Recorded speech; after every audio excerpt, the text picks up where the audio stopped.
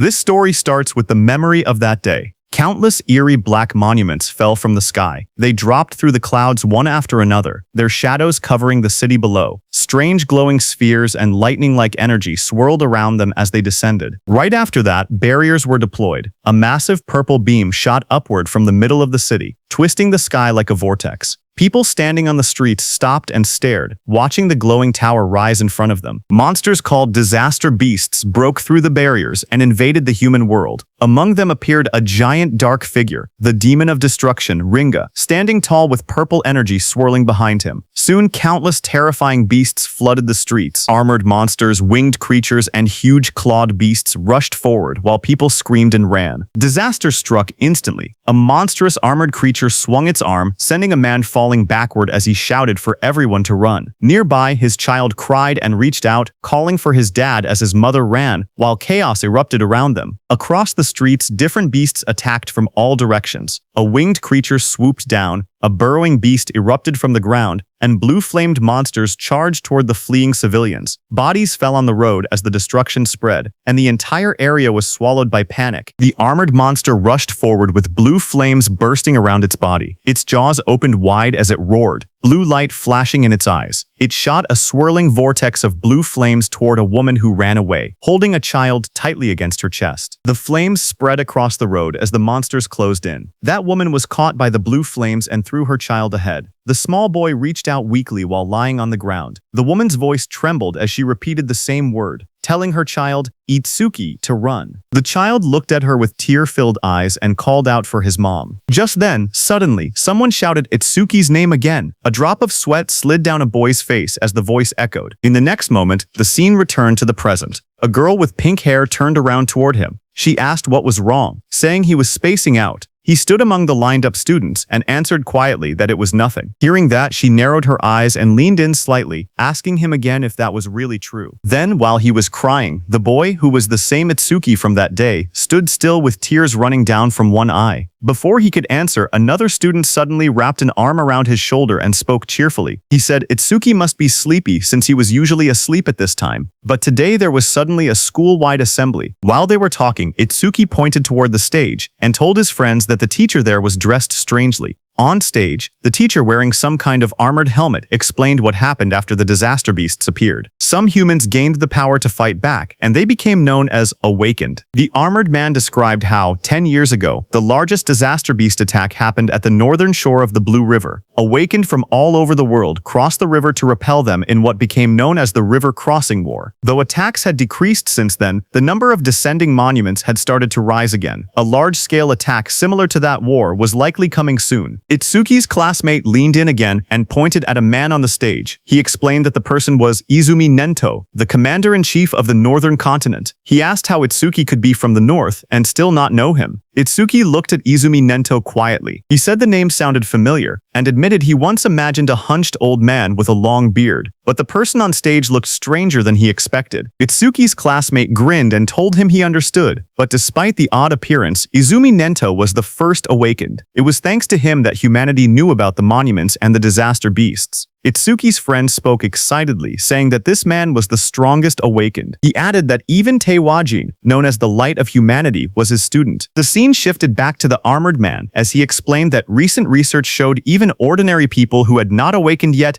had a chance of gaining power by touching a monument. Izumi Nento stood on the stage, his long cloak spreading like black flames. He told the students he had come to let them try to awaken. He urged them to devote themselves to the fight against the disaster beasts. Just as he said that, a glowing blue blade slashed across the stage as the monument burst open. Light shot outward, scattering fragments, while a guard in sunglasses stood nearby watching. Seeing this, the students reacted with loud excitement. One of them shouted in shock as a monument rose from the ground, wondering if it was magic. Another yelled that this was not the time to be surprised. They clenched their fists, saying it felt like a dream, praying to become awakened. In the crowd, Itsuki's friend grabbed his arm in excitement. He told Itsuki that they finally had a chance to become awakened. His eyes shined as he said the word finally. Saying that, he started walking toward the stage. Seeing this, Itsuki's friend grabbed his shoulder, shouting that he shouldn't be left behind. The pink-haired girl called out to them, telling Itsuki to get back in line properly. But Itsuki walked past her, and a red glow flashed across his eyes. The girl looked at him in shock as the light streaked through the air. A close-up showed Itsuki's expression changing. His eyes shined red with excitement as he said that the day had finally come. On stage, a student touched the large black monument, but nothing happened. A guard immediately called out that it was no good and told the next person to step forward. The students watching reacted nervously. One boy pointed out that the previous student had broken the school's athletic record in his first year. He said that if even someone like that couldn't awaken, then there was no way he could. The girl beside him replied that athletic ability probably wasn't related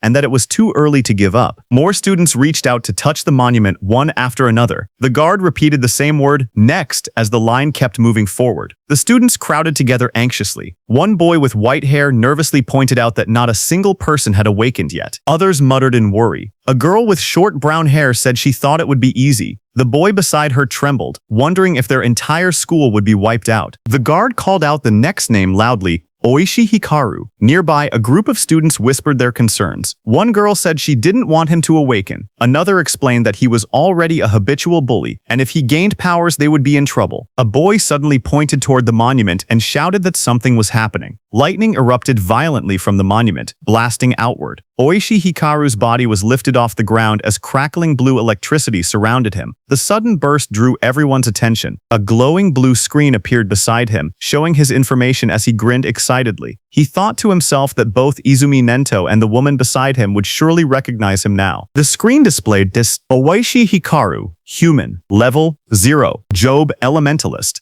lightning gift, grade 2, undisclosed status, attack 3, agility 4, defense 2, magic 3, total 12 stat points. Watching from beside the monument, the blue-haired woman spoke softly. She told her father that they finally had one. She explained that level 0 stats usually totaled only 5, but this boy had reached 12. Her father, Izumi Nento, remained calm. The girl said it was still better than nothing. The school courtyard grew silent as Oishi Hikaru raised both arms triumphantly. Confetti sparkled around him while he grinned proudly. He muttered to himself, wondering if the old man Nento had anything to say to the first awakened student. But before he could boast further, someone grabbed his shoulder from behind. He turned sharply, surprised to see Itsuki stepping past him. Oishi spun toward Itsuki angrily, shouting at him. He demanded to know why Itsuki was touching him with dirty hands, yelling if he had a death wish. The watching students whispered among themselves. One girl asked who the boy was, noticing that he had cut the line. Another replied that it was Tenma Itsuki from class 5. Someone else muttered that he was finished. Once Oishi targeted someone, it was over. From above, the blue-haired woman and Commander Nento observed quietly. The woman narrowed her eyes and said she sensed incredibly intense emotions coming from that student. Itsuki stood before the towering monument, placing his hand on the stone. His eyes glowed red as dark memories flashed through him. He muttered that he refused to forget his hatred for the disaster beasts. He had burned the events of that day deep into his mind. Commander Nento stared forward as if sensing something unbelievable. Out on the awakening platform, a massive blue apparition rose behind Itsuki. The glowing figure towered over him, holding a sword and radiating overwhelming power. Itsuki stood calmly beneath it as blue light filled the air. The monument erupted with energy. A sharp, glowing structure formed above Itsuki, surrounded by swirling streams of light. The light expanded outward, wrapping around the entire area like a giant lotus blooming in the sky. The crowd below watched as the school grounds were covered in a glowing dome. Students stared upward, speechless. One boy pointed out that the pillar of light reached hundreds of meters into the sky. Another said it looked far more spectacular than Oishi's awakening. Two of Itsuki's classmates watched with excitement. Both of them smiled and cheered proudly, shouting that this was exactly what they expected from Itsuki. The blue-haired officer stared at the sky in shock. She said that this phenomenon only appeared when the rarest job, Order Breaker, was born. She placed a hand near her mouth, unable to hide her surprise. Even Commander Nento said he looked forward to seeing how capable the student would be. Seeing that, Oishi's expression twisted with frustration as he glared at the overwhelming light. Itsuki opened his eyes in confusion. Surrounded by shimmering blue energy, he wondered where he was and asked himself if he had awakened. Looking around, he found himself sitting cross-legged in the center of of a massive glowing lotus made of light. Countless petals surrounded him, floating in a calm, otherworldly space. Suddenly, a blue system screen appeared before him. Itsuki stared at it in shock as it displayed Tenma Itsuki's stats. He was a human at level 0, which was fixed. His job was Order Breaker, Nirvana. His gift was Nirvana, a special grade. His level was fixed. His stats increased when acquiring skills. It removed all debuffs and fully healed injuries. Just then, another blue window appeared, showing his skill, Over Mimesis, which was Z rank. It analyzed enemy attacks and allowed the acquisition of counter skills. Then another screen showed Itsuki's stats. His were Attack 0, Agility 0, Defense 0, Magic 0, Total 0. Itsuki's face went pale as he stared at the results. His jaw dropped and he exclaimed silently that everything was at 0. But then 2 blue system windows appeared in front of Itsuki. The first announced that the Z rank skill Over Mimesis had been acquired. The second stated that the special grade gift Nirvana had activated, increasing all of his stats by 200. Another screen displayed the changes. Attack went from 0 to 200. Agility went from 0 to 200. Defense went from 0 to 200. Magic went from 0 to 200. Total went from 0 to 800 stat points. Seeing this, Itsuki's expression brightened. He looked at the glowing screen with excitement and said he understood. He realized that whenever he gained new skills through Over Mimesis, Nirvana would raise his stats. Even if he couldn't level up like others, he could still grow stronger in his own way. He clenched his fist and smiled confidently. He admitted he didn't know what level this power compared to, but he had no doubt he had become an awakened. With determination in his eyes, he declared that he would annihilate the disaster beasts. A massive burst of blue light exploded from the monument. Students around him shielded their faces and shouted that the light was too bright. Some grabbed their eyes in pain.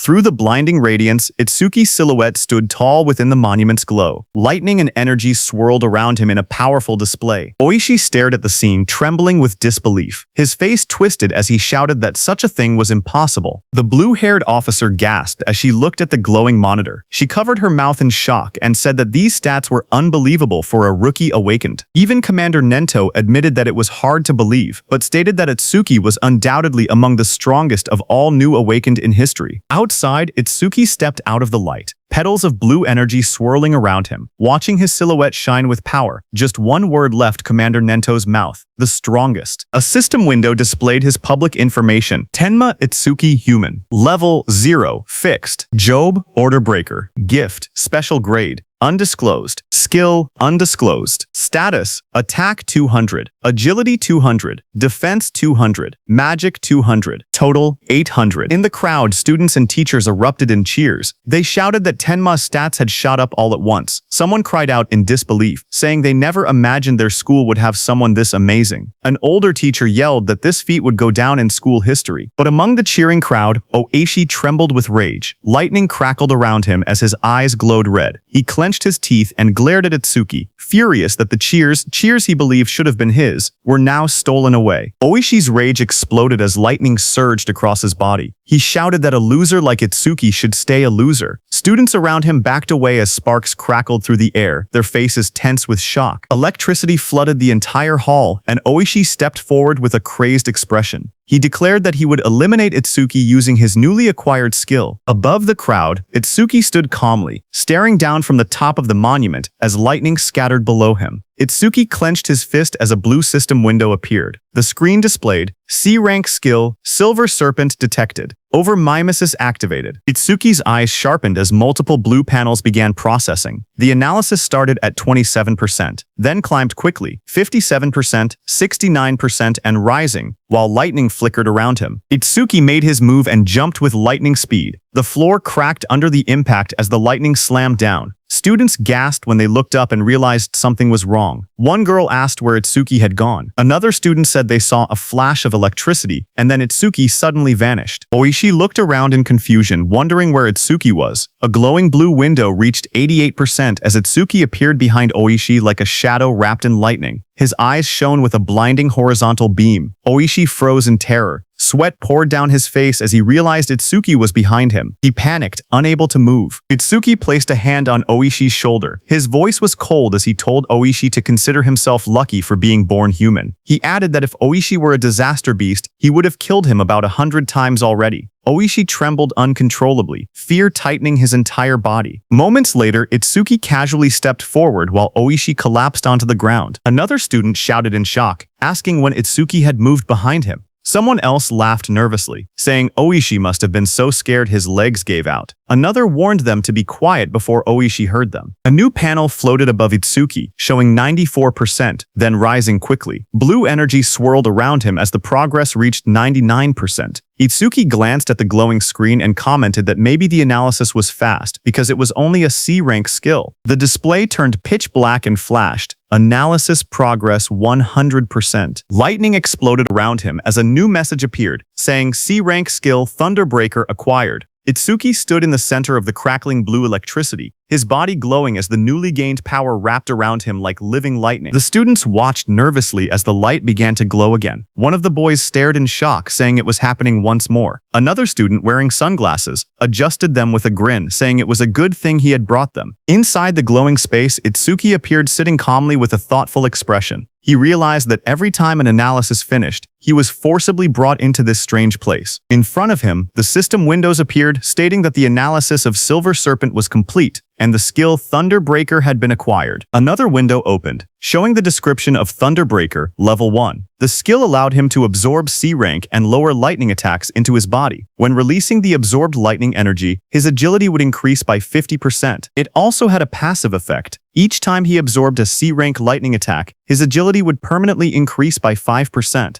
Another message added that all his stats had increased by 10, all debuffs were removed, and his injuries were fully healed. Outside, the students shielded their eyes as a massive burst of blue light exploded from Itsuki's body. The lightning wrapped around him in swirling arcs as he stood in the center of the arena steps. The electric pressure pushed outward, and the crowd instinctively stepped back or covered their faces. Someone shouted that Itsuki was now cloaked in lightning from head to toe. Another student panicked, saying Itsuki's lightning was even brighter than Oishi's. Oishi, who had attacked him earlier, stared with trembling eyes, unable to believe how Itsuki had learned a skill like that. Itsuki's body glowed intensely as the system displayed his rising stats. It showed each attribute increasing: attack, agility, defense, and magic, all rising from 200 to 210, bringing his total from 800 to 840. Just then, the students looked up at the sky in confusion. One of them said it had been sunny just a moment ago. Another asked if it was rain. A third student lifted his hand, trying to feel the drops, when someone suddenly shouted that something was falling. A dark, coffin-shaped object wrapped in lightning descended from the stormy clouds.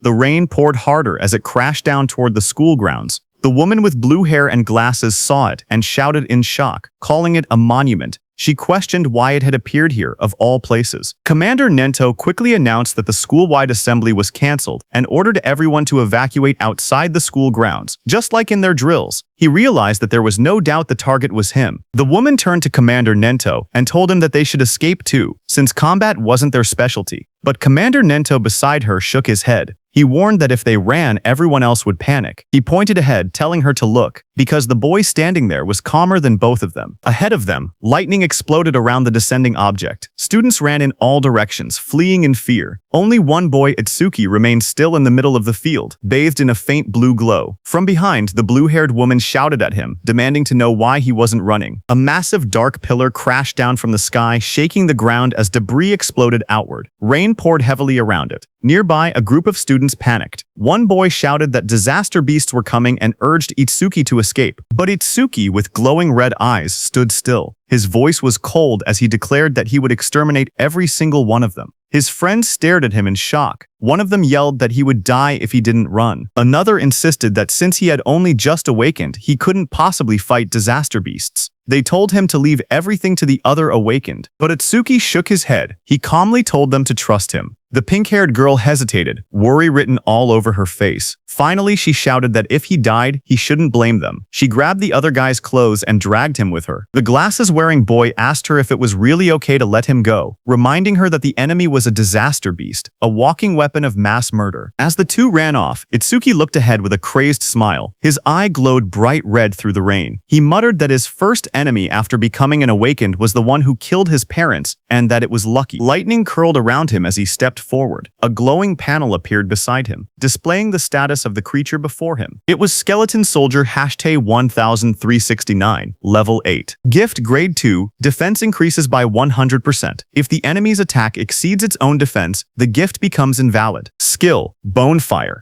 B rank. Its stats were Attack 15, Agility 10, Defense 120 plus 120, Magic 30, total 295. The skeleton soldier stood covered in blue flames as Otsuki faced it head-on. A surge of lightning wrapped around Otsuki's arms as he tightened his stance. His red eyes glowed sharply as he wondered if he should test the skill he had just acquired. In the next moment, he charged forward, electricity exploding around his body. Blue lightning trailed behind him as he rushed toward the flaming skeleton beast on the field. The two forces collided, sparks scattering through the rain. The skeletal beast swung its arms to punch, but Itsuki dodged. Then Itsuki swung his electrified fist with full force, shouting that he would not let anyone else die. His punch struck the creature's chest, and a violent burst of energy erupted. The impact sent the disaster beast flying across the field, smashing through the school building. The ground trembled as debris scattered in all directions. Students watching from afar stared in shock. One student said Itsuki's strength was too overwhelming, that maybe they didn't need to run anymore. A female student was stunned, seeing how the impact had blasted the monster away in a single hit. The blue-haired inspector stared at the ruined wall, stunned that a rookie who had just become awakened could send a level 8 disaster beast flying with only one blow. Heavy rain poured down as Commander Nento watched from a distance, thinking to himself that Itsuki's speed and power were on a completely different level from other level zeros. But even then, he believed that defeating a skeleton soldier was impossible. He explained that skeleton soldiers had two troublesome abilities. The first was a gift that increased their defense. The second was a terrifying skill called Bonefire, a flame that burned anything it touched into ash. Blue flames erupted violently across the field, spreading like a wave toward Itsuki. The students gasped as the fire surged forward.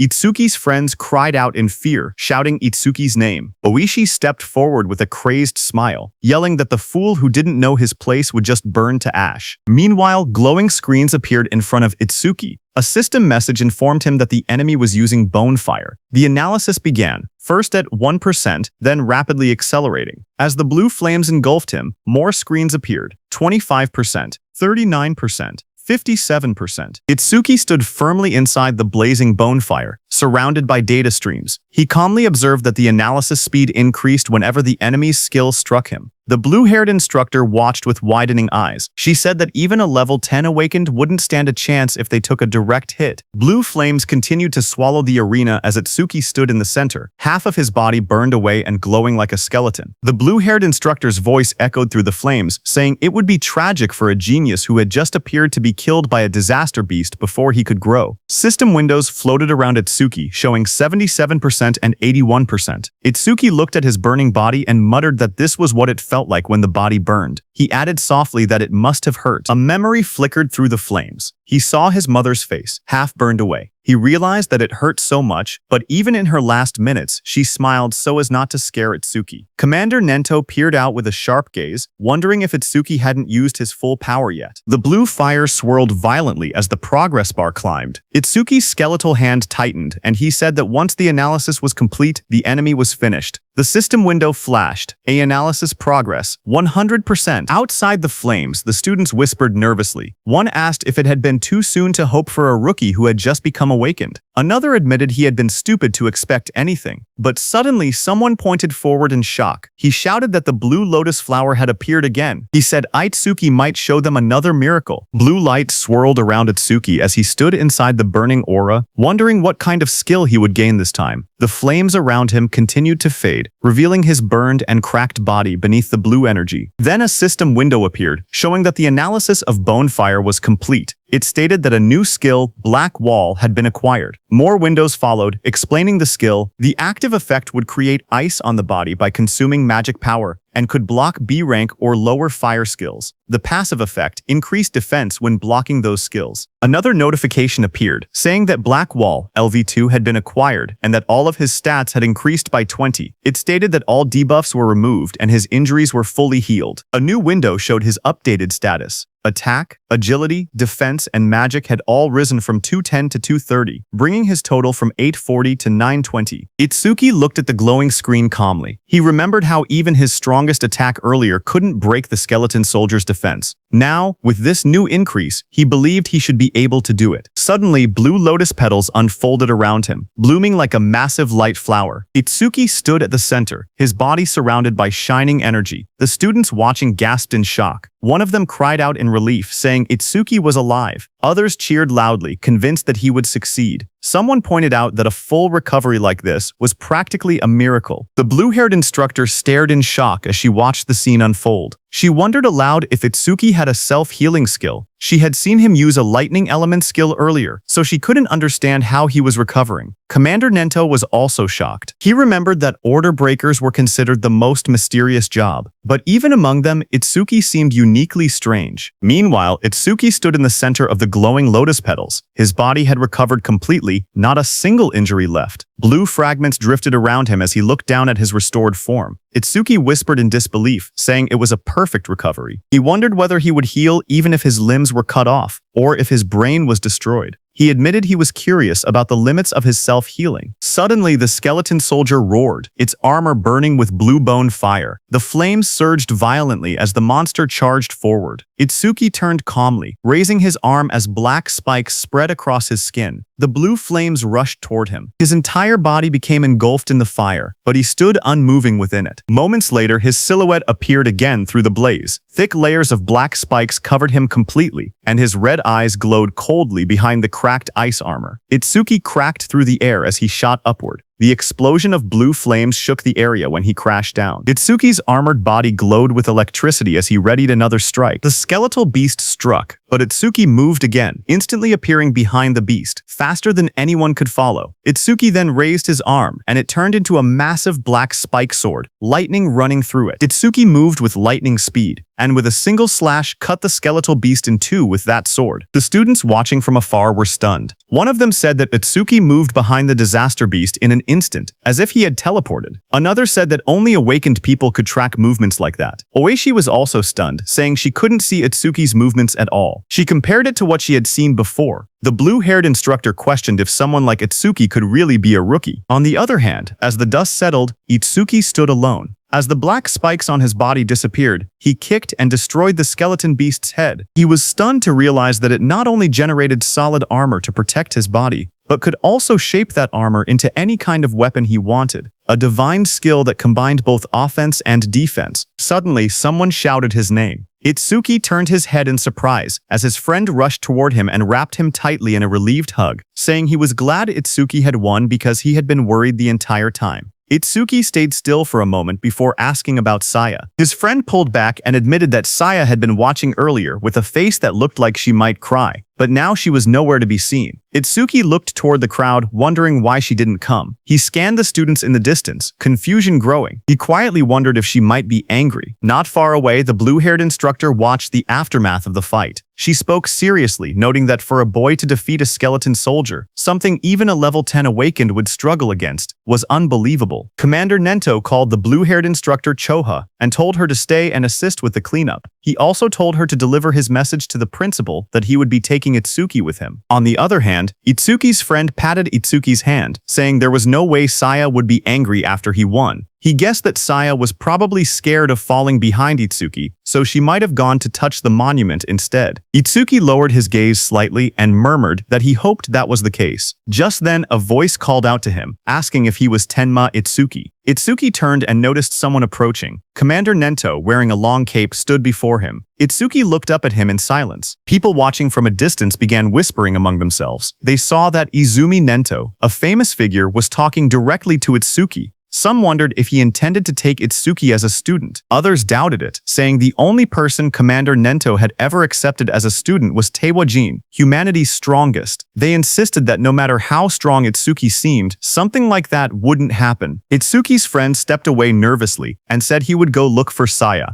Commander Nento then looked down at Itsuki and spoke calmly. He told Itsuki that he was quite special. Itsuki looked at Commander Nento and repeated the words softly, asking what he meant by calling him special. Commander Nento observed Itsuki closely and saw dark energy gathering around Itsuki. He told Itsuki that his heart seemed filled with anger and hatred. Itsuki stood in the darkness, a glowing light shining across his eyes. Commander Nento then stepped forward and said that he wanted to know the reason behind that hatred. Itsuki finally spoke, explaining that 10 years ago, his parents were killed by disaster beasts while trying to protect him. A scene from his childhood flashed before his eyes, his younger self crying helplessly as danger closed in. He remembered how he had nearly been killed as well, but an awakened appeared at the last moment and saved him. The powerful figure struck the beast right in front of the frightened Itsuki. Itsuki told Commander Nento that, right before his eyes, he had watched his mother die. A glowing blue flame slowly consumed his mother's body. Even as half her face vanished into bone and ash, she smiled gently at Itsuki and told him that he must walk the rest of the path on his own. Young Itsuki stared at her with trembling eyes, unable to understand. His voice cracked as he cried out for his mother. Anger raged inside him as he looked at the beast. Words echoed in his mind, reminding him that both his mother and father had died because of beings like this. Tears streamed down his face as he shouted in denial. Before him, a towering monstrous figure rose from the darkness, an enormous being surrounded by raging purple flames. Its shadow loomed over Itsuki as he realized the horrifying truth. The creature before him was the root of all evil. Shaking with rage, Itsuki glared upward. His eyes burned red as hatred filled his heart.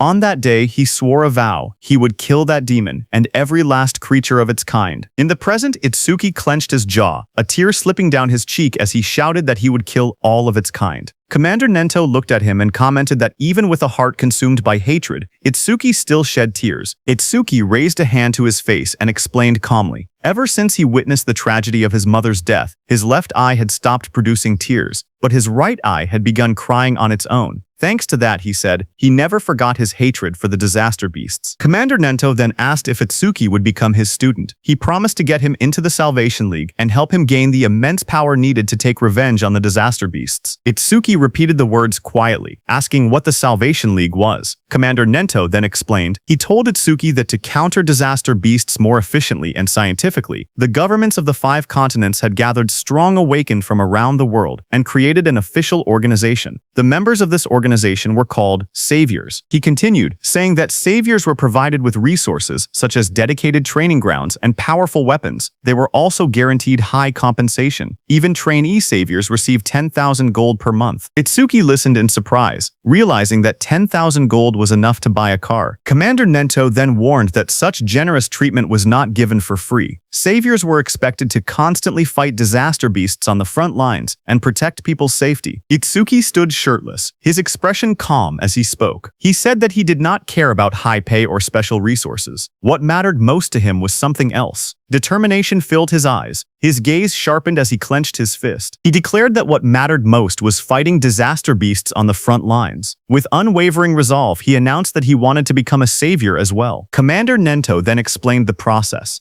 He said that the Salvation League held an exam every February, known as the National Salvation League Tournament, with more than 10,000 participants. Each contestant earned points based on performance, but only those who ranked within the top 100 were allowed to become saviors. Hearing this, Itsuki asked what the highest record in history was. Commander Nento told Itsuki that it would not be very useful as a reference. He explained calmly that the record was 115,000 points, set by Teiwajin 11 years ago. He added that passing required only 30% of that score, while securing first place required at least 50%. Itsuki silently recalled the name Teiwajin, the strongest awakened, known as the Light of Humanity, the one Rikuru had mentioned. Commander Nento told Itsuki that Jin was special, and that comparing himself to Jin would only bring despair. But even so, Itsuki should still have confidence, because he believed Itsuki could one day stand shoulder to shoulder with Jin. Itsuki stood shirtless on the training ground, his expression steady. With unwavering determination, he declared that he would surpass Taewajin. Hearing those words, Commander Nento's eyes widened inside the helmet, reacting with surprise. He remembered something from the past, a time when he had stood with Taewajin and told him that he had become incredibly popular. The younger generation was trying to follow in his footsteps, but Taewajin warned that following alone would never win the war against the disaster beasts. Someday, someone would surpass him, just as a new sunrise replaces the setting sun. Taewajin said that he looked forward to that day. Seeing Itsuki's resolve, Commander Nento thought that the sunrise Taewajin had been waiting for had finally appeared. A few hours later, Commander Nento took Itsuki to another place. There, when Itsuki saw the massive, dome-shaped structure rising in the distance, glowing under the sky, he asked quietly what it was. Commander Nento explained that these monuments acted as passages connecting the human world to the world of disaster beasts. He said that if the beasts were killed but the monuments were left untouched, new beasts would simply appear again. He pointed at the massive dome-shaped building and explained that this facility was created to isolate monuments that couldn't be destroyed. Awakened individuals periodically entered it to sweep out the disaster beasts that emerged. This kept the danger under control, and also served as training. Itsuki looked at the building and asked if it was a training facility. Commander Nento, standing beside him, confirmed it, saying they called these places stages. He explained that the number and strength of the beasts inside couldn't be controlled, making it extremely dangerous. Commander Nento told Itsuki that the beasts in this specific stage were especially strong. Among all rookie-level stages, this one had the highest mortality rate. Because of that, people called it the Rookie's Graveyard. He told Itsuki that when Jin was still a rookie, he had cleared this deadly stage in 3 minutes and 14 seconds. Commander Nento turned to Itsuki and said that if Itsuki truly intended to surpass Jin, then 3 minutes would be his limit. As Itsuki walked toward the giant facility, Commander Nento told him that if he could clear the stage within 3 minutes, he would accept him as his student. Hearing that, Itsuki's eyes sharpened with determination. He wanted to surpass Jin and become Commander Nento's student. People in the lobby turned their heads when they saw a familiar figure. Someone pointed and said that Mr. Izumi had arrived. Another person noticed Itsuki walking beside him and asked if that was the rumored rookie. The crowd stared in surprise, whispering that there was no way a rookie could walk next to Mr. Izumi unless he was an awakened on Taewajin's level. Itsuki looked around quietly and wondered to himself if this person was really that famous. Thinking that, he walked toward the stage entrance and saw the display showing the disaster beast level inside. Level 10. He noted that it was only 2 levels higher than the skeleton soldier he had faced earlier and wondered how strong that really was.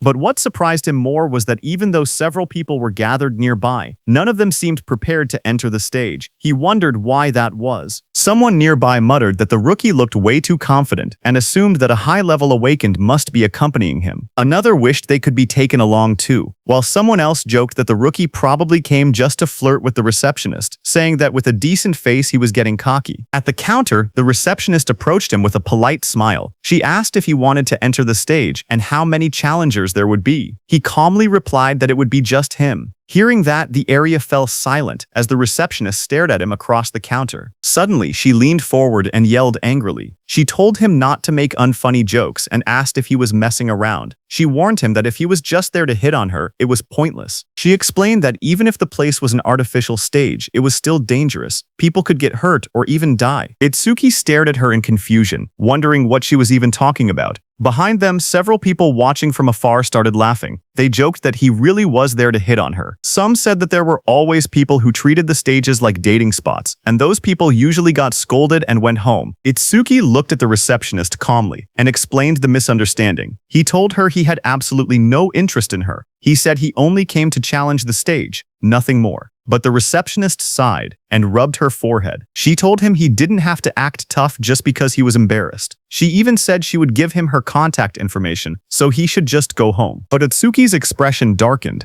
A shadow fell over his face. He told her not to make him repeat himself. He didn't care about her contact information at all. He only wanted her to let him enter the stage. Hearing that, the receptionist reluctantly agreed and told him not to blame her if he died. She held out a metal bracelet with a nervous expression, clearly shaken. Seeing that, Itsuki muttered that she should have just given permission from the beginning instead of making him repeat himself. The people watching from behind whispered among themselves. One man called Itsuki an idiot, saying he could have gotten her contact information but chose to act tough instead. Another pointed out that a level 0 rookie challenging a level 10 stage was basically suicide. They guessed he would run out in less than a minute. Someone else noticed how confident he looked and wondered if he might succeed since he also had a special grade gift. But another person reminded everyone that for awakened people, gifts were just bonuses. The most important thing was level. No matter how special the gift was, it meant nothing if the level was low. On the other hand, standing in front of the gate, Itsuki checked his bracelet. He said that his personal information was registered on it, so scanning it would let him enter. A glowing screen appeared above his hand, confirming, "Entry by awakened Tenma Itsuki has been approved." Itsuki stretched his hands forward and took a breath. He reminded himself that the promise was within 3 minutes. Then he said it was time to begin. A bright digital timer appeared, showing 0001 in green numbers. And just as the gate opened, Itsuki moved with explosive speed. Red energy surrounded his body as he dashed forward, his eyes glowing sharply. He looked around and noticed the vast area. He thought that the interior space was much bigger than he expected. As he ran across the grassy field toward a tall black tower, he told himself that it was his first time entering a stage, even if it was an artificial one. Suddenly, Itsuki noticed a creature rush in and said that it was coming. That creature jumped toward him. It was a wooden monster from the Kodama tribe. A blue window appeared beside it showing its information. Kodama #, 137 from Kodama tribe, level 4. Gift, none. Attack, 49. Agility, 48. Defense, 53. Magic, 24. Total, 174. Seeing it coming, black spikes formed on Itsuki's hand. In the next moment, he slashed downward with overwhelming force. A sharp strike of energy cut through the target as he launched his attack. Itsuki stood calmly with the massive black spike axe hand. He smiled and remarked that an axe was always the best tool for trees. He then asked the remaining monsters how it felt to see their comrade cut in half. Dozens of Kodama creatures rushed at him. He stood tall and called them rotten trees. Outside, Choha spoke to her father, Commander Nento. She asked why. Out of so many rookie stages, he had made the newcomer enter this one specifically. Commander Nento answered that Itsuki claimed he would surpass Jin, so he simply brought him to the same stage Jin first challenged. Hearing that, Choha frowned and said that surpassing Jin was impossible unless someone stepped outside the bounds of humanity. Hearing that, Commander Nento asked Choha if she believed Jin had already transcended humanity. Choha recalled the time she met Jin for the first time. She had once thought Jin was kind and approachable. Then she saw Jin instantly kill a level 97 disaster beast. She recalled that Jin's eyes during that fight were different. She remembered those eyes clearly, cold, solitary, and transcendent. She felt that they didn't seem human at all. She described Jin's gaze, saying his eyes were like the eyes of a god. Hearing that, Commander Nento told Choha that Itsuki also had potential comparable to Jin, but at the moment he was nothing more than an unpolished gemstone. He added that if Jin could be compared to a godlike existence who saved people, then Itsuki was the opposite, a demon consumed by hatred. Meanwhile, on the battlefield, Itsuki stood among the fallen wooden beasts. He stated that overmimesis wouldn't even activate against disaster beasts of this level. Just then, a dark silhouette appeared behind him, its eyes glowing red. His own eye glowed the same way as the shadow towered over him. In the next moment, his body moved at extreme speed, cutting through the enemies with a sharp motion. Itsuki stood before the fallen creature and looked down calmly. He asked if that was the end. He examined the broken body and wondered if level 10 disaster beasts were only this strong. But then he thought that if that were true, this place wouldn't be called the Rookie's Graveyard. There had to be something else. Just then, a blue system window appeared before him. It displayed B-rank skill, self-regeneration detected.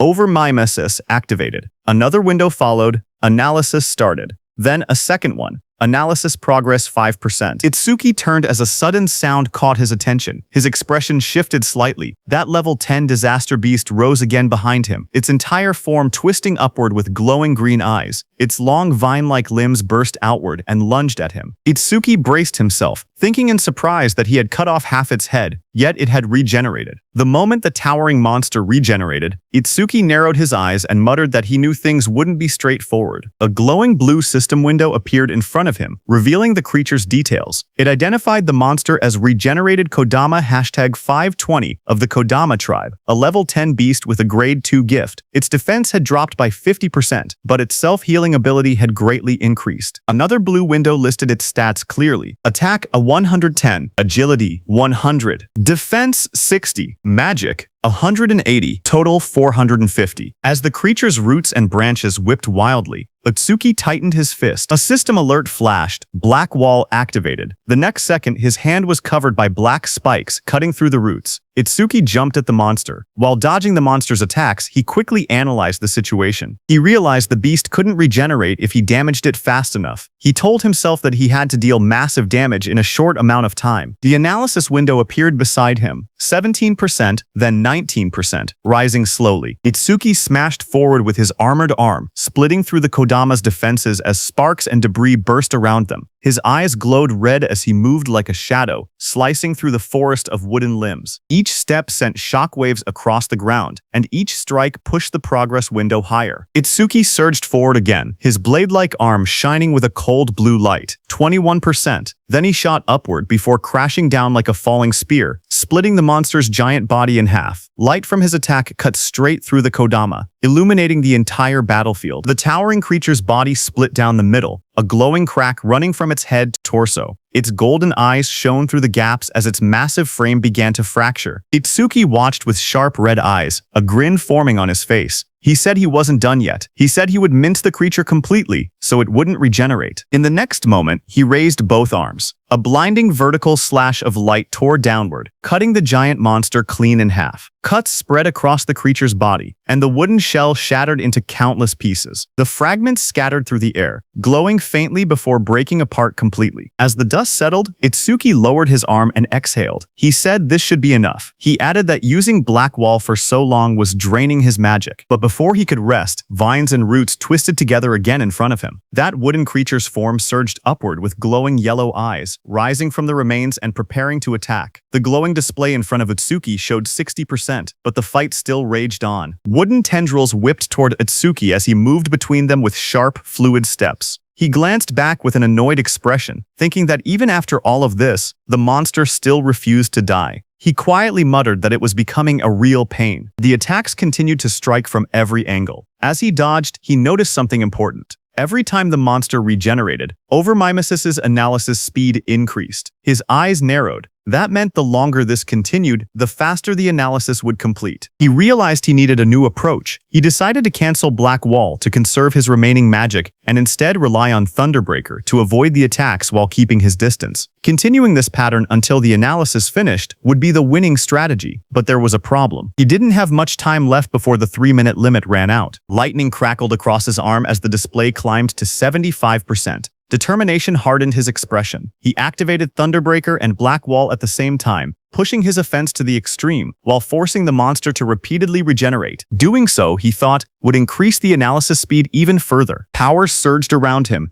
arcs of lightning dancing across his arm as he charged forward with a cold, focused expression. The creature's wooden body split down the middle, its golden eyes glowing through the cracks. Electric sparks flashed violently as he fought. If Overmimesis failed when his magic hit 0, he knew he would die right there. The percentage rose to 80%, then 85%, as he forced his body forward through the storm of wooden strikes. He told himself that if he died now, then everything he'd done would amount to nothing. Lightning gathered in his arm as he unleashed another powerful strike. But right before hitting the monster's head, his magic power hit 0. Finally, his body staggered. Blood dripped from his mouth. He lowered his head and quietly muttered, "Damn it."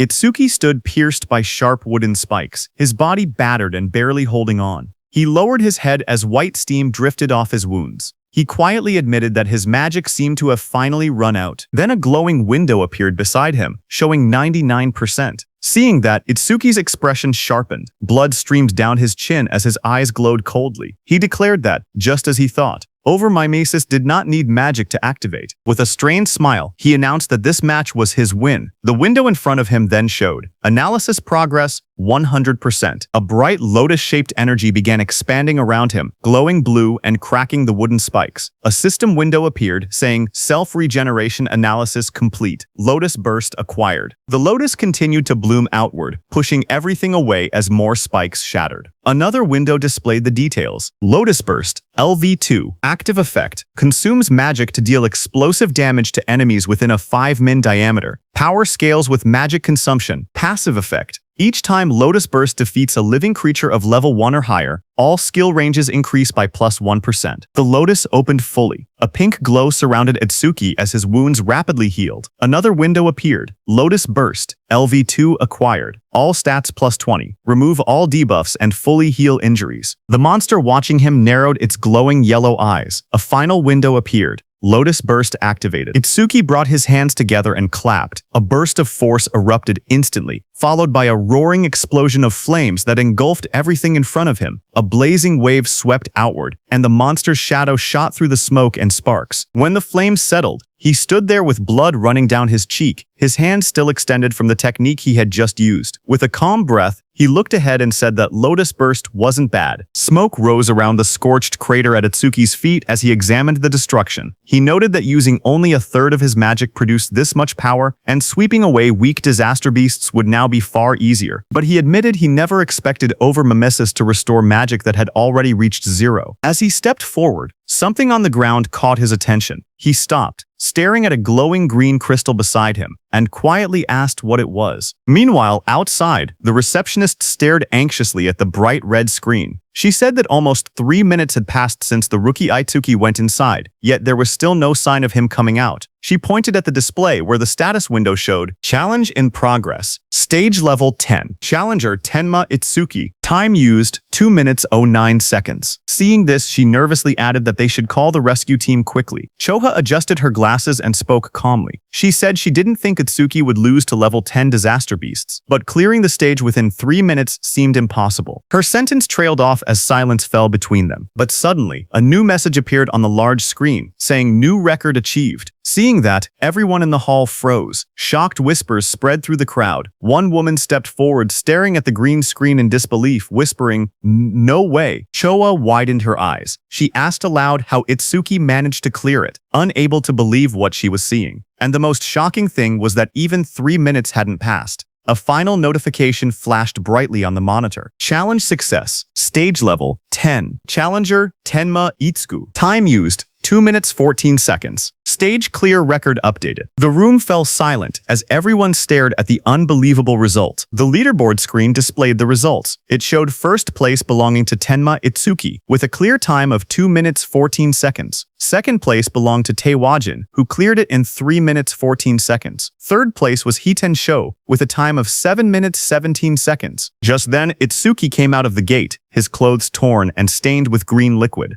Around him, people reacted in shock. One person exclaimed that Itsuki had really survived, asking whether the green liquid on him was disaster beast blood. Another shouted that Itsuki was a full minute faster than Taewajin. Someone else pointed out that the beasts inside were level 10 disaster beasts and couldn't understand how a level 0 rookie managed it. Another voice added that there was no way a level 0 rookie should have survived. As Itsuki stepped forward, someone began to speak, saying Mr. Izumi was coming. Izumi Nento turned toward Itsuki, who asked him if he could now officially receive Commander Nento's guidance. Itsuki looked at him with a faint smile and addressed him as teacher. Commander Nento responded with pride, saying that Itsuki had done well, just as he expected from his student. Standing nearby, Choha watched quietly. She wondered if her father was happy, saying she hadn't seen this expression from him in a long time. In the crowd, people continued whispering. One person shouted in disbelief that Itsuki was actually Izumi Nento's student. Another said it was no wonder he could break Taewajin's record. But someone else added that even if he truly was Izumi's student, as long as his level didn't increase, there would be no room for growth. Just then, the receptionist came forward nervously with a decorated box in her hands. She explained that it was a gift for breaking the record and asked Itsuki to accept it. Her expression softened as she apologized for the rude things she had said earlier. Itsuki looked surprised as he received the box, asking if he truly got something for his achievement. He said that it was fine, because a level 0 rookie challenging a stage like that really did seem reckless. He added that he was a complete stranger to them, and it wouldn't have mattered to anyone if he had died. But since she tried to stop him, it proved she was worried. Hearing that, the receptionist blushed deeply. She stuttered as she insisted it wasn't like that. Itsuki simply thanked her, which only made her blush even harder. Not far away, Choha called out, telling Itsuki that she was leaving and not to lag behind. She tightened her glasses, annoyed, and warned him not to get cocky just because he had become her father's student.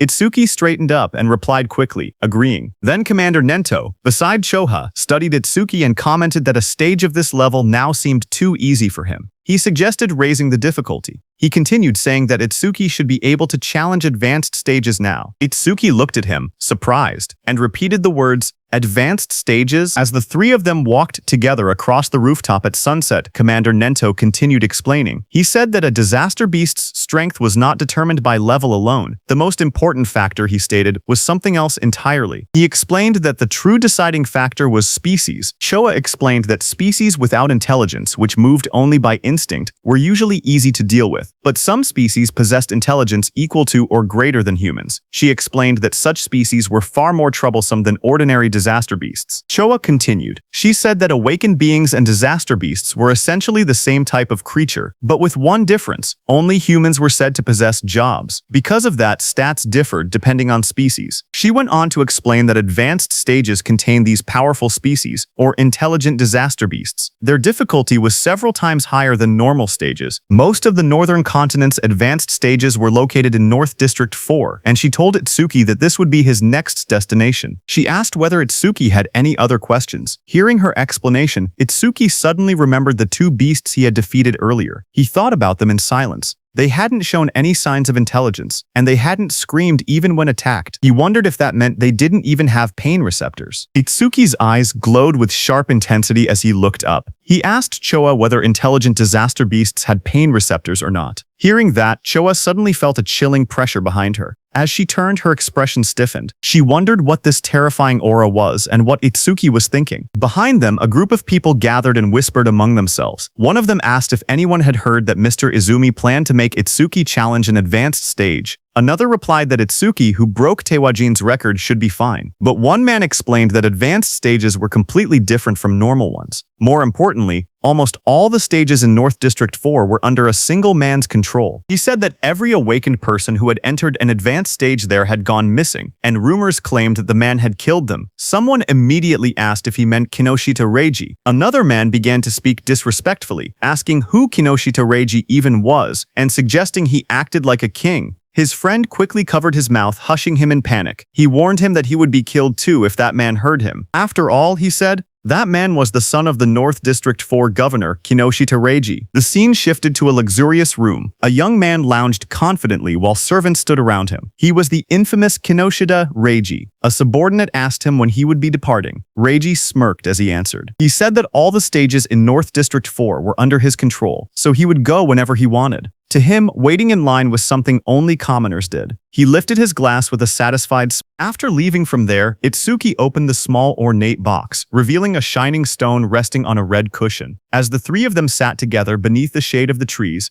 Itsuki looked at the stone and muttered that it was from that time. Hearing that, Commander Nento beside him asked if he had seen a karma stone before. Itsuki nodded and explained calmly. After defeating the disaster beasts inside the stage, something identical to this had dropped, but then he paused and added that there was a slight difference.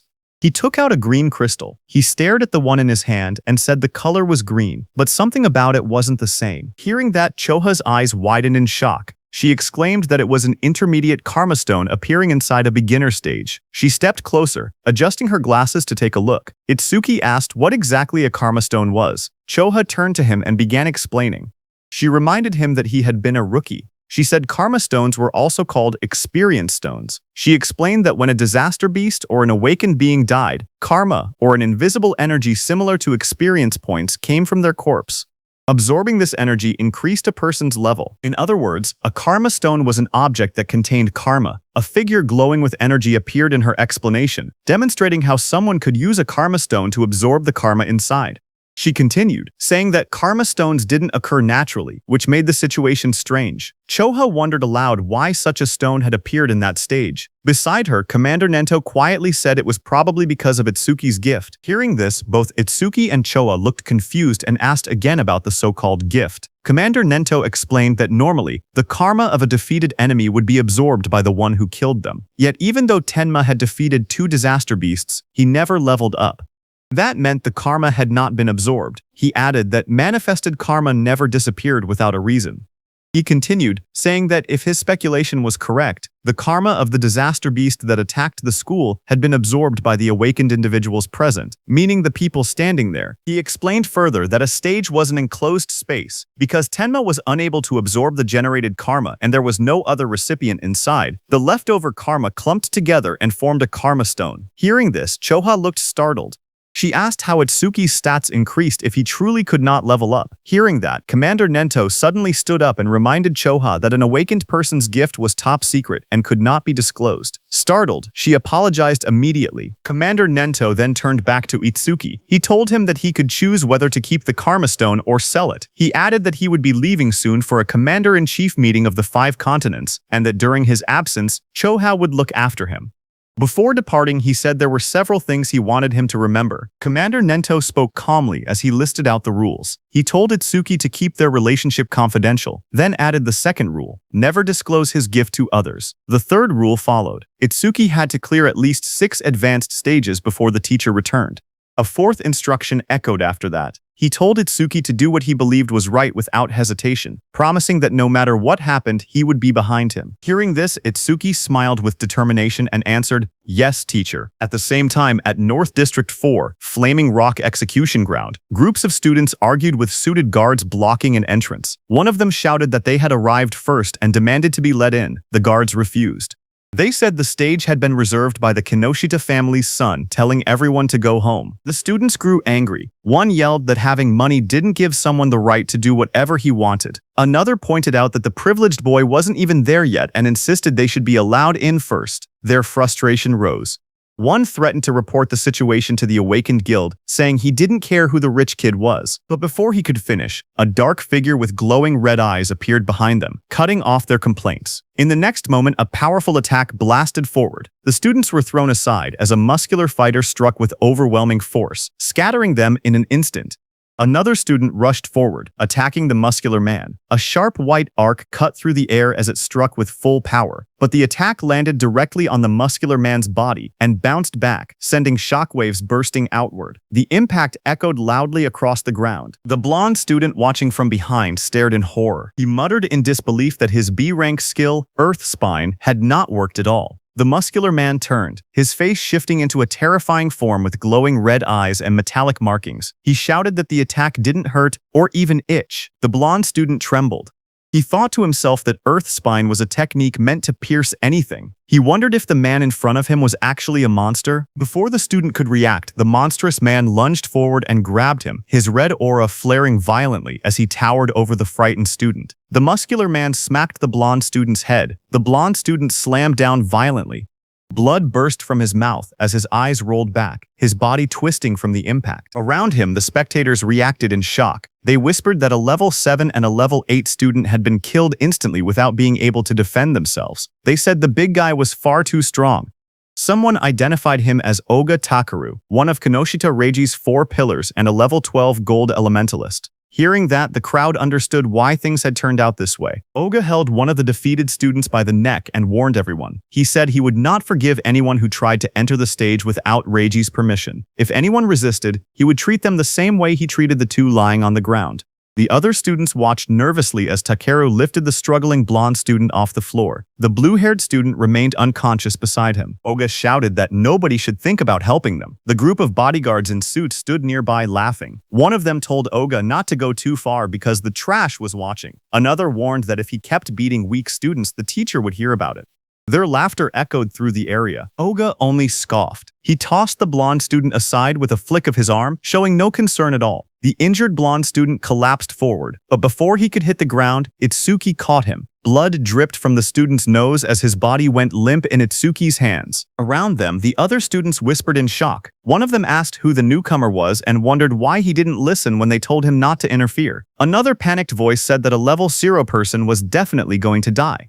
Someone else stared at Choha and muttered that the beauty beside him looked familiar. Not far away, Oga glared at Itsuki. He shouted that nobody was allowed to pass without Reiji's permission. He warned that if Itsuki didn't want to end up like the unconscious student, he should just go home quietly. Hearing that, Itsuki lowered his head slightly. He calmly said that he understood. He wouldn't be able to enter the stage unless he defeated this man. Beside him, Choha raised her hand, saying she would contact the North District 4 administrator because this kind of behavior couldn't be allowed. But Itsuki stopped her. His eyes glowed bright blue as he said it wasn't necessary. He repeated what his teacher had told him, that he should do what he believed was right without hesitation. He then turned to Choha again and spoke plainly. He said he would leave the treatment of the injured students to her. Then he turned to Oga. As Itsuki stepped forward, a thought appeared in Oga's mind as he stared at him. He wondered who this man was. A status window floated beside Itsuki, showing his information. Tenmatsuki Human. Level 0, Fixed. Job. Order Breaker. Gift. Special Grade. Skill. Undisclosed. Status, undisclosed. Seeing this, even though Itsuki was level 0, he stood firmly without any fear. Oga wondered if Itsuki had a rare job that allowed him to stay calm like this. Oga suddenly felt something strange. Even with his higher level, he felt pressured. He told himself that rare job or not, he was 12 levels ahead. The stat difference shouldn't be something Itsuki could bridge. Another window appeared beside Oga, showing his status. Oga Takeru, Human, Level 12, Job, Elementalist. Gift, Grade 2. After metallization, defense plus 50% in stationary state. Skill, metallization, C rank. Status, attack 110, agility 100, defense 250, magic 145, total 605. As Oga stared, his expression changed. His eyes widened, and in the reflection of his pupil, he suddenly saw Itsuki rushing toward him at incredible speed. In the next moment, Itsuki's fist collided with Oga's body with overwhelming force, sending a shock through the frame as the impact landed cleanly. The crowd watched in shock as two students stared ahead, sweat running down their faces. One of them exclaimed that the speed was unreal, and wondered if Itsuki was really level 0. The other admitted that even though he was level 8, he wasn't sure he could keep up with that kind of movement. But as the dust settled, it was revealed that Itsuki's fist had struck Oga's metal head, sending steam rising from the impact. Oga had blocked the blow with his metallization skill, his face hidden behind the shining metal layer. Seeing this, Itsuki pulled back slightly, his eyes narrowing as he realized the strike had been stopped. Oga then raised both hands, his arms transforming completely into polished metal. He looked down at Itsuki and commented calmly that the speed was good. Then he moved and lunged forward with overwhelming force, shouting that Itsuki's attack still lacked power. The floor shattered beneath him as debris exploded outward. Itsuki braced himself, analyzing the situation in silence. He thought about what it would take to successfully land a surprise attack on an enemy above level 10. As his body blurred into motion again, he concluded that he needed to further increase his agility, using Thunderbreaker. Just then, a system window appeared. The display showed Tenma Itsuki's status. It listed him as a human at level 0, with a fixed job called Order Breaker, Nirvana Gift, a special grade ability. His Nirvana skills were shown: Over Mimesis, Z rank, Thunderbreaker, LV1, Black Wall, LV2, and Lotus Burst, LV2. All of his stats, attack, agility, defense, and magic were listed as 250, totaling 1,000. Then another screen appeared. It detected a C-rank skill, Metallization. At the same moment, Over Mimesis activated and began analysis. The progress bar rose to 1%. Itsuki crouched on the ground, watching his opponent. He wondered if the threat level was high enough for Over Mimesis to activate. He decided he needed to get serious. A new screen showed the analysis increasing to 5%. Itsuki observed Oga's metal-covered body in front of him and thought that normal attacks couldn't break through the metallized areas. He concluded he would have to aim for the parts that were still flesh. His foot slid across the ground as he accelerated, but Oga looked at him and laughed, calling him a weakling with no power or speed as he raised his shining, hardened arms to counter. Itsuki tightened his gaze as he thought to himself that his opponent had let his guard down, believing that the speed Itsuki had shown earlier was his maximum. His expression remained calm and focused, a faint glow of blue lightning beginning to trace along his body. Lightning wrapped around him as he prepared to accelerate. He readied his fist, and in that moment he decided to increase his speed using Thunderbreaker. Across from him, Oga widened his eyes in shock when he saw the lightning erupt. He shouted in disbelief, wondering how Itsuki possessed the lightning element. Before he could react, Itsuki surged forward, lightning crackling violently around him. Itsuki declared that he wouldn't give him time to metallize. Itsuki continuously attacked Oga. Dozens of blue screens appeared around them, showing percentages climbing: 25%, 37%, 59%, 66%, tracking the rapid progress of the attack. Spectators from the side watched in shock. One man asked why Itsuki could use skills from another job. Another said the speed was too fast for his eyes to follow. Someone else muttered that the level 0 boy might actually defeat Oga. Oga himself struggled to react. Sweat ran down his face as he realized he had no time to metalize. He gritted his teeth, questioning how a level 0 could move so fast. Desperation grew inside him as he admitted that, at this rate, he would lose. Electricity wrapped around his entire body, trapping him. He couldn't even scream. Panic overtook him as he shouted in his thoughts for the others to stop watching and help him. As the lightning surged around him, Oga clenched his teeth. His expression twisted in desperation, and he thought to himself that he had no choice left. He would have to try that technique. With a loud shout, he suddenly tore off his shirt and released a burst of power. Waves of force exploded from his body as he activated his ultimate skill. Before Itsuki, Oga's entire body turned metallic from head to toe. Itsuki stared in shock, realizing that his opponent had managed to metalize his entire body at once. A system window flickered beside him showing C-rank skill, metalization, analysis progress 88%. Oga glared down at Itsuki with glowing eyes. He said he was grateful. He had never managed to metalize his entire body before, but Itsuki had pushed him enough to finally achieve it. He explained that metalized areas increased his defense by 50%, and his personal gift added another 50% whenever he remained still. With both effects combined, his current defense exceeded 500. His face twisted into a cruel grin as he looked at Atsuki. He said that he had originally planned to cut Atsuki in half, but as thanks for helping him complete his new skill, he would at least allow Atsuki to die easily. Watching from the sidelines, the other trainees were stunned. One of them exclaimed that a defense over 500 at level 12 was impossible to break. Another admitted that they had thought the level 0 newcomer would win, but the opponent was too much of a monster. Suddenly, a glowing blue aura wrapped around Atsuki. He looked ahead with calm eyes and said that if his guess was right, a full-body metal transformation required a large amount of magic. The screen beside him showed the analysis reaching 98%. Itsuki continued, saying that if Oga had used most of his stat points on defense, then his magic shouldn't be very high. The percentage rose again, reaching 99%. Across from him, Oga growled and denied it, calling Itsuki's reasoning nonsense. Even while refusing to believe it, he wondered if Itsuki was truly level 0, surprised by his sharp intuition. Itsuki kept his relaxed smile. He said he wouldn't bother using a boring tactic like draining Oga's magic down to 0. Instead, he declared he would finish the fight quickly. At that moment, the blue screen flashed. Analysis progress reached 100%. High above, a blue lotus-shaped aura began to bloom. Choa, watching, whispered that the lotus had appeared again and realized that Atsuki was about to become even stronger. Others stared at the giant lotus forming around him. One man questioned if this lotus was really a level 0 skill. Another wondered how Itsuki planned to defeat Oga, since it didn't look like an offensive technique. A notification window appeared. The analysis of the metallization skill was complete, and a new skill called Clear Orb had been acquired. Another window described the skill, Clear Orb Level 1. Active effect. It shoots a perfect sphere along a fixed path. The sphere travels at 1 meter per second and pierces through every enemy in its path while ignoring all defense. Passive effect. Every time an enemy with higher defense than the user is defeated with Clear Orb. Seeing that this new skill had defense ignored, Itsuki thought that if he hit with this, he could definitely deal damage. But the problem was flight speed. At 1 maces, even ordinary people could dodge it, so timing was crucial. But then Itsuki thought that against that sandbag Oga, who wouldn't even move, he didn't even need to think about timing. Itsuki's eyes glowed blue as he looked at Oga and declared that Oga's prized absolute defense would be thoroughly smashed to pieces. Just then, a system window appeared, saying, Clear Orb LV1 acquired. All stats plus 10. Remove all debuffs and fully heal injuries. Status. Attack went from 250 to 260. Agility from 250 to 260. Defense from 250 to 260. Magic from 250 to 260. Total from 1000 to 1040. The blue lotus petals opened as Itsuki stood in the middle, pointing his finger at Oga. Right above his finger, a small lotus flower appeared. As the lotus spun and bloomed, Itsuki told Oga to now try to dodge this. A system window displayed that Clear Orb has been activated. The students stared at the glowing sphere and whispered among themselves. One of them said he had never seen that skill before. Another explained that this must be the Order Breaker, the job known as the most mysterious among the four.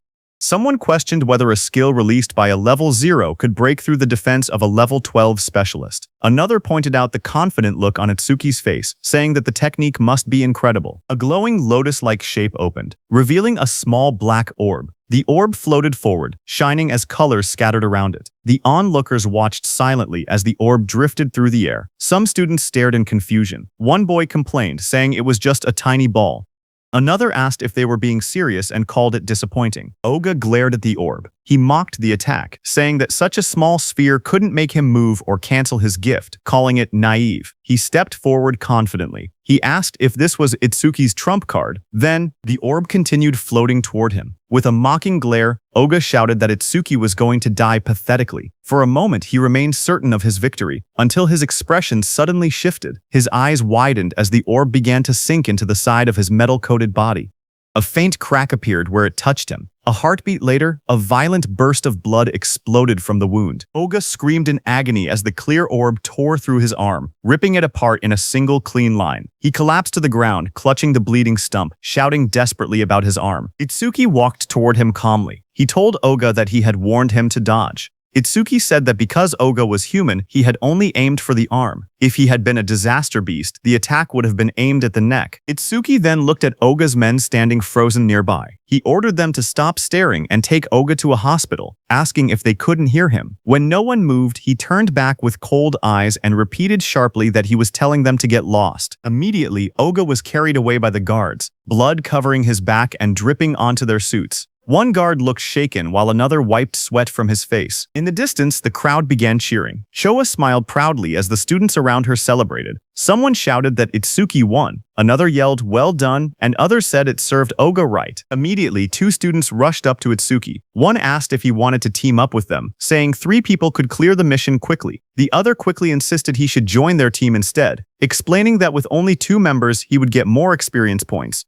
They argued again, asking if he planned to challenge the Flaming Rock Execution Ground with 3 people. They warned that all the disaster beasts inside had defense equal to Oga's. One of them added that their team had a healer who could restore his magic and let him fire the orbs endlessly. Itsuki looked ahead calmly. He thought that beasts with defense equal to Oga's were perfect. He reminded himself that Clear Orb's flight speed increased each time he defeated an enemy with higher defense. He decided he would increase the orb's speed inside that stage. The 2 boys leaned forward eagerly, asking Itsuki to let them know which team he would choose. Itsuki lowered his gaze and spoke quietly. He said he was going alone. Around him, the others reacted in shock. One person shouted in disbelief that he was challenging a level 15 advanced stage by himself. Another complained that he had become overconfident just because he defeated Oga. Those 2 students walked away. One of them admitted that Itsuki was strong, but insisted there was a limit to arrogance. The other added that they must not meet his standards and suggested they look for someone else instead. Showa stepped forward and spoke calmly. She explained that all the disaster beasts in this place had defenses similar to Oga's. She said she understood he had a way to defeat them, but questioned whether his magic would last long enough. Itsuki turned toward her with a small, confident smile and told her not to worry, he would be fine. Hearing that, Choha's face immediately reddened. She replied sharply that she wasn't worried. She said she only asked because her father would blame her if he died. Then she turned away, saying she would go treat the injured and that he could do as he pleased. Before she left, she adjusted her glasses and added one more warning. She explained that the Stone Tribe had no intelligence, but they moved in groups. She told him to be careful about his magic consumption. Itsuki stepped toward the glowing entrance device and raised his hand. A soft beep echoed through the air as the system confirmed him. A notification projected beside the door, stating that entry for the awakened Tenma Itsuki had been approved. Once inside, Itsuki looked ahead with sharp eyes. He muttered that there were more enemies than he had expected. Right in front of him, countless stone beasts filled the rocky canyon, their bodies made of thick boulders and glowing yellow eyes. The ground cracked under their weight as they charged. Itsuki watched them and noted that the disaster beasts in this advanced stage had levels and stats far higher than before. A blue system window appeared in front of him, showing the information of a stone statue from the Stone Tribe, level 9, with its gift converting all magic power into defense. As one of the stone beasts rushed toward him, Itsuki held out his glowing purple orb. He spoke calmly, saying he would test whether these enemies met the clear orb's passive conditions. The purple aura around the orb burst outward as he activated it. The clear orb shone brightly, its power swirling in layers of violet and blue light. The stone beast charged forward, its massive body bursting through the dust as Itsuki raised his hand. The purple orb floated above his palm, swirling with bright light as he aimed it at the incoming monster. The orb shot out instantly, tearing straight through the beast's rocky body. A large hole opened behind it, and Itsuki stepped through the fading purple glow as the system window appeared. The screen displayed the message, "Stone Statue, Level 9, defeated." Another line followed, "Clear orb, flight speed increased by 100%. Itsuki watched the notification and nodded. He thought to himself that it was exactly as he expected. More stone beasts roared as they appeared in front of him, their yellow eyes shining from within the broken cliffside. Itsuki stood calmly among them, the purple light reflecting across his silhouette. Lightning began crackling around Itsuki's body, and his eyes glowed red. He looked ahead and said that these slow beasts with poor evasion were perfect prey for the clear orb. System windows continued to appear one after another. Stone Statue Level 9 defeated. Clear orb flight speed increased by 100%. Stone Statue Level 8 defeated. Clear orb flight speed increased by 100%. Pieces of broken stone scattered across the ground as the notifications filled the air. The glowing status window floated above Itsuki, showing magic a 110/260 remaining. He stood on top of a mountain of shattered stone beasts. Looking down at the battlefield, he calmly calculated the situation. Using the clear orb once consumed 50 magic points, which meant he only had 2 uses left.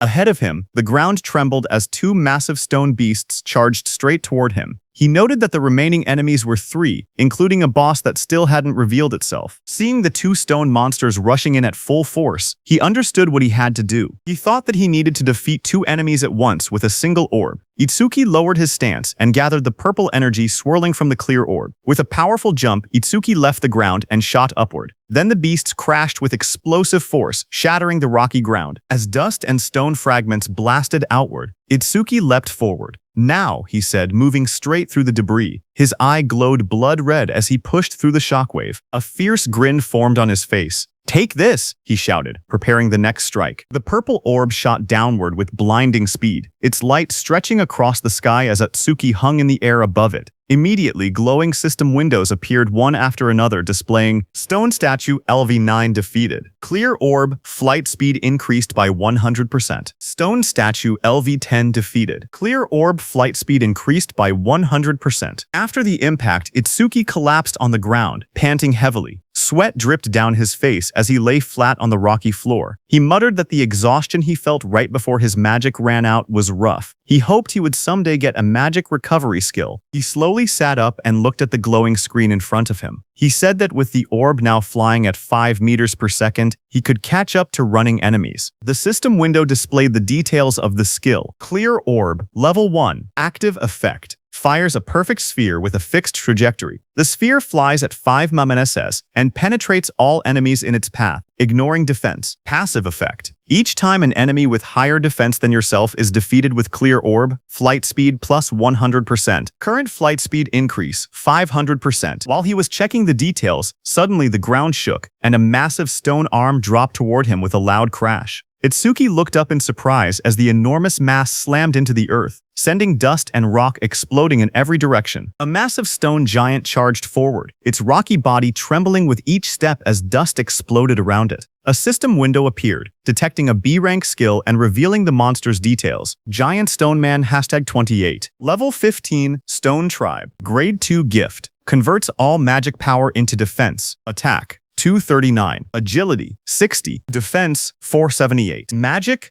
0. Total 777. Itsuki looked up at the towering creature and gasped that it was huge. Lightning wrapped around his body as another window announced, Thunderbreaker activated. Agility plus 50%. Crackling with blue electricity, he sprinted toward the giant. As he dashed below the monster's massive frame, he wondered if he could defeat it with a single clear orb hit.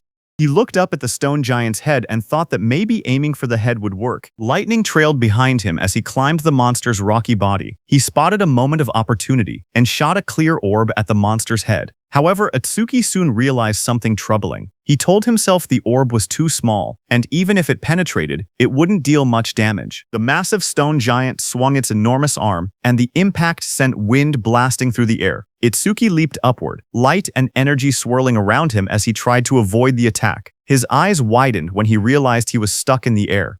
He clenched his teeth and thought that this was bad. He couldn't dodge while mid-air. A system window appeared as dark spikes wrapped around his arm. Black wall activated just as the giant's blow landed. Itsuki smashed into the rocks with a violent explosion, kicking up dust and debris across the rocky ground. When the dust settled, Itsuki was wedged into a stone wall, breathing heavily. He muttered that this big guy was tougher than he expected. Another system window flickered in front of him. A B-rank skill, Gigantification, was detected. Over-mimesis activated and began progressing at 1%. Seeing that, Itsuki looked up with a confident grin.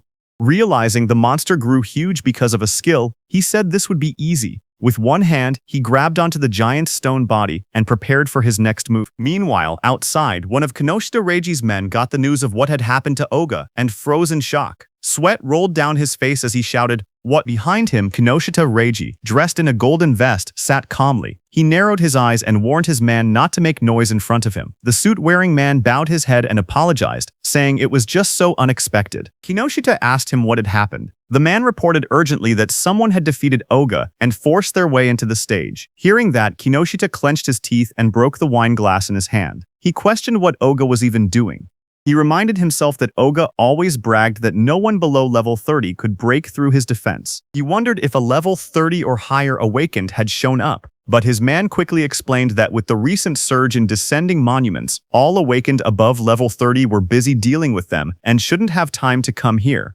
He added that challengers at the Flaming Rock execution ground were mostly level 10 rookies. Hearing that, Kinoshita shouted that there was no way a level 10 could beat Oga. His guard behind him looked down with a serious expression and said that if he was given some time, he would gather detailed information. Kinoshita adjusted his vest and tie and said that gathering information was unnecessary. Even if the opponent was level 30, he himself was already here. He mentioned that the Flaming Rock execution ground was known for its stubborn disaster beasts that slowed down challengers.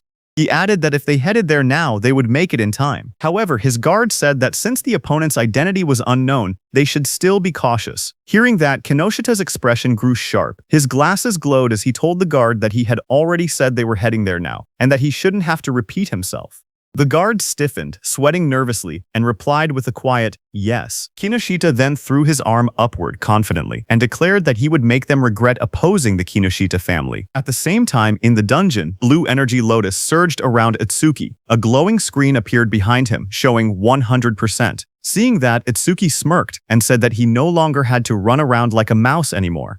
He was standing on top of the massive stone beast, and a bright blue lotus had formed on the beast's forehead. At that moment, a system window opened in the air, announcing that the B-rank skill Gigantification had been fully analyzed. Itsuki looked at the window in surprise. He muttered that instead of gaining a new skill, something else had happened. He realized that Clear Orb had leveled up to level 2, and he checked for new effects. Another set of windows appeared, explaining the changes. Clear Orb, level 2, now fires a perfect sphere at 5 meters per second, piercing all enemies while ignoring defense. New effect. After activation, the orb's size can now be adjusted by consuming additional magic power. Passive effect. Each time an enemy with higher defense than your own is defeated using Clear Orb, flight speed increases by 200%. Current accumulated speed boost, 500%. Itsuki stared at the window, shocked that the passive effect had risen from 100% to 200%. More importantly, he was excited that he could now control the size of the orb with magic. Power surged around him as the blue energy lotus opened. Itsuki said he wanted to try the new ability immediately, and glowing energy surrounded his body.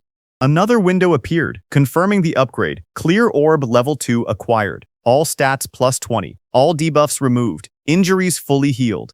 A second window showed his new status. Attack went from 260 to 280, agility from 260 to 280, defense from 260 to 280, magic from 260 to 280, and total stats from 1040 to 1120. Itsuki then jumped above the massive stone beast, and a massive dark glowing flower appeared beside him, pulsing with power. He thought to himself that it was consuming all his magic to create the maximum orb it could produce right now. The stone beast glared up at him with bright yellow eyes as cracks of energy spread across its body. Itsuki shouted, telling the stone beast to take the biggest clear orb. The giant flower opened like petals and released a powerful clear orb. The massive orb shot downward and struck the stone beast, blasting through its body as Itsuki unleashed the attack with full force. After landing the blow, Itsuki lowered his hand and smiled. He joked to himself, asking if he had pushed it a bit too far. A small window beside him showed that his magic had dropped to 0 out of 280. As the stone man was destroyed, a system window appeared, announcing that the giant stone man, level 15, had been defeated, and the clear orb's flight speed had increased by 200%. Amid the collapsing stone debris, Itsuki looked at the destruction around him.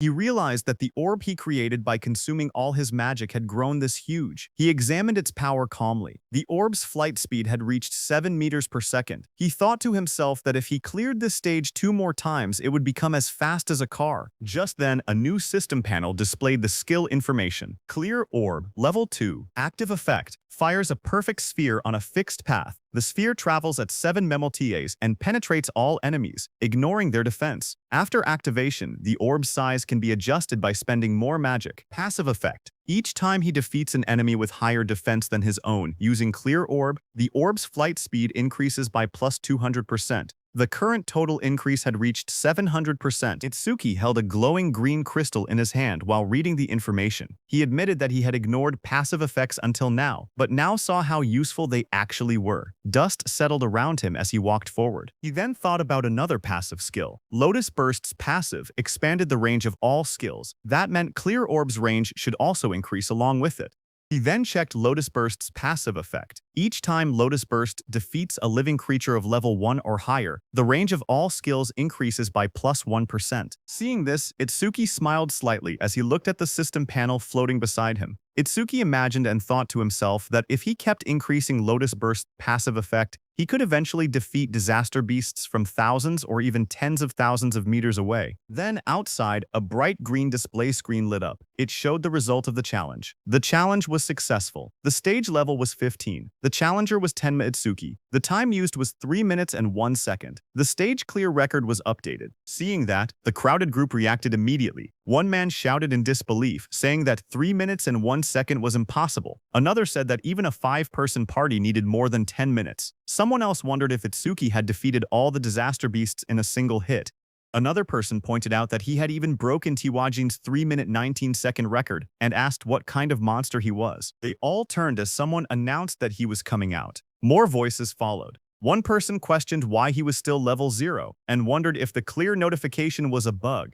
They looked at him and said he wasn't even injured, only a little dirty, so they didn't believe he had cleared it at all. Shoha, in armor, stepped forward with a smile as a green butterfly flew around her. She was happy that he had cleared the stage unscathed again, and he had broken Jin's record again. She admitted that he always managed to surprise her.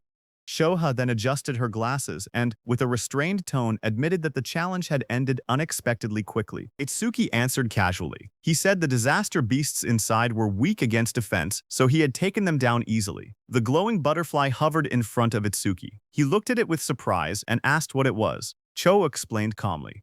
She said that her job was a Shikigami user, and the glowing butterfly was her Shikigami. Itsuki watched the butterfly flutter near his hand. He softly repeated its name, Tamacho, and admitted that this was his first time seeing a Shikigami. To him, it looked beautiful. Curious, he asked Choha what kinds of awakened jobs existed. His question startled her, and she asked why he didn't know something so basic. She then began explaining. Jobs, she said, were divided into 4 major types. According to her, he should have already encountered 3 of them by now. She raised her hand and continued her explanation. The first type she mentioned was Elementalist. Elementalists controlled 7 elements: fire, water, wood, metal, earth, wind, and lightning. She said elementalists had the largest population among awakened jobs and also possessed the highest minimum combat capability.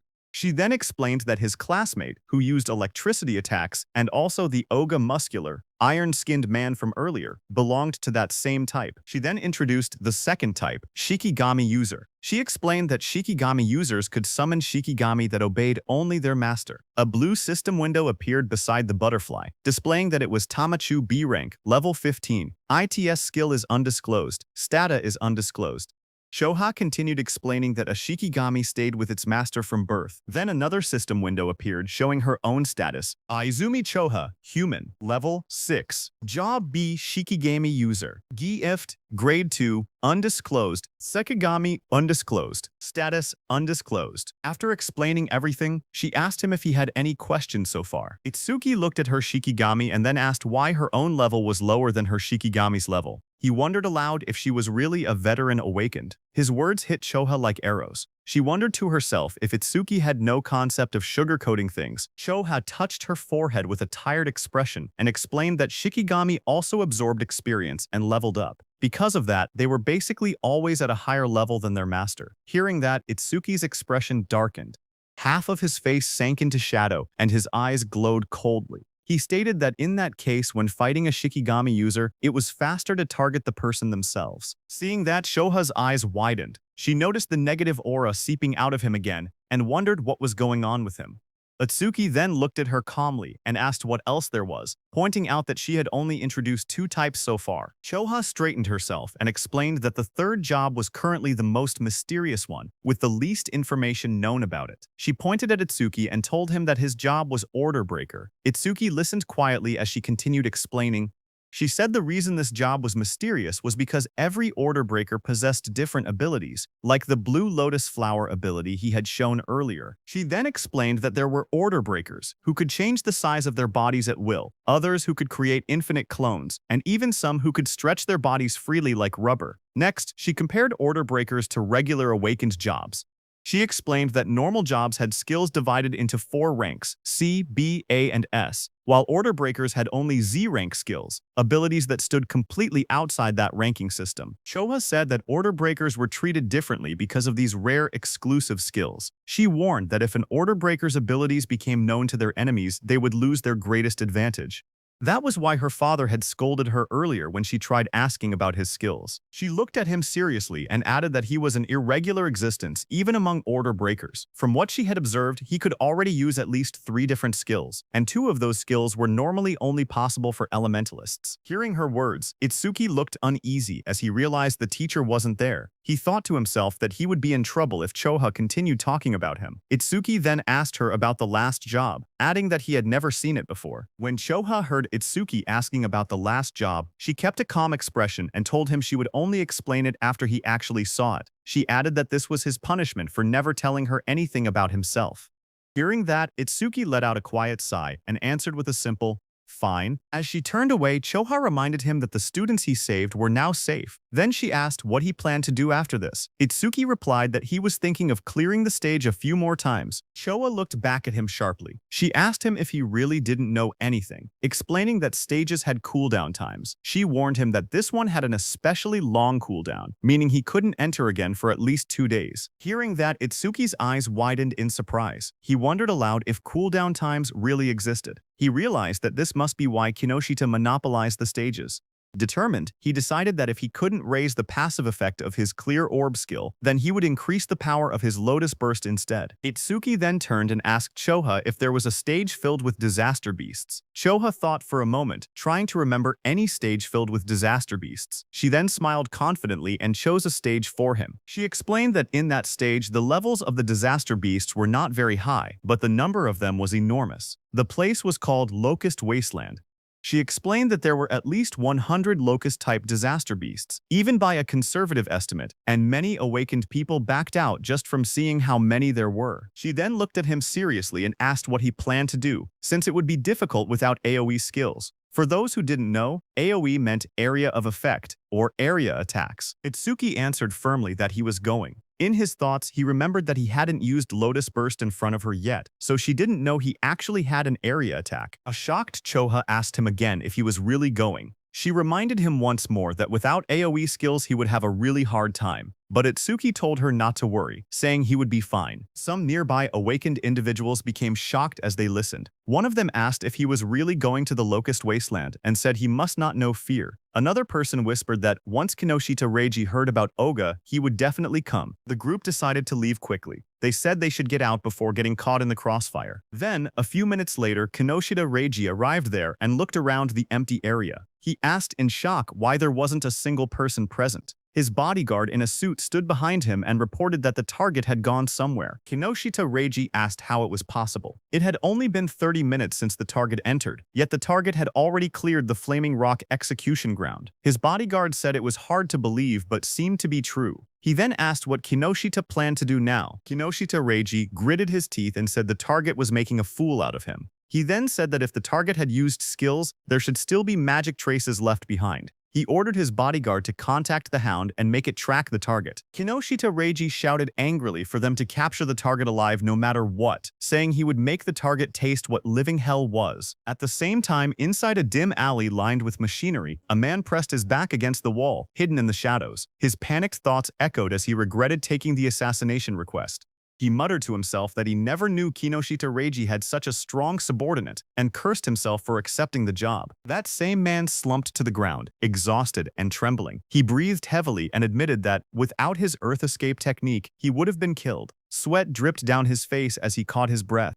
He slowly peeked around a corner, whispering that he should be safe now that he had gotten this far. His eyes widened with fear as he carefully watched his surroundings. Suddenly, a massive beast lunged toward him with its jaws wide open. The monster's sharp teeth and glowing red eyes filled his vision as it attacked. Before he could react, the creature pinned him to the ground. He choked as its fangs pressed against him. A voice spoke nearby, calm but cold. The speaker approached and looked down at the scene. He ordered the beast, called Death, to loosen its grip, saying the man seemed to have something to say. The giant wolf-like creature eased up slightly as the man lay helpless beneath it. The wounded man lay on the ground with blood on his face. With fear in his trembling voice, he asked how they had managed to find him. In front of him, the long-haired man in the coat explained calmly. He said that their beast, Death, had a sharp sense of smell.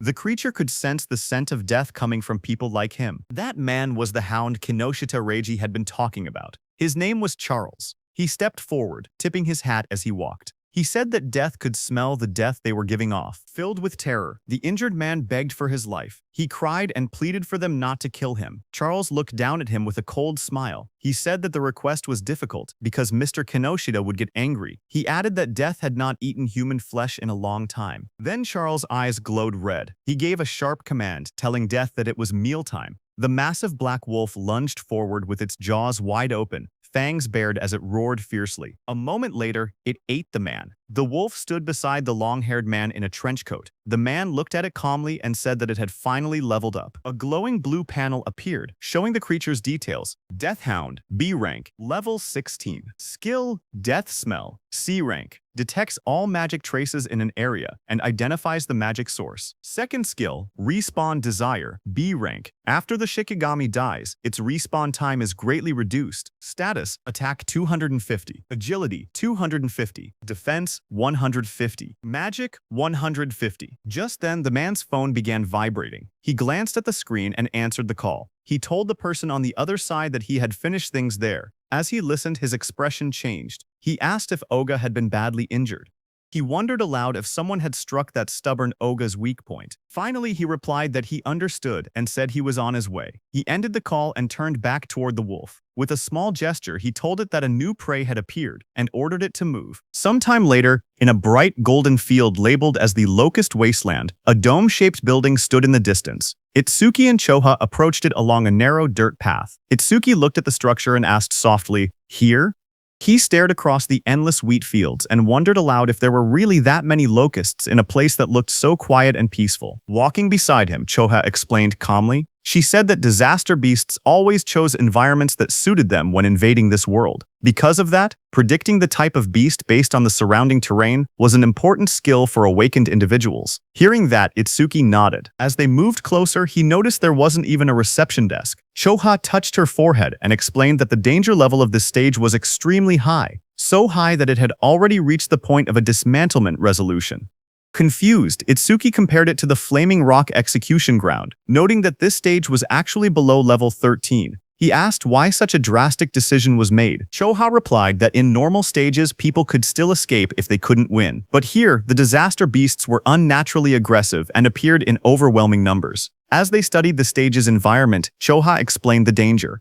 She said that if an awakened person let their guard down even a little, they would quickly be surrounded by countless locusts. She continued, saying that anyone caught like that would be devoured completely, down to the marrow of their bones. Hearing all of this, Itsuki only smirked. He said that it was perfect if there were really so many disaster beasts here. His excitement made Choa stare at him in disbelief. She asked if he was in a rush to die. He calmly replied that he wasn't desperate enough to die by being eaten by bugs. Moments later, he stepped toward the entrance of the glowing stage gate. Choa watched him, noting from his attitude that he seemed confident enough. She reminded herself that he had entered this stage by his own choice, and she had already given him all the advice she could. With a quiet sigh, she accepted the situation. If something happened inside, it would be entirely his own responsibility. But Choha suddenly froze as worry washed over her face. She wondered what she should do. She realized she had forgotten to tell Itsuki an important detail. Locusts inside the stage would continue spawning endlessly unless the boss was defeated. Panic rose as she decided she had to enter the stage and warn him herself. But suddenly, she heard some noise from behind. Just as she turned, her expression stiffened. Someone had appeared behind her. She saw a tall man wearing a hat, with glowing red eyes, standing beside a giant hound. The man looked at her and spoke with a cold smile, saying he was looking for someone. On the other hand, inside the stage, Itsuki stepped across a ruined field. Dirt and trampled crops surrounded him. He looked around and muttered that it was a mess. Then he clapped his hands together lightly and smiled with confidence.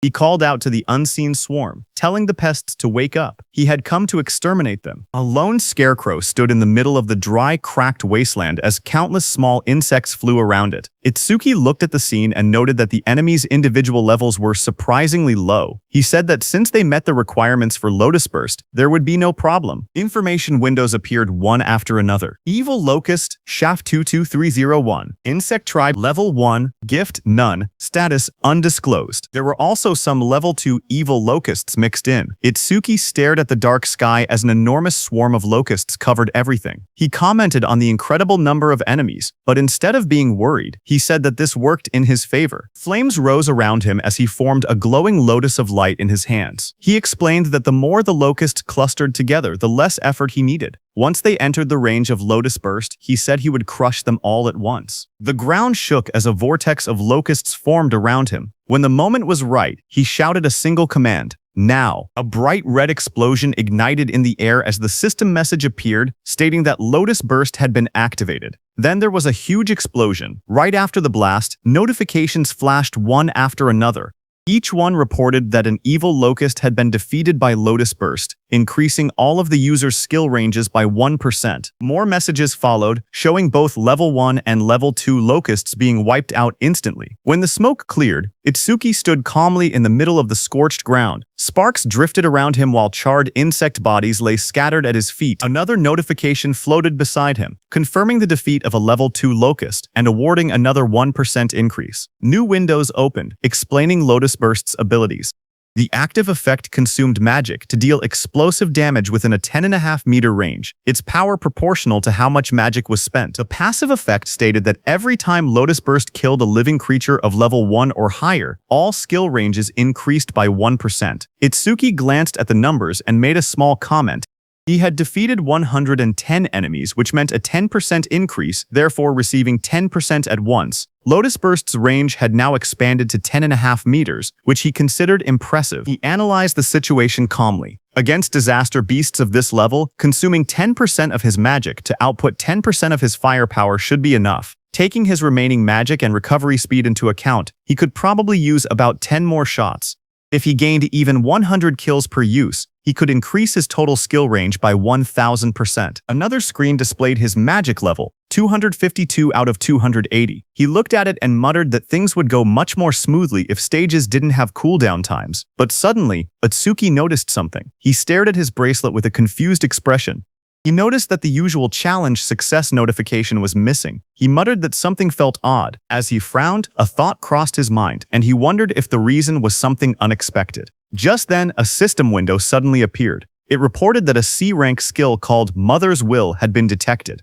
It also stated that over-mimesis was activated, and that the analysis progress was at 1%. Itsuki looked up sharply. He realized that one locust had survived. Dust and broken ground swirled around him as more locusts flew through the air. He turned, watching the locust swarm gather again. He questioned whether Mother's will was the boss monster's skill. At that moment, several locusts lunged at him. He jumped back and blocked the attacks with the crystal armor covering his arms. He admitted to himself that he had let his guard down. He had truly believed there was no boss monster in this area. He narrowed his eyes, thinking aloud. He said it was good that he could still expand his skill range by using Lotus Burst again, but he also stated the bigger problem. He had no idea where the boss actually was. The glowing lotus-shaped energy expanded from Itsuki's hands as he activated his skill. His expression hardened with resolve. He declared that he would defeat all the small enemies first and force the hidden boss to reveal itself. A bright explosion erupted around him. The ground shook as countless evil locusts were blown apart by the blast. System notifications appeared one after another. Each message showed that an evil locust, either level 1 or level 2, had been defeated with Lotus Burst, and every kill increased all his skill ranges by 1%. The notifications continued stacking until the Lotus Burst total experience reached 220%. His Lotus Burst leveled up. Another message explained the updated skill. Lotus Burst LV2 now consumed magic to deal explosive damage within a 16-meter diameter, and its power increased based on how much magic was used. Itsuki looked at the smoking battlefield and murmured that the range had expanded to 16 meters, calling the new effectiveness outstanding. But even after defeating 10 small enemies, the boss still hadn't appeared. Deep underground, inside a dim nest filled with shifting shadows, many insect-like creatures began to crawl and move. Their wings rustled as more of them gathered around a glowing cluster hidden in the darkness. As the locusts crawled out of the cracked ground, a notification floated in front of Itsuki, showing the analysis progress rising to 27%. He looked ahead sharply and muttered that they had spawned again. Another screen appeared, showing his magic at 232 out of 280. He noted that he could still use Lotus Burst 9 more times. Fire erupted around his hand as he stepped forward, declaring that no matter how many times the monsters appeared, he would thoroughly deal with them. His arm swung through the flames, and he shouted that he would sweep them all away. A fiery explosion burst across the battlefield, and several notifications appeared one after another, stating that evil locusts of level 1 had been defeated with Lotus Burst, and that all skill ranges increased by 1%. More screens stacked up endlessly, showing the same message again and again. A blinding explosion tore through the ground as Lotus Burst activated again, scattering debris in every direction. Bright light flashed across the stage, and the blue notification window appeared with the same message, Lotus Burst. Another massive blast followed right after, engulfing the area in a wave of yellow flames and flying rubble. The screen repeated the skill name, Lotus Burst. A new system panel displayed the updated description of the skill. It stated that Lotus Burst LV2 consumed magic to deal explosive damage within a 54.5-meter diameter. Its power tied directly to magic consumption. Below it, another panel explained the passive effect. Every time the skill defeated a creature of level 1 or higher, all skill ranges increased by plus 1%, now reaching a total of plus 990%. Itsuki ran forward through the burning battlefield, sweat rolling down his face. He glanced at the glowing screen. He said that up until now, he had wiped out large groups 9 times and expanded Lotus Burst's range by 990%, but he only had enough magic left to use it one more time. He wondered why the monsters kept appearing non-stop. His magic display dropped to 52 on 80. He looked up as the sky darkened with swarming insects. He muttered in frustration that there was no end to them. The swarm grew thicker overhead, but even after all the destruction, he saw no trace of the stage boss. He frowned and said that there was still no sign of the boss appearing at all. He considered withdrawing temporarily from the stage and returning after the analysis finished. But even as he thought it through, the endless swarm closed in around him. Itsuki narrowed his eyes sharply as a thought erupted in his mind.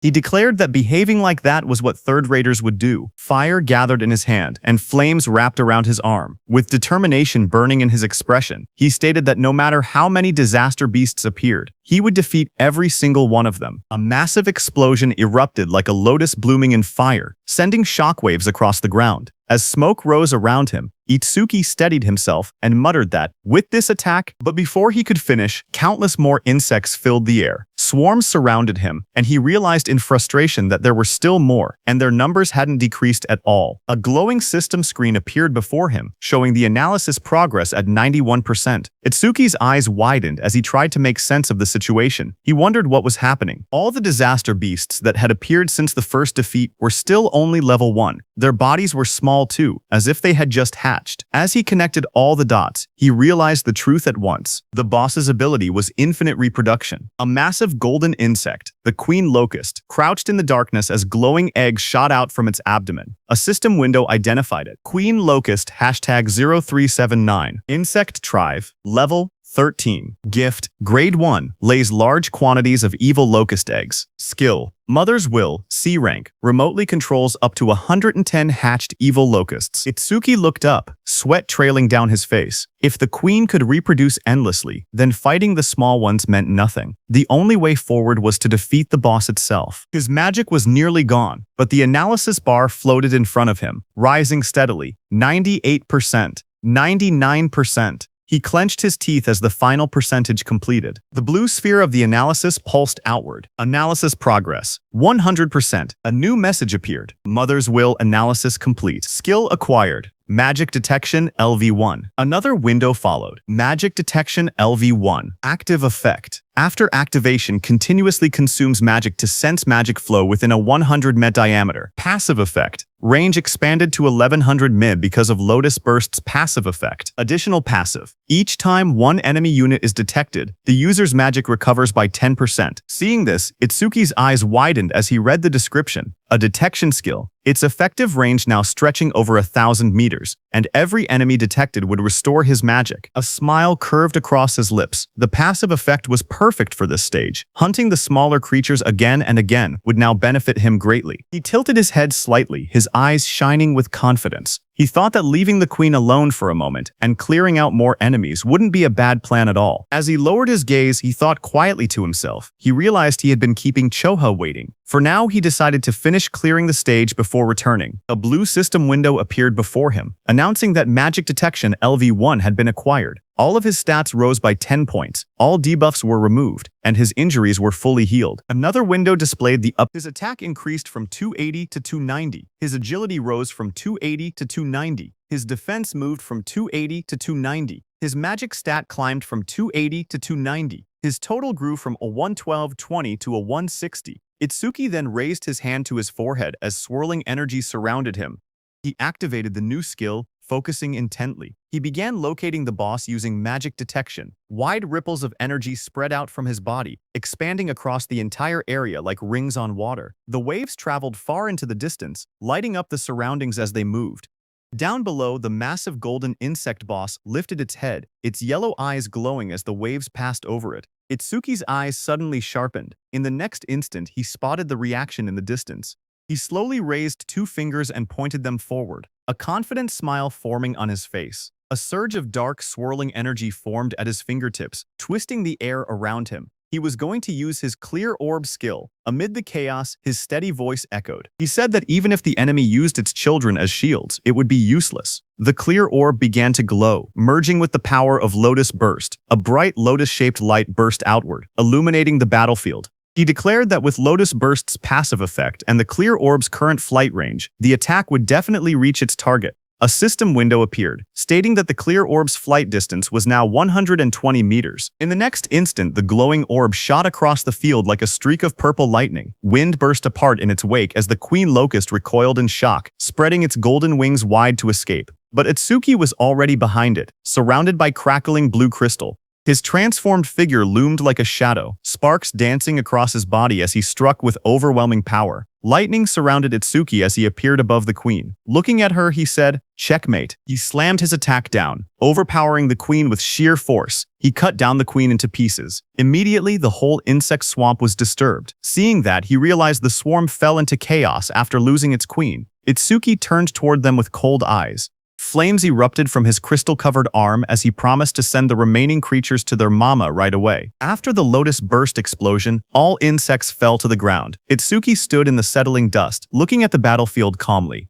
He stated that all his skill ranges had increased by 1,210%, that Lotus Burst's explosion radius now reached 65.5 meters, and that the clear orb's flight distance had expanded to 131 meters. A system window appeared, describing Lotus Burst at level 2. It explained that the active skill consumed magic to cause explosive damage within a 65.5 meter diameter, its power tied to magic consumption. The passive effect showed that every time Lotus Burst defeated a living creature of level 1 or higher, all skill ranges increased by 1%, now totaling plus 1210%. A second notification appeared, showing the flight distance of the true ball, 131 meters. Itsuki looked at the result and smiled, saying it had been a good harvest. He held a green leaf in his hand while sitting on the ground, surrounded by rising dust.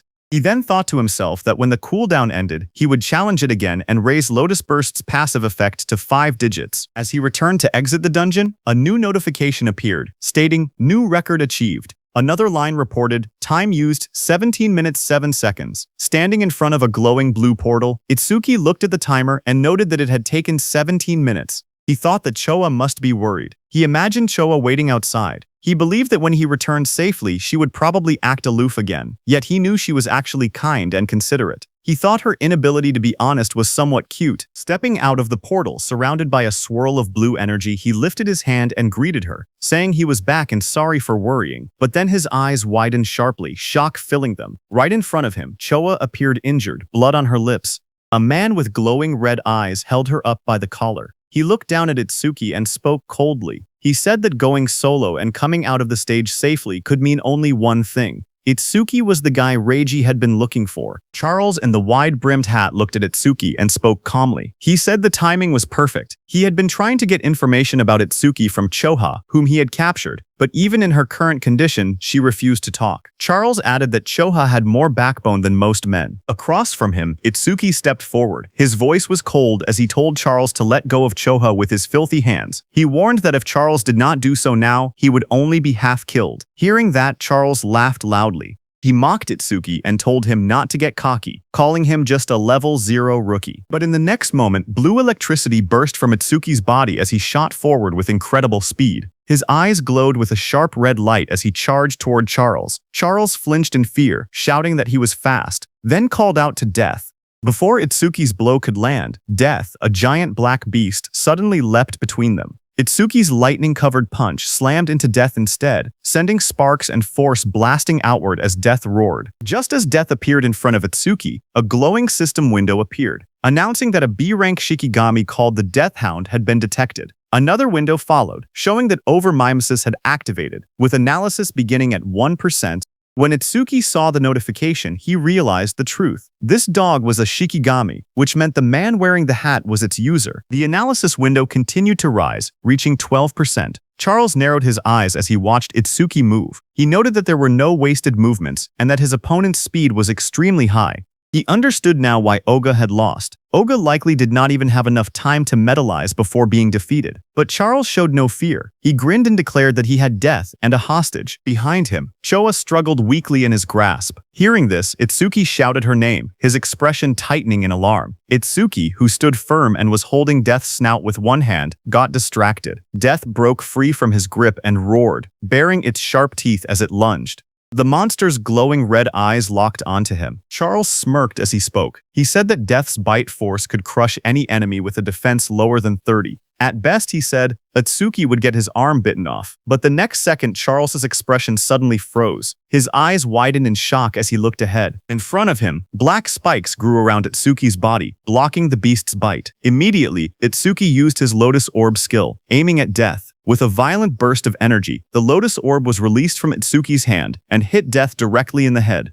It tore through Death's skull, ripping out its core and ending its life instantly. A blue window appeared, showing the analysis progress climbing. The number reached 77%. Itsuki stood calmly over the defeated hound. He explained that without a Shikigami user was basically defenseless. Charles stared at him in disbelief. He wondered if Itsuki did not know that as a rookie, the Shikigami could respawn. On top of that, because of the B-rank skill Respawn Desire, Death's respawn time was greatly reduced. The next second, Death respawned and attacked Itsuki from behind. Charles warned Itsuki that staying careless like that would make him Death's prey. The beast charged, jaws wide open, but suddenly, waves of magical detection spread out as Itsuki activated his skill, magic detection. Itsuki sensed Death's attack and moved with lightning speed to counter it. He thought to himself that keeping magic detection active ever since he acquired it had been the right choice. The analysis progress climbed. 89%, 90%, 91%. Itsuki glanced at Charles, who was watching while holding Choha, and noted that the analysis would finish soon. He thought that if the blue lotus appeared from over mimesis, Charles might become wary. The progress bar reached 95%. Seeing Itsuki move and kick Death without even looking back, Charles started sweating. He realized the truth. This opponent had more power and more speed than Death and even possessed detection skills. He panicked, realizing he could not launch a surprise attack at all in this situation. Charles pulled Choha in front of him and tightened his grip around her neck. His voice trembled with panic as he warned that if Itsuki resisted any further, Choha's life would end. Itsuki watched quietly. He wanted to finish his analysis without revealing the blue lotus, but the situation made it difficult. Just then, a bright system window appeared before him, showing the message, "Analysis progress 100%. Another screen followed.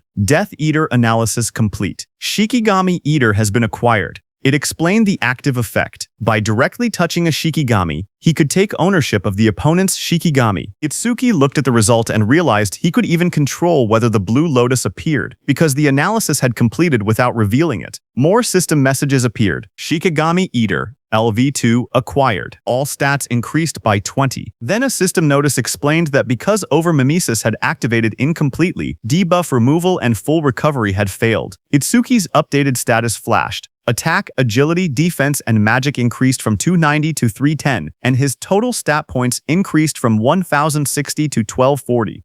Seeing the notification, Itsuki thought to himself that skipping the blue lotus came with a price since it lost its recovery ability, but he had already fully recovered once during the last stage. Because of that, he could still fight at almost full strength even without recovering now. Just then, Death charged forward with its jaws wide open, roaring as it rushed toward Itsuki. In that moment, Itsuki realized something important. He understood that this new skill allowed him to steal other people's Shikigami. He looked down at the glowing energy gathering in his hands, calm despite the danger. He thought to himself that if that was the case, then he already knew what he should do. Blue energy burst around him as he raised his hand. With sharp determination, he placed his hand on top of Death's head, deciding that he would take Charles's dog. Blue flower petals erupted like a storm. Death's body was wrapped in swirling petals of energy as the power pulled it away. The next second, Itsuki stepped forward with overwhelming speed and kicked Death, sending it blasting across the field. Death went flying and fell behind Charles. Seeing that, Charles panicked. He stared at the scene and cursed angrily, calling Death a useless mutt.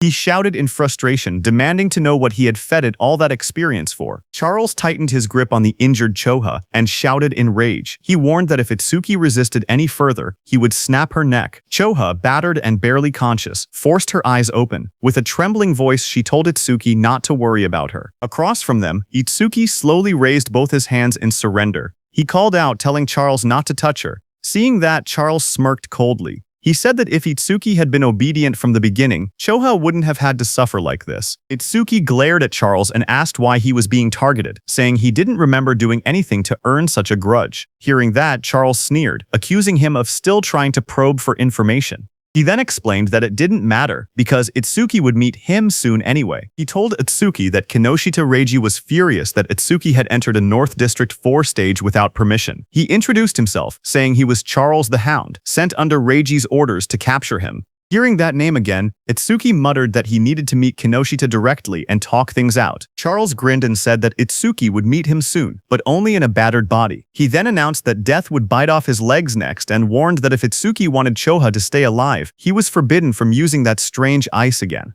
Charles pointed at Itsuki and gave the command, telling Death to bite off both of Itsuki's legs. Hearing that, Itsuki narrowed his eyes. Instead of fear, a cold determination filled them. He told Death to prove it was worthy of being his Shikigami. In the next instant, Death turned and lunged. Not at Itsuki but at Charles, sinking its teeth into its former master. Taking advantage of the moment, Itsuki moved at lightning speed, appearing behind Choha. Blue sparks burst around him as he caught her gently in his arms, pulling her away from danger. Charles screamed as he stared in shock. Sweat ran down his face as he shouted, asking why Death was attacking him, its own master. Shikigami Death stood beside Itsuki with glowing red eyes. Death growled quietly as Itsuki praised it, telling it that it did well. Itsuki then held the injured Choha in his arms. Blue energy surrounded him as he spoke coldly. He said he would return the pain Choha suffered 10 times. No, 100 times over. He warned that Charles would regret laying hands on them, crying and wailing. Hearing that, Charles fell back terrified. He begged for a chance to speak, claiming he had only followed Reiji's orders. His voice shook as he suggested they team up instead. He said he would lure out Reiji for him. Itsuki's eyes glowed red. He looked down at him and said that it was a good proposal. Seeing this, Charles's expression changed. A sharp grin spread across his face as he muttered that he had found an opening. He threw a blade toward Itsuki and shouted for him to die.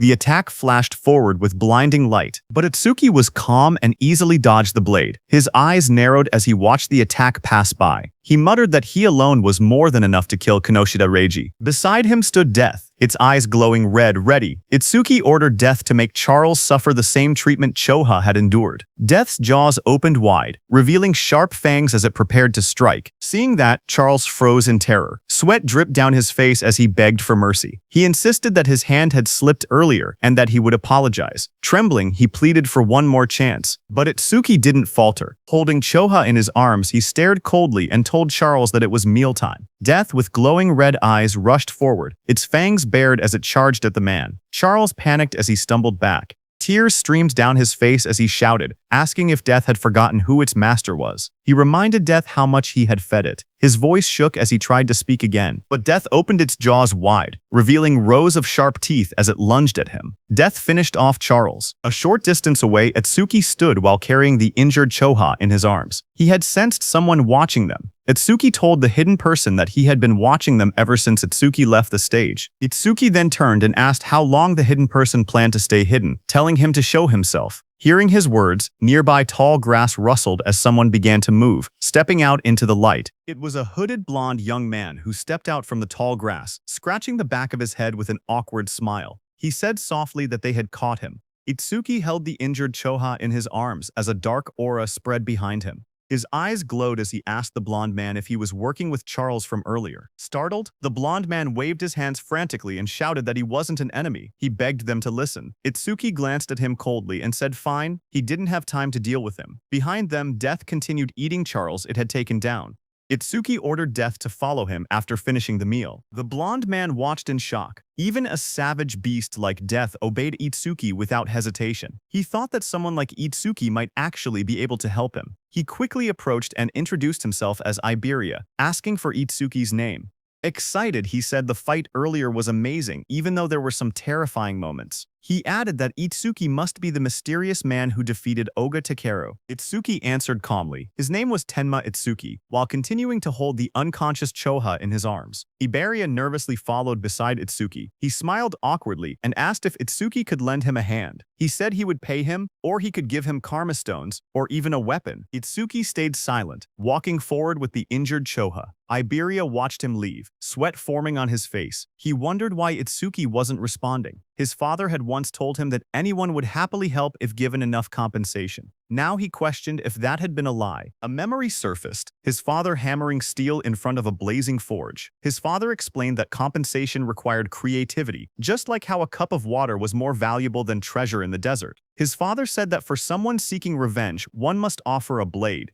For someone injured, offer medicine. He said that was enough compensation for them. Back in the present, understanding flashed across Iberia's face. He clenched his fist with excitement and said he finally understood. Iberia called out from behind, reminding Itsuki that he had come on foot. He said that with an injured person, it was impossible to move quickly, and that the nearest hospital was dozens of kilometers away. He warned that if Itsuki walked that slowly, the woman he was carrying would die. Iberia then reached into his bag and held up a glowing scroll. He said that he happened to have healing items, but even hearing that, Itsuki continued walking. Iberia shouted in a hurry that he could save her. Hearing this, Itsuki stopped and turned his head, asking if that was really true. Iberia explained that he couldn't fully heal her right away, but he could save her life. The two of them knelt beside the injured Choha. Itsuki asked if the healing could be done through her clothes. Iberia replied that the bandage he was using wasn't ordinary. He wrapped the glowing bandage around her, explaining that it was a rare karma tool made from bandages worn by the Shadow tribe and bark taken from the Kodama tribe.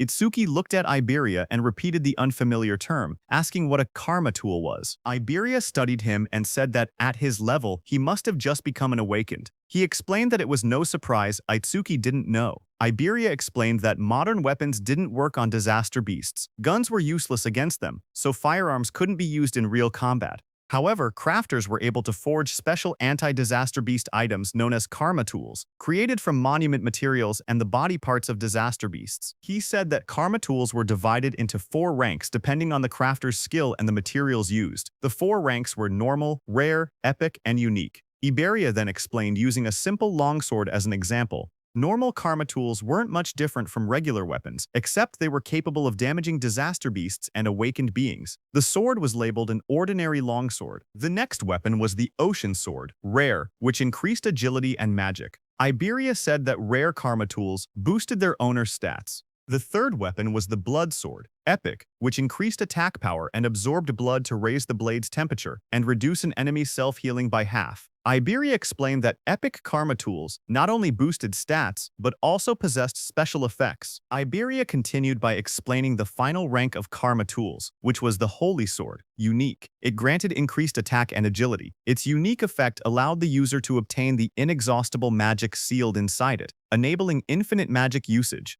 Iberia said that the ultimate goal for every crafter was to create a unique karma tool, weapons with massive stat boosts, and powerful one-of-a-kind effects. Iberia went on to explain that crafters themselves didn't have much combat power, and there were very few of them. But because they could forge karma tools, all awakened people respected them. Hearing that, Itsuki asked Iberia if his father was a crafter. Iberia smiled and replied that his father wasn't just any crafter. He explained that countless crafters couldn't create a unique karma tool even once in their entire lives. Across the 5 continents, there were only 10 crafters who had achieved that level. Then he proudly added that 3 of those 10 unique tools were made by his father. That was why everyone called his father the Crafter King of the Northern Continent. Saying that, Iberia grinned proudly. Finally, he turned and saw that Itsuki wasn't even looking at him. He got angry and shouted, asking Itsuki if he was even listening. He complained loudly that he was explaining everything kindly while Itsuki was being rude. He shouted at him not to ignore him, but Itsuki didn't respond. Instead, he quietly examined the crossbow in his hands and said that it was the same crossbow Charles had been using. Iberia was shocked, seeing that even after hearing about his father, Itsuki didn't look surprised at all.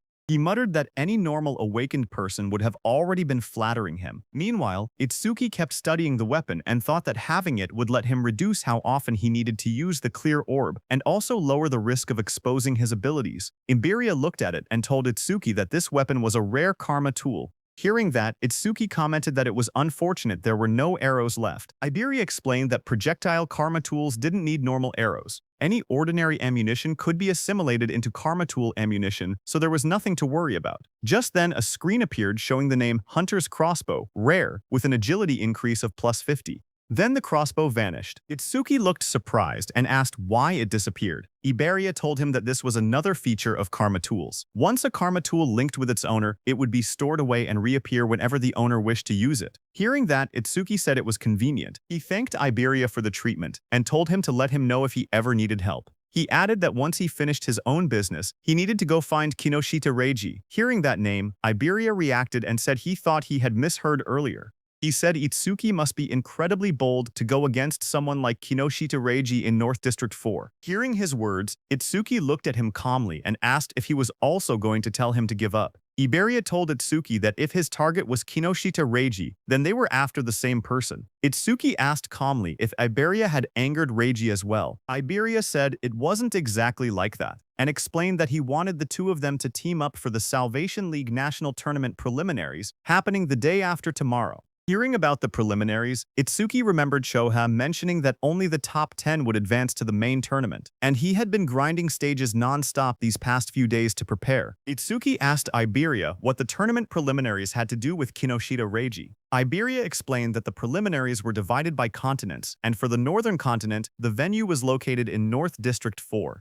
He explained that as the son of the North District 4 administrator, Reiji was determined to compete in the main tournament. His older brother was also a savior, so failing to reach the top 10 would disgrace the Kinoshita family name. Hearing that, Itsuki then understood why Reiji monopolized all stages in North District 4 to level up quickly. He looked at Iberia and asked why someone like him would want to team up with him, especially since he had been receiving help from him this whole time. Iberia raised his voice confidently, saying it was because Itsuki was strong. He believed that if they teamed up, they would definitely pass the preliminaries. Itsuki then asked why Iberia was so fixated on this year, pointing out that he was younger and had plenty of opportunities ahead. Hearing Itsuki ask that, Iberia looked tense as he clenched his fist. Then he answered softly that there was a reason. He recalled his childhood. Since he was young, he had watched his father create karma tools right in front of him. His eyes had always sparkled as he watched. Every completed karma tool looked perfect, like a piece of art. His admiration for his father kept growing. He remembered his dream. He had always wanted to become an awakened one someday. He imagined himself fighting disaster beasts using the karma tools his father made. In that memory, a month ago, he finally awakened. Excited, he begged his father for a karma tool.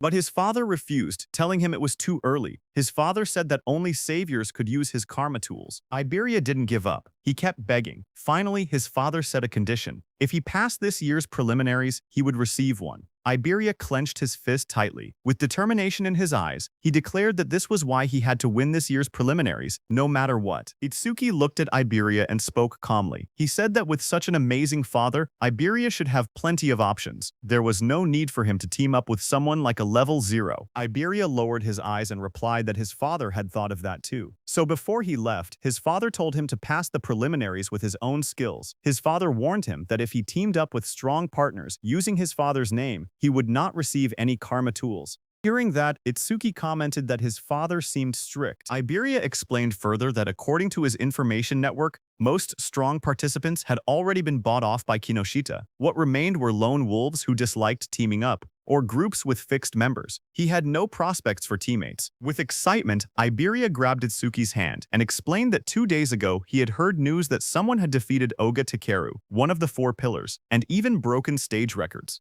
Because of this, he dug for information continuously and eventually found his way here. Itsuki first freed his hand and then agreed to team up. He said the team was no problem, but first he wanted to take Choha to the hospital. With excitement, Iberia declared that he would come along. From now on, they were a duo. Iberia then said they needed a duo name. He brought up possibilities, combining Tenma Itsuki and Iberia. He suggested Ibiten, but rejected it because it sounded like a store name. He tried Ibulaitsu, then Tenmaria, then Tenibei, changing ideas one after another. Nearby, Itsuki carried the unconscious Choha in his arms. He looked tired and thought to himself that he was in trouble because Iberia talked even more than Rikuru. Suddenly, Itsuki thought about Rikuru and Saya. He wondered how they were doing and whether they were participating in the preliminaries now that both had awakened. Just then, Iberia suddenly brightened with an idea. He said that since both of their names contained the letter I, they could call their duo Double I. Far away, as Itsuki thought of Rikuru, Rikuru suddenly sneezed while training. Saya looked at him and asked if he had caught a cold. Rikuru scratched his head and said maybe someone was talking about him. Maybe Itsuki.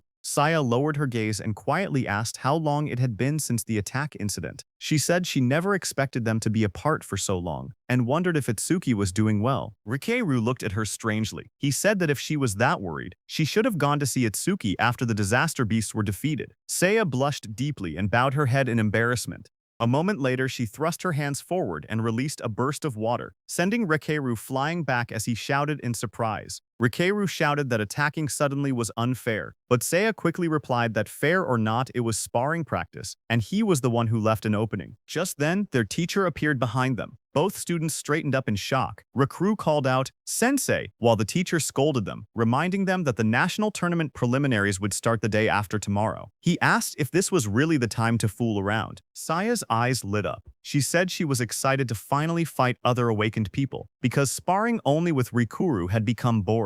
A glowing screen appeared beside her, revealing her stats as an awakened water elementalist. Rikuru looked at his own status window as well. He said he had never been to North District 4 and had heard it was a prosperous town. He said he wanted to see it with his own eyes soon. Elsewhere, someone opened a metal case holding 3 sharp crystal stones. It was Kinoshita. He looked at the crystals and frowned impatiently. He commented that the hound still hadn't arrived and said it was unusual for him to be late. His bodyguard standing behind him wondered if something unexpected had happened. Hearing that, Kinoshita's expression darkened. He muttered that those useless fools had failed again. His glasses glowed red as a message appeared, saying the Karma Stone had been used and experience had been gained. His bodyguard asked if they should send people to search. Kinoshita looked frustrated and said to forget about that person. The national tournament preliminaries were the top priority now. He muttered that if he failed, his father would lock him in the confinement room again. Then he asked about the matter he had assigned his bodyguard. His bodyguard reported the results. Out of the 3,113 participants in the northern continent, he had persuaded 87 to cooperate. All of them were level 5 or above, just as ordered. Hearing that, Kinoshita smiled and said his subordinate had done well, and that he was the only one he could rely on. He then took another glowing stone. His bodyguard told him that it was the last Karma Stone. Light surrounded Kinoshita as he broke it. The experience was absorbed, and his level went up. Power surged around Kinoshita as lightning burst from his body. He said it was enough, and that he would use this strength to crush the commoners. A status screen appeared, showing Kinoshita Reiji, level 12, job, Lightning Elementalist, gift grade 2, attack 135, defense 130, agility 168, magic 170, total points 603. A bright blue teleportation column formed outside the hospital as Itsuki stood calmly in the center of it. He lowered his head and spoke softly, saying he was sorry to his teacher. He explained that he had let Choha end up in such a condition. His teacher came out of the teleportation portal and asked what he wanted to do. He said he could dispose of Kinoshita if Itsuki wished. Itsuki looked up and answered firmly, telling his teacher to leave Kinoshita to him. His teacher agreed. He told Itsuki to explain the details of what happened later. Nearby, Iberia watched in amazement. He realized that the Northern Continent Commander-in-Chief had been Itsuki's teacher. Iberia understood why Itsuki wasn't surprised, even after hearing who Iberia's father was. Iberia thought that Izumi Nento was truly a mysterious person. He even wondered if he should ask for his autograph later. Then, in the hospital room, Itsuki calmly explained what had happened and told his teacher that that was why he chose to participate in the Salvation League National Tournament preliminaries. His teacher said he understood and turned toward Choha, asking how she was feeling. Choha smiled softly. She said Tamachu had treated her, so she had fully recovered. A glowing green butterfly floated near her hand. She added that Iberia's rare karma tool had also helped in her healing. Hearing that, Izumi Nento looked at Iberia in surprise. He said that since Iberia possessed the rare karma tool Kodama Bandage, crafted by Aiden, he must be Aiden's son. Iberia was surprised to hear that. Realization hit him as he thought to himself that Izumi Nento knew about karma tools and even recognized his father. He reminded himself that he needed to show the dignity of the Crafter King's eldest son.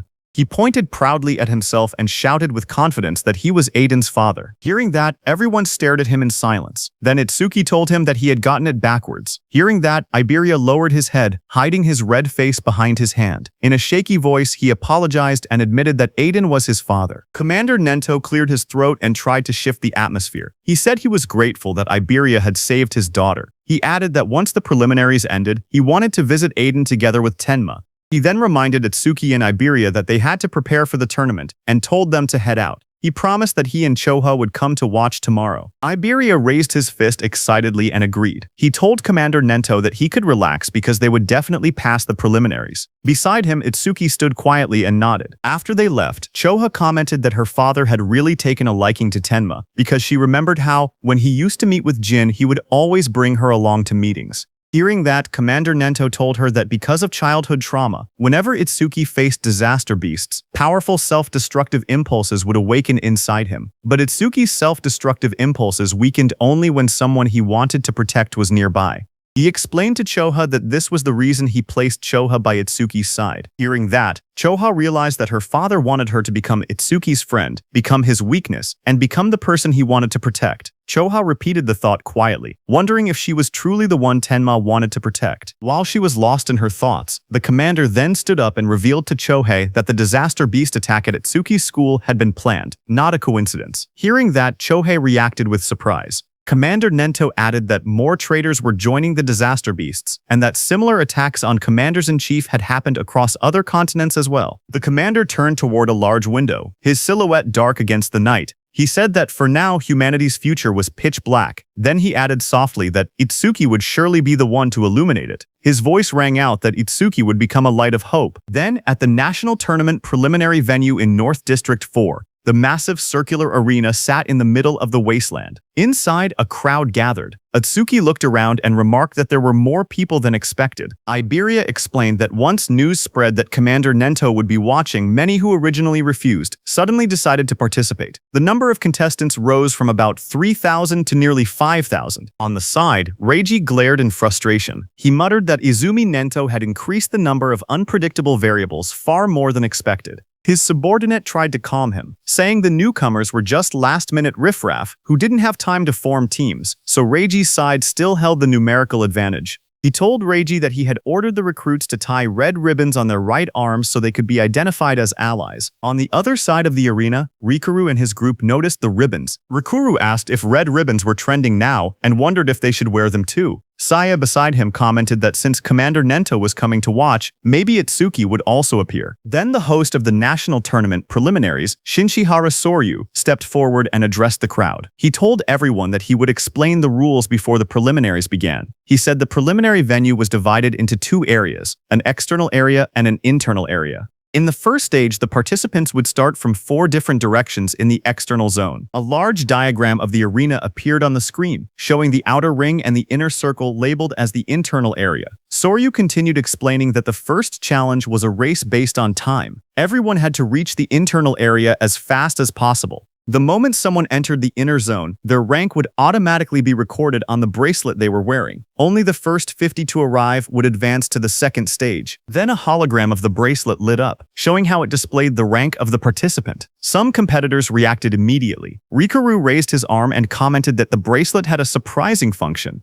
Hearing that, Saya beside him thought that eliminating thousands of people in just the first stage was extremely harsh. Next, Soryu explained that each person was allowed to carry up to 2 karma tools. Participants were also free to team up with anyone they wanted and use any method necessary. Results were all that mattered. As the rules were being announced, Iberia nudged Itsuki and pointed ahead excitedly, asking Itsuki to look. He was pointing at the Reiji team in front of him. As the host announced that the first stage would end with rankings and an explanation of the second stage, Iberia pointed at Kinoshita Reiji standing in the middle of a group and told Itsuki that he was Kinoshita. Meanwhile, Kinoshita ordered the people he had recruited to obstruct anyone running ahead of him. Watching from the side, Iberia guessed that the people standing near Kinoshita were the ones he had bought off. He suggested that they should rush into the internal area as soon as possible. His plan was to launch a surprise attack once Kinoshita lowered his guard after entering the interior. But before he could continue explaining, Iberia suddenly froze with a shocked expression. He saw Itsuki walking toward Kinoshita. Shocked, Iberia asked if he had even been listening. One of Kinoshita's men noticed Itsuki approaching. He asked who Itsuki was. Another man warned everyone to be careful because Itsuki didn't have a red ribbon. Just then, from high above, the host raised his voice and declared that the first stage was beginning. The host looked at the students and commented that more and more young people wanted to join the Salvation League, which he found reassuring. But suddenly, a voice told him that having numbers without quality was meaningless. It was a black-haired man. He said that in their time, there had been many participants above level 15. This black-haired man was also an instructor. A blue screen appeared, showing Heitan Akira's information, but most of it was hidden. Instructor Soryu corrected him, saying that only 2 participants had reached that level in Heitan's year. That year, Heitan Akira was at level 18, and along with him was Taewajin at level 21. Remembering the past, Instructor Heitan commented that things were boring now without rookies like Taewa. He said he hoped someone similar existed in the current group, but Instructor Soryu shook his head and replied that geniuses like that did not appear easily. Instructor Heitan stepped forward and asked Commander Nento about a rumor. He said he had heard that a student from the northern continent had defeated a level 8 skeleton soldier right after awakening, and later became Commander Nento's pupil. Instructor Soryu widened his eyes and asked if it was true, calling it ridiculous for someone to defeat level 8 monsters immediately after awakening. Commander Nento, covered in dark flames, answered calmly, saying that the rumor was true. Hearing this, Instructor Heitan asked if that person was in the group they were watching. Instructor Soryu thought that since this was Izumi's second recognized pupil after Taewajin, it meant the student must possess exceptional talent. Examiner Soryu looked at the participants list and wondered who the mysterious participant could be. The tablet displayed the first candidate. It showed Harino Rikaru, a level 10 metal elementalist. Examiner Soryu noted that Rikaru's gift was only an ordinary grade 2 and decided it couldn't be him. Another profile appeared. Kisaragi Saya, a level 11 water elementalist with a grade 1 gift. She specialized in support type abilities, so he assumed she wasn't the one either. The next image revealed Hanyu Kana, a wood elementalist at an unusually high level 16. Seeing this, he guessed she must be the hidden talent. But when he looked at Commander Nento, he didn't say anything. Seeing that, Instructor Soryu realized that his guesses seemed incorrect, even though Hanyu had the highest level among all participants. Just then, Instructor Heighton pointed out that among this year's participants, there was even someone at level 0. But Instructor Sorya didn't think much of it, and remarked that there was always one person every year who joined the tournament, out of curiosity, only to get beaten badly and withdraw soon after. On the other hand, Kinoshida's group burst into laughter as Kinoshita pointed toward Itsuki, shouting in disbelief that a level 0 had really joined the competition. His team laughed loudly, mocking Itsuki and asking if he had gotten lost. Hearing them, Itsuki stepped forward silently and raised his hand, showing the mechanical glove of Charles on his hand. Kinoshita froze when he saw the glove. He stuttered, recognizing it as something belonging to Charles. Fear spread across his face as he demanded to know who Itsuki was. Itsuki stared directly at Kinoshita and asked if Kinoshita was the one who had been looking for him this whole time. Hearing that, Kinoshita grew furious. He refused to believe it. He shouted that there was no way a level 0 could have defeated Oga. He insisted that Itsuki must have been sent by someone just to shake him up. He then pointed forward and yelled for his group to attack. The men beside him grinned confidently and stepped forward. They said they would handle it and make Itsuki regret provoking them. While Kinoshita's men stayed back to block Itsuki, with a burst of purple lightning, Kinoshita rushed toward the center, saying he didn't have time to deal with trash like Itsuki. As Kinoshita left, his remaining men formed a circle around Itsuki, ready to attack him. From the watchtower, Instructor Heighton watched everything and thought that there were 3 level 6 fighters and 2 level 7 fighters present, so there was no need to wait for the results. He thought that if Itsuki just begged for mercy now, he might survive. On the ground, Iberia also grew nervous and started calculating the situation. He thought he could take down one opponent, but even with Itsuki's strength, fighting 4 enemies at once would be impossible. That meant he had no choice but to use a certain technique. Thinking that, he stepped forward slowly while reaching toward the item at his side. Suddenly, one of Kinoshita's men, a red-haired man, smirked as he looked at Itsuki. He said he had expected a strong opponent to appear, but the first one they encountered was just level 0 trash. Hearing that, Itsuki lowered his head slightly, his face hidden in shadow as he told the man in front of him to move. The red-haired man widened his eyes in surprise on hearing that. He hadn't expected such blunt words. For a moment he froze, then burst into loud laughter, throwing his head back. He mocked Itsuki's attitude, but Instructor Heaton smirked instead when he heard Itsuki. He said he liked that attitude and offered to step in later, claiming he would save Itsuki when things got bad. Then the red-haired man leaned forward with a twisted grin. He told Itsuki to let him crack open his head and see what was inside. Itsuki didn't reply to him. Instead, the next second, Itsuki struck. His fist slammed into the red-haired man's face with overwhelming force, sending blood and broken teeth flying. As the red-haired man fell backwards, screaming, Itsuki repeated in a cold voice that he had already told him to move. Instructor Heaton was shocked to see that Itsuki's opponent had been 7 levels higher than him, yet Itsuki had defeated him instantly. He couldn't believe that Itsuki had instantly killed the red-haired man. Kinoshita's other fighters stared in shock. One man shouted that Handa was level 7 and couldn't understand how a rookie defeated him. Another tried to calm him, saying the rookie must have caught Handa off guard. Flames swirled violently in the hands of that fighter as he growled that he would burn the rookie to a crisp. A system window appeared beside him, showing that he was using the B-rank skill flamethrower at full output. A massive wave of fire shot out. Iberia, watching, gasped, saying the attack was so fast he couldn't even use his karma tool in time. The flames roared across the arena. One of Kinoshita's fighters commented that the attack was overkill for a level 0, but the fighter who threw the fire said deaths in the preliminaries were common. He added that if the rookie wanted to resent someone, he should resent himself for acting cocky at level 0. But another fighter suddenly pointed forward, shouting that something wasn't right. As the flames cleared, everyone looked toward the center of the blast. Itsuki had created a huge black ice wall. Flames danced around it. One fighter stared at the scene and yelled, asking what this was.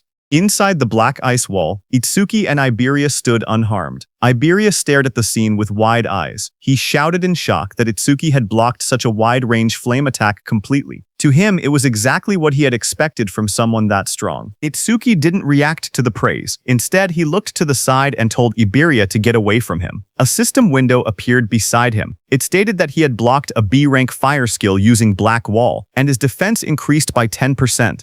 Another window listed his updated stats: Attack 3110, Agility 3110, Defense 341, Magic 3110. His total rose from 12040 to 12,071. Seeing that, Itsuki noted that his defense had increased by 31. He thought to himself that he needed to confirm whether Black Wall's passive effect would activate again if he blocked the same skill more than once. From a distance, one of Kinoshita's fighters pointed at Itsuki in disbelief. He asked how Itsuki was still unscathed and wondered if that strange ice-like shield was really his ability. He looked around in confusion, saying there wasn't even a water elementalist present, so how could Itsuki use ice skills? Itsuki then stepped forward and raised a finger. His voice was steady as he told the fire user to use that technique one more time, saying that this time he wouldn't block it. Hearing this, the fire user glared angrily at him as flames rose around his hands. He asked if Itsuki was making fun of him. He shouted that Itsuki shouldn't go back on his word. Itsuki calmly replied that he promised. Hearing that, the fire user gathered even more flames. He yelled that he would finish Itsuki for sure this time, using his strongest technique. A massive fiery blast formed in front of him as he used his B-rank skill Flamethrower, Overheat. Seeing the fireball coming, Itsuki just stood there, unfazed in front of the swirling firestorm. He noted that the power was stronger than before, but it was still just a fire attribute skill. A wave of flames roared forward, engulfing Itsuki and the whole area around him. Seeing that, the fire user pushed both hands out desperately. Another fighter behind him looked shocked and said he was taking things too seriously. But the fire user muttered that the attack's power probably rivaled level 8. Sweat dripped down his face as he felt his magic drain instantly. He thought to himself that this was his ultimate technique. It felt wasteful to use against a level 0, but he declared that the farce would end now. But the next second, the fire user fell back in shock, his eyes wide and sweat dripping down his face. He stared at Itsuki standing calmly before him and shouted that it was impossible. Across from him, Itsuki examined the black ice covering his arm. He muttered to himself, realizing something. When the same skill came from the same target, Black Wall's passive effect no longer activated a second time. With a quiet nod, he said that he understood. He stepped forward confidently. Cracks of heat and smoke spread across the ground as he declared that the verification was over, and now he would finish this. Seeing this, the fire user trembled. He couldn't believe that his ultimate technique had been defeated so easily. Standing beside him, another fire user clenched his burning fists and insisted that he had already figured out the weakness behind the ice skill. He charged in with blazing attacks. Flames burst around him as he unleashed his B-rank skill Fire Barrage. Fireballs shot toward Itsuki from every direction. Surrounded by heat and swirling flames, he looked unfazed. He asked calmly if they were planning to win just by numbers. His whole body got covered by black ice as a glowing notification appeared, saying Black Wall activated. The explosion of flames erupted across the arena, shaking the ground. The large fire user shouted confidently that even if their opponent had a powerful skill, a level 0's magic capacity was meaningless. He claimed that if they drained all of Itsuki's magic so he couldn't produce water anymore, they would win. As the flames roared, suddenly someone grabbed that large fire user's hand. The fire user's eyes widened in shock as he asked what was happening. He was shocked to see that Itsuki closed the distance between them instantly. Itsuki now chose to fight hand-to-hand because he realized that even after being hit by so many fireballs, the passive effect of the Black Ice Wall skill had only activated once. That large fire user rushed forward, shouting that if speed was Itsuki's strength, then power was his. But Itsuki stared at him calmly and asked if he was truly putting his full strength into this. Itsuki told the fire user that he looked strained, so he would make it easier for him. Saying that, he pulled the fire user near, and before the fire user could do anything, Itsuki stepped in and kicked him in the face. The blow landed so hard that the fire user's face twisted. He staggered, unable to get up. Itsuki looked down at him calmly. He analyzed the system message, noting that his defense increased by 31, not 34, which meant the calculation was based on his original defense before enhancement.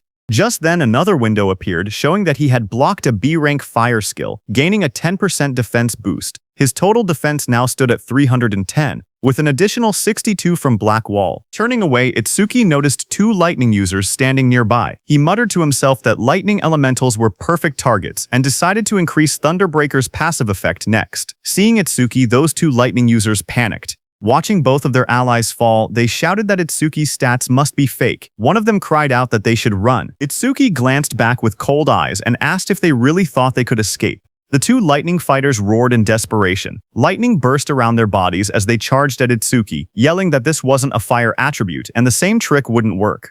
Their combined skill, C-Rank Silver Serpent, activated in a surge of electricity. As the lightning attack hit Itsuki, a system message appeared again, showing that Itsuki had absorbed the C-Rank lightning skill with Thunderbreaker, raising his agility by 5%, twice in a row. His new stats displayed: attack increased to 310, his agility to 341, defense to 372, and his magic to 310, making his total 1333 points. Instructor Highton, watching from the control room, was shaken. He realized that Itsuki before him was defeating awakened individuals several levels higher than himself, and he was doing it as if it were nothing. On the battlefield, Itsuki stood calmly among unconscious enemies, lightning wrapping around his body. Instructor Highton, watching him, trembled and wondered what kind of monster he was facing. Itsuki analyzed the situation. He thought about how Thunderbreaker's passive effect worked, the same as Black Wall. It only increased once for the same skill coming from the same target. Nearby, Iberia checked the fallen enemies and was surprised to see that everyone had been knocked out.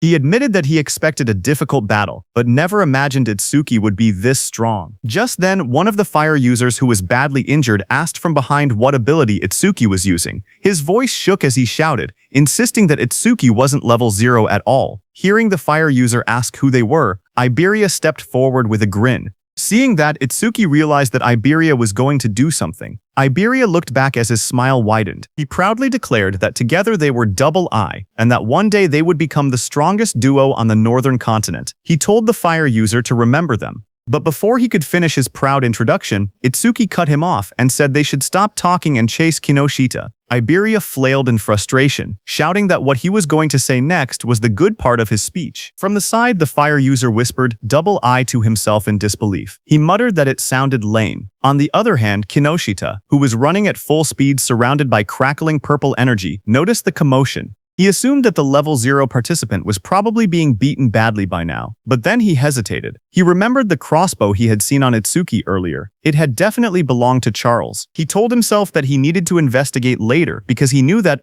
other than the saviors, there shouldn't be many people on the northern continent capable of capturing Charles. While he was lost in thought, something in flames passed him. It was another participant who shot into the sky. Kinoshita's eyes widened in surprise as the fiery trail blurred past his face. That brown-haired participant, moving with extreme confidence, smirked as he rushed forward. He thought to himself that he had passed another opponent with ease and had overtaken yet another one. Unlike the brute force types, he considered himself someone who specialized in pure speed. But before he could enjoy that pride, a violent surge of purple lightning hit him from behind. It swallowed him completely. The brown-haired boy screamed as the electricity tore through his body. He crashed onto the ground, coughing out smoke. Still stunned, he muttered in disbelief, wondering how an attack managed to hit him even while he was running at full speed. He struggled to understand who could possibly land such a blow. Just then, a shadow appeared behind him, followed by a sharp kick smashing that brown-haired boy's head into the ground. It was Kinoshita, wrapped in purple lightning, stepping forward. He looked down coldly and declared that this was what happened when someone dared to run ahead of him.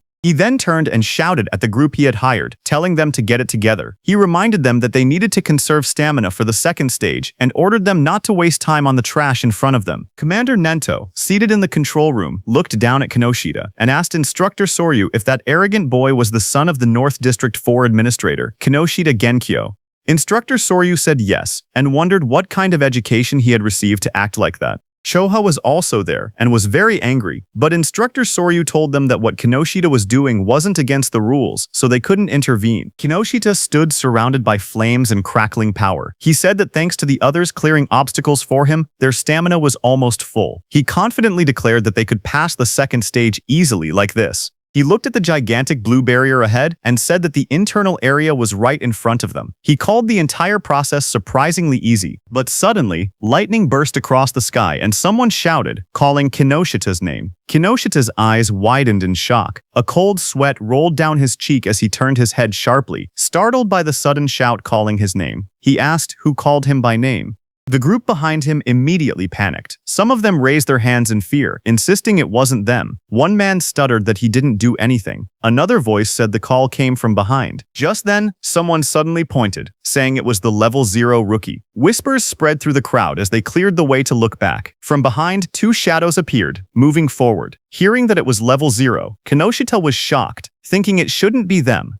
But as those two figures came forward, they turned out to be Itsuki and Iberia. Kinoshita recognized Itsuki instantly and shouted that it was that guy. Kinoshita froze. His eyes trembled as he realized that his men had been taken down. He gritted his teeth, saying there had been too many enemies for just a level 0 and level 7 to handle. But then his expression twisted. He convinced himself that Itsuki must have bought them off. Kinoshita leaned forward with a furious glare. His voice dropped into a snarl as he demanded to know how far a level 0 trash planned to follow him. Rain poured heavily as Itsuki and Iberia stood side by side. Itsuki told Kinoshita that he would stay here until the matter was settled. Standing beside him, Iberia admitted that he had made it this far only because of Itsuki. Every enemy they met had been taken down instantly, and without Itsuki he would have been defeated long ago. Ahead of them, Kinoshita turned and raised his hand. He said he was too busy to deal with them himself, but he would prepare some playmates to handle them. Then Kinoshita's eyes glowed red as he shouted for his men to take out Itsuki. Hearing that, his group of armed men stepped forward.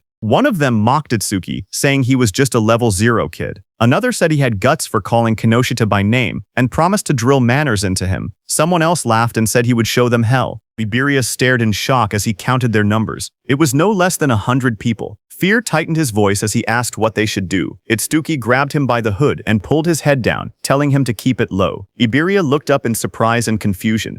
Blue lightning ripped across that group of men before they could understand anything. Itsuki, using his lightning skill, moved very fast. He reached Kinoshita and grabbed him from behind. Kinoshita's expression froze as the lightning wrapped around his collar. Before anyone could react, Itsuki pulled Kinoshita off his feet and slammed him into the ground with overwhelming force. And before Iberia could understand anything, Itsuki threw him toward the blue barrier. Both Iberia and Kinoshita landed on the ground. Shock filled their faces as they didn't understand what had just happened. In front of Kinoshita, Itsuki stepped forward and said it seemed he hadn't been clear. Then he corrected himself and told Kinoshita and his men that until everything was settled, no one was going anywhere.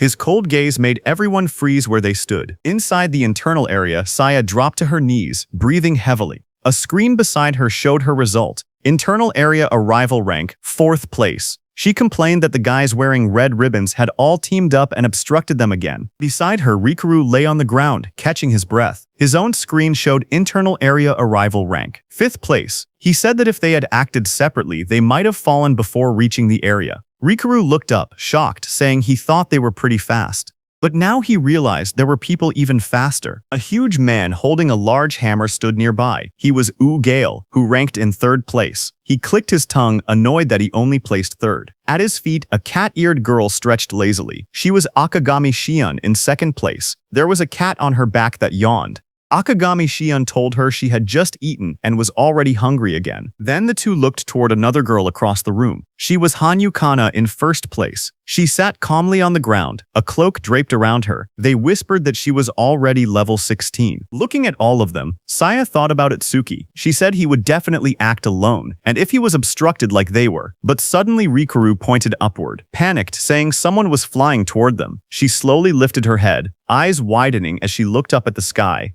A man was thrown across the ground, landing hard as the notice showed internal area arrival rank, 6th place. That was Iberia, who pushed himself up and shouted desperately, calling out Itsuki's name. Saya and Rikuru both heard it. Rikuru stared in surprise and asked if that boy had really said Itsuki. Saya looked over and confirmed that she heard the same thing. As they looked out into the arena, they saw a silhouette standing in the rain. Saya recognized the posture and muttered that there was no doubt. They realized the truth. It was Itsuki. The scene then shifted to Itsuki himself. He stood firm under the falling rain and repeated his earlier words that until they settled this, he wasn't letting anyone go anywhere. From inside the control room, Instructor Soria watched the scene unfold. He noted that the rookie was only one step away from entering the internal area. He wondered why he was so focused on Kinoshita Reiji. Choa watched Itsuki with a worried expression. Sweat slid down her cheek as she looked toward the scene in front of her. Instructor Soria then turned to Instructor Heighten beside him and told him calmly to help Itsuki if things became dangerous. But Instructor Heighten's eyes widened slightly as he looked at Itsuki.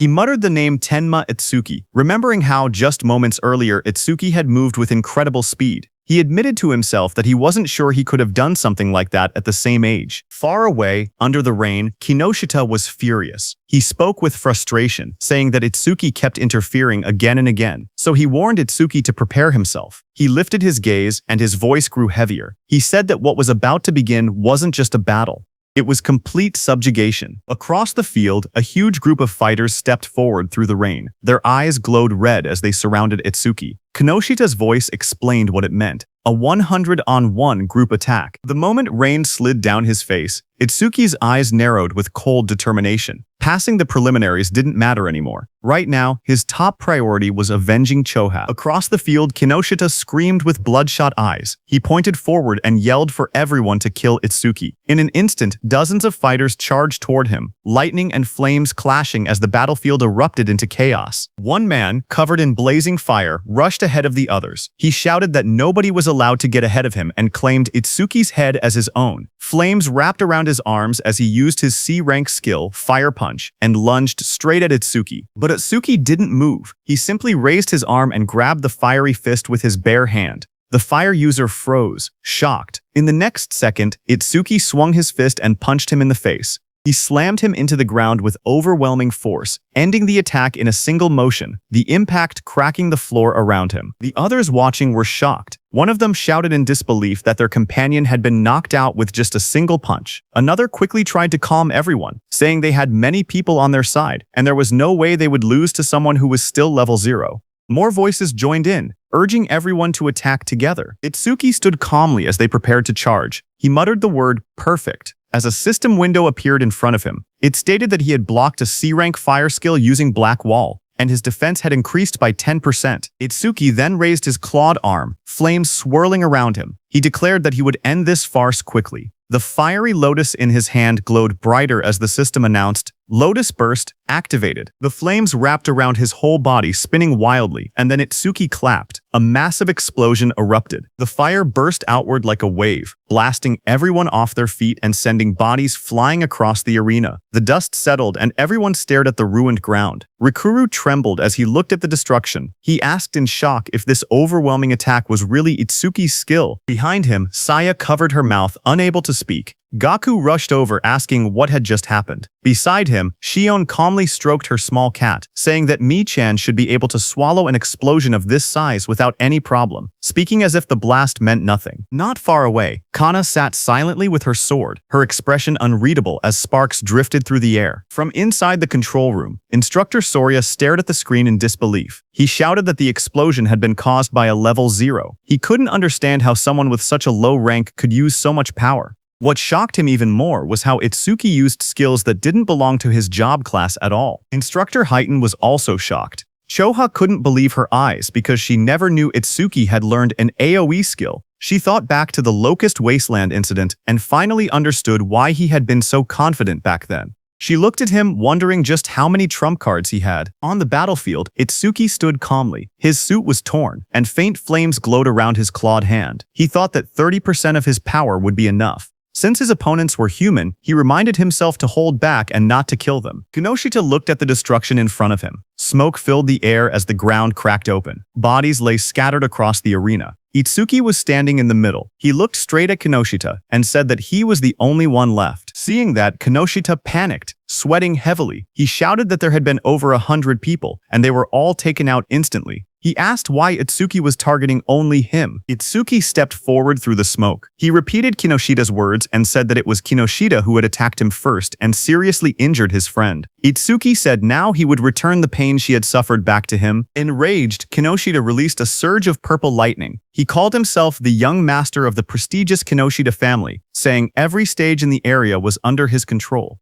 He bragged that with his family's karma stones, he could reach levels commoners would never achieve without even fighting disaster beasts. He raised his crackling hand and shouted that he and Itsuki were on completely different levels, and that he would definitely kill him. Purple lightning gathered as he unleashed his B-rank skill, Lightning Cannon, Purple. But at the same moment, Itsuki's system activated. It detected the skill, and over-mimesis started copying it. The analysis began at 1%. Lightning fired at Itsuki, but he dodged easily. He then moved with lightning speed and punched Kinoshita in the stomach. Kinoshita fell to the ground as shock spread across his face. He couldn't understand how a supposed level 0 could move that fast. Real fear replaced his confidence. He realized there was no way he could win. Desperate, he screamed for help, calling out to 40. A bald man with glowing red eyes suddenly charged forward into the arena to help Kinoshita. He admitted it broke the rules, but he couldn't care anymore. He had to help. Seeing him coming, Kinoshita shouted proudly that 40 was a level 35 awakened and ordered him to tear Itsuki to shreds. Watching from the control room, Commander Nento called out to Highton. Highton, who stood in front with a sharp grin, nodded and answered that he understood. Rain poured over the arena as Itsuki's magic detection flared. He sensed something. Someone was rushing toward him at incredible speed. His analysis window appeared again, showing analysis progress 19%. But before Itsuki could do anything, he suddenly realized that it wasn't just one attacker.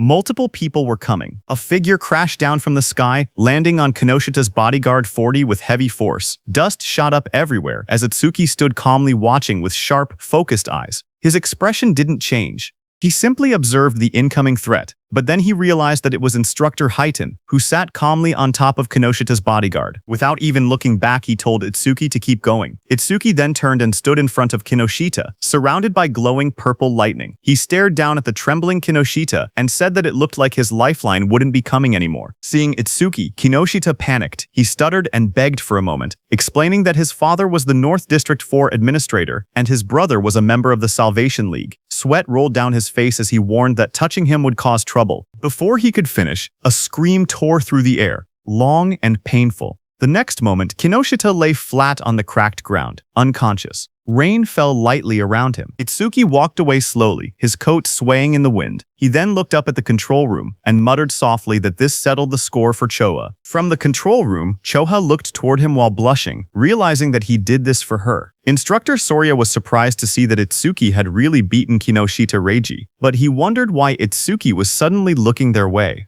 Meanwhile, the system window showed Itsuki that his analysis was at 99%. He thought to himself that if he paused it now, he could reset his condition once during the second stage. He stopped the analysis just before completion. Just then, from the internal area, Saya shouted Itsuki's name. Hearing her voice, Itsuki froze for a moment. His eyes widened as he recognized it. He turned slowly toward the sound. He whispered her name, Saya, as he saw her standing in the internal area with Rikuru and Iberia. Saya stood in the rain, holding her arm as the cold wind hit her. She looked up and softly asked Itsuki to hurry inside. She told him he would catch a cold if he stayed out any longer. As Itsuki came inside the internal area, Saya smiled gently and said it had been a while. In front of her stood Itsuki, whose arrival rank in the internal area was 7th place. Just then, suddenly, Rikuru and Iberia rushed toward Itsuki, shouting his name. Rikuru cried that he wanted to see him, calling him a bastard out of frustration and relief. Both of them hugged him tightly, crying that they were glad he was safe.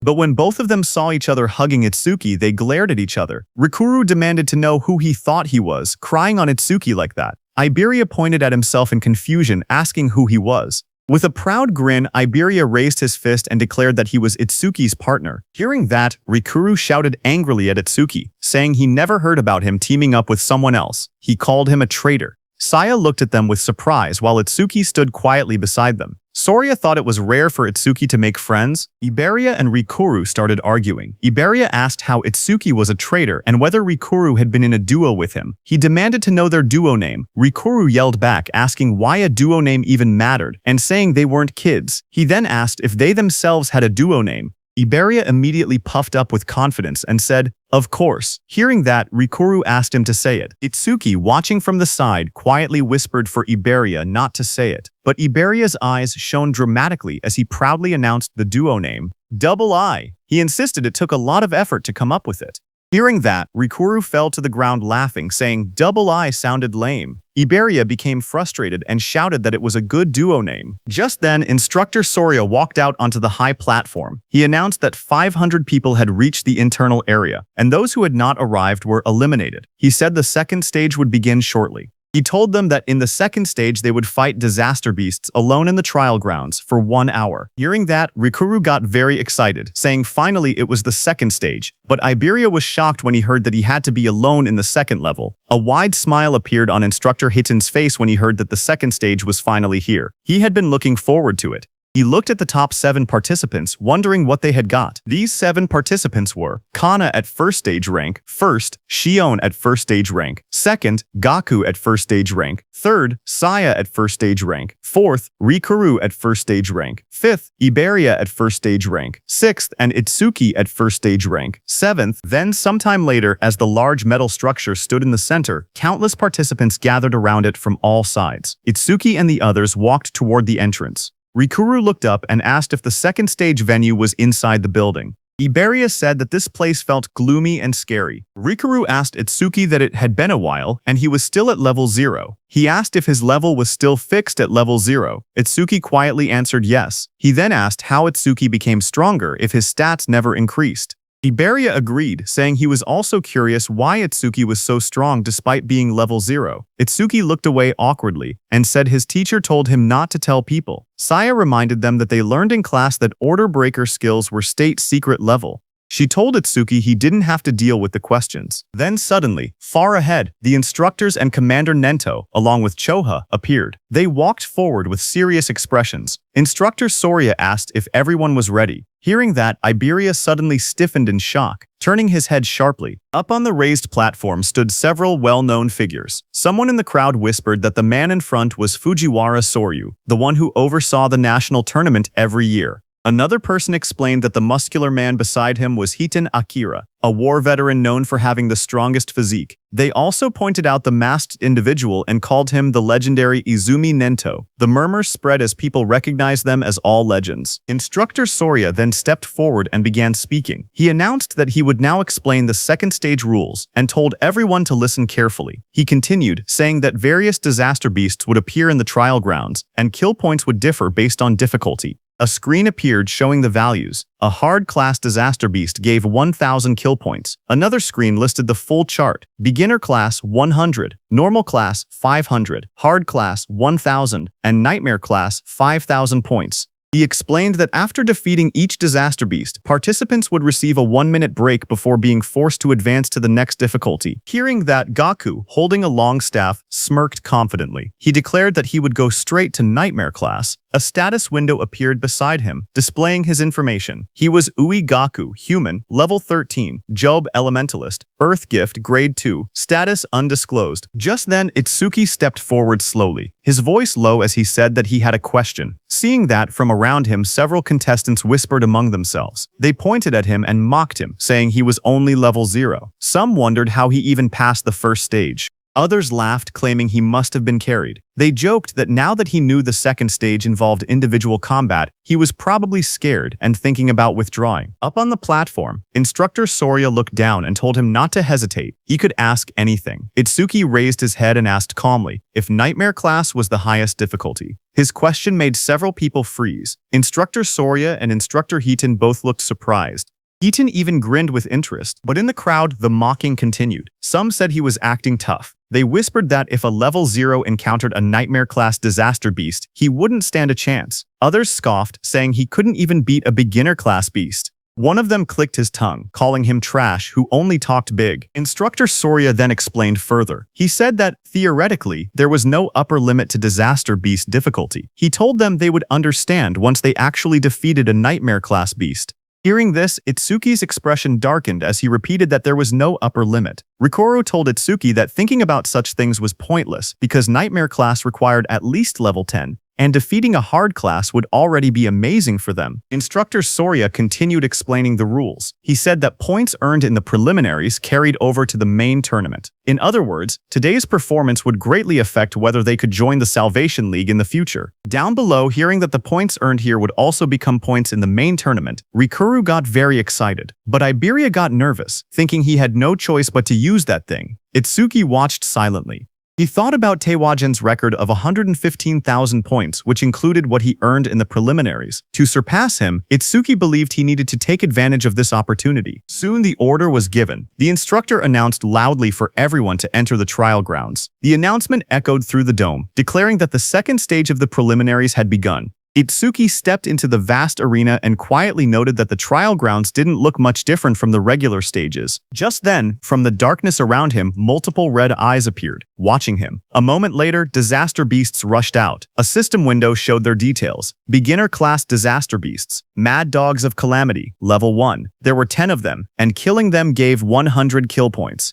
Seeing them, Itsuki tightened his stance, saying he could finally fight disaster beasts. A blue notification flashed around Itsuki showing that Black Wall had been activated. He moved forward, focused, thinking that he couldn't increase his stats with low-level monsters like these, so he needed to finish the battle quickly. Meanwhile, in the control room, Instructor Soria looked at the screen and asked if Instructor Haiten was monitoring Itsuki again. He added that he also wanted to see that Hanyu girls battle. But Instructor Haiten beside him stared at the screen with a grin. He said that Itsuki was more interesting. Suddenly, he pointed at the screen with excitement and shouted for Instructor Soria to see. Instructor Soria beside him looked confused and asked calmly if it was really so surprising every single time. On the battlefield, Itsuki moved like a flash. In just 1 second, he cut through the pack of disaster beasts. The system window appeared, stating that 1 second had passed and 100 points were earned. Back in the control room, Instructor Soria stared at the numbers in shock. He muttered that it normally took several minutes. Instructor Heaton only laughed and reminded him that he had already said this. Itsuki guy was far more interesting. Instructor Soria explained that the Mad Dogs of Calamity came in large numbers but were only level 1. Someone strong enough could instantly kill them if they went all out. But the next opponent was level 8, and instant killing something that strong should be impossible.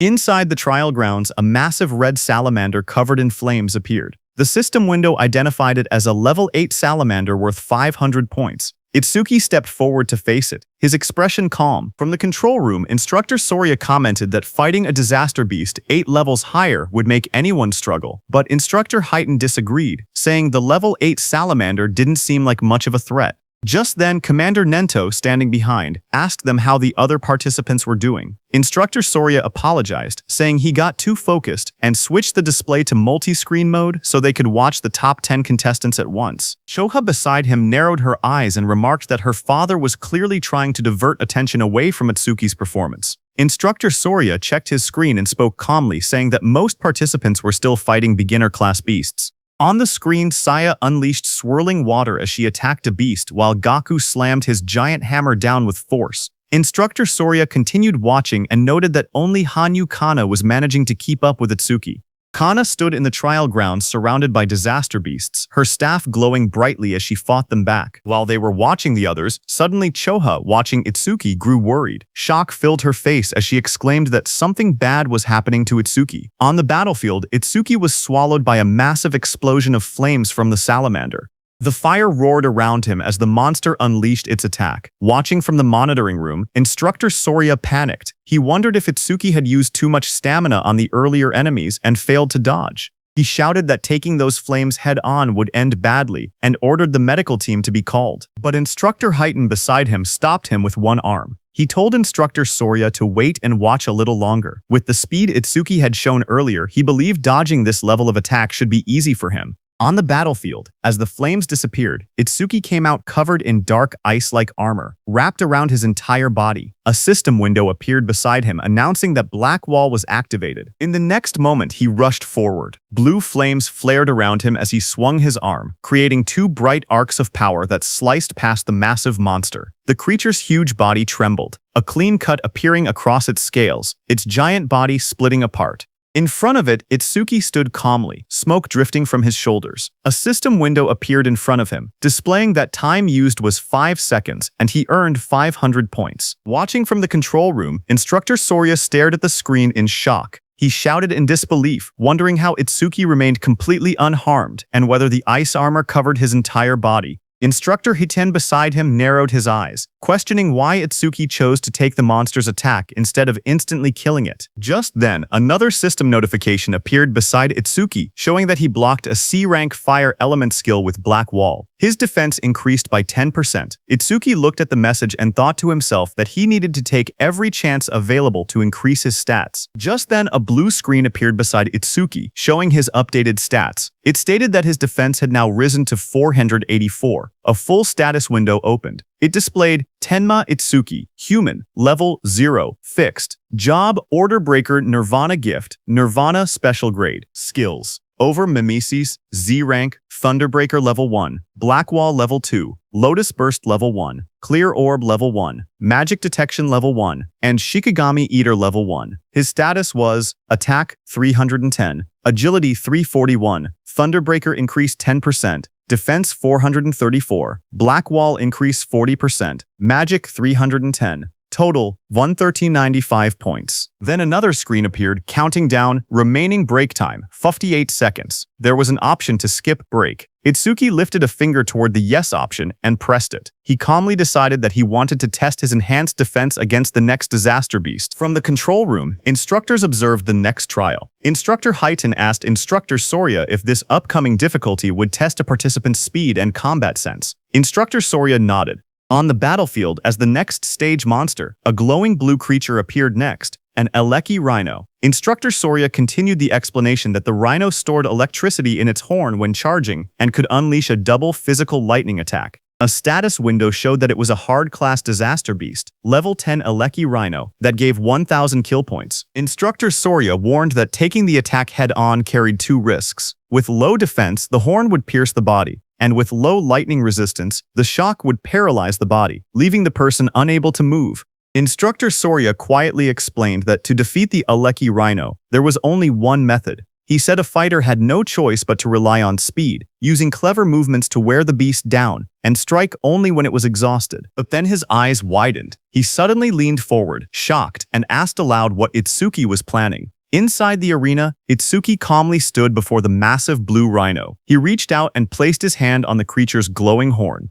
Itsuki examined the horn closely and said that this horn was perfect for testing his defense. The rhino didn't like Itsuki touching it. The Eleki Rhino let out a heavy breath, electric sparks rippling across its body as it prepared to attack. Power surged through its horn. The next second, the rhino hit Itsuki with its thunder horn, sending him flying upward, heading straight toward the rooftop. The impact sent Tenma flying backward as swirling energy wrapped around his body. Choa saw him fall and screamed his name in panic. Instructor Hiten watched quietly and remarked that Itsuki always acted unpredictably, yet his results always went beyond imagination. A massive explosion shattered the rooftop as Itsuki hit it hard, but he was completely fine. A system window appeared, stating that Itsuki had absorbed a C-rank lightning element skill called Thunderbreaker, increasing his agility by 5%. Itsuki crouched amid the broken rooftop and noted that the test was complete. Attacks from disaster beasts below level 10 could no longer injure him. With his eyes glowing red, he lifted his head and declared that it was time to settle this. Lightning wrapped around Itsuki's body as the system announced that Thunderbreaker had been activated. His speed shot upward as his agility increased by 50%, and he launched himself forward like a bolt of blue lightning. The Eleki Rhino exhaled steam, its glowing horn crackling with electricity as it braced for impact. Itsuki's swirling sphere of lightning tore across the ground. Before the rhino could even react, Itsuki's speed overpowered it. In a flash, the lightning sphere struck. A moment later, Itsuki stood over the fallen rhino. He had pinned his hand, covered by ice wall, into the rhino's head. Mist swirled around him as the result window appeared. Time used: 7 seconds, 1,000 points earned. From inside the control room, Instructor Heaton stared at the screen in disbelief. He said that the total time Itsuki used so far was under 15 seconds. He laughed, saying Itsuki was even faster than he had been in his youth, and it still didn't look like Itsuki was using his full power. But then Instructor Soria narrowed his eyes, his tone shifting. He said softly that what came next was on a completely next level. Its sharp claws moved swiftly, slicing enemies into shreds. Iron chains shot out, and a giant mouth opened wide, ready to swallow everything. The creature's massive body was covered in a rigid, armor-like exoskeleton. Instructor Soria explained that a ferocious disaster beast possessed all these traits. It was the most powerful creature in the preliminaries and the greatest goal for every participant. A system window appeared, showing the identity of the monster. Nightmare-class disaster beast, Inferno Giant, level 15, kill points 5,000. The giant charged forward with a roar as chains rattled around its body. Seeing that, Itsuki raised his hand and purple energy gathered around his hand.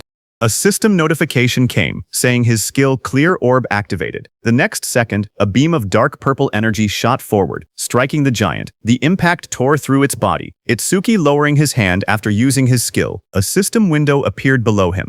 It announced that the Inferno Giant, level 15, had been defeated, and the Clear Orb's flight speed had increased by 200%. Inside the control room, both instructors and Commander Nento stood frozen, their eyes widened in shock as they stared at the screen. The remains of the Inferno Giant lay on the ground as Itsuki stood beside it. A system window appeared soon, saying that Clear Orb flight speed was 9 meters per second, and its flight speed increase was 900%. On the giant display screen, Itsuki's face appeared, telling the instructors that he would now move on to the next stage. Instructor Soria watched in disbelief that even the Nightmare-class Inferno Giant had been instantly killed. Just then, a new window flashed as Itsuki killed another beast.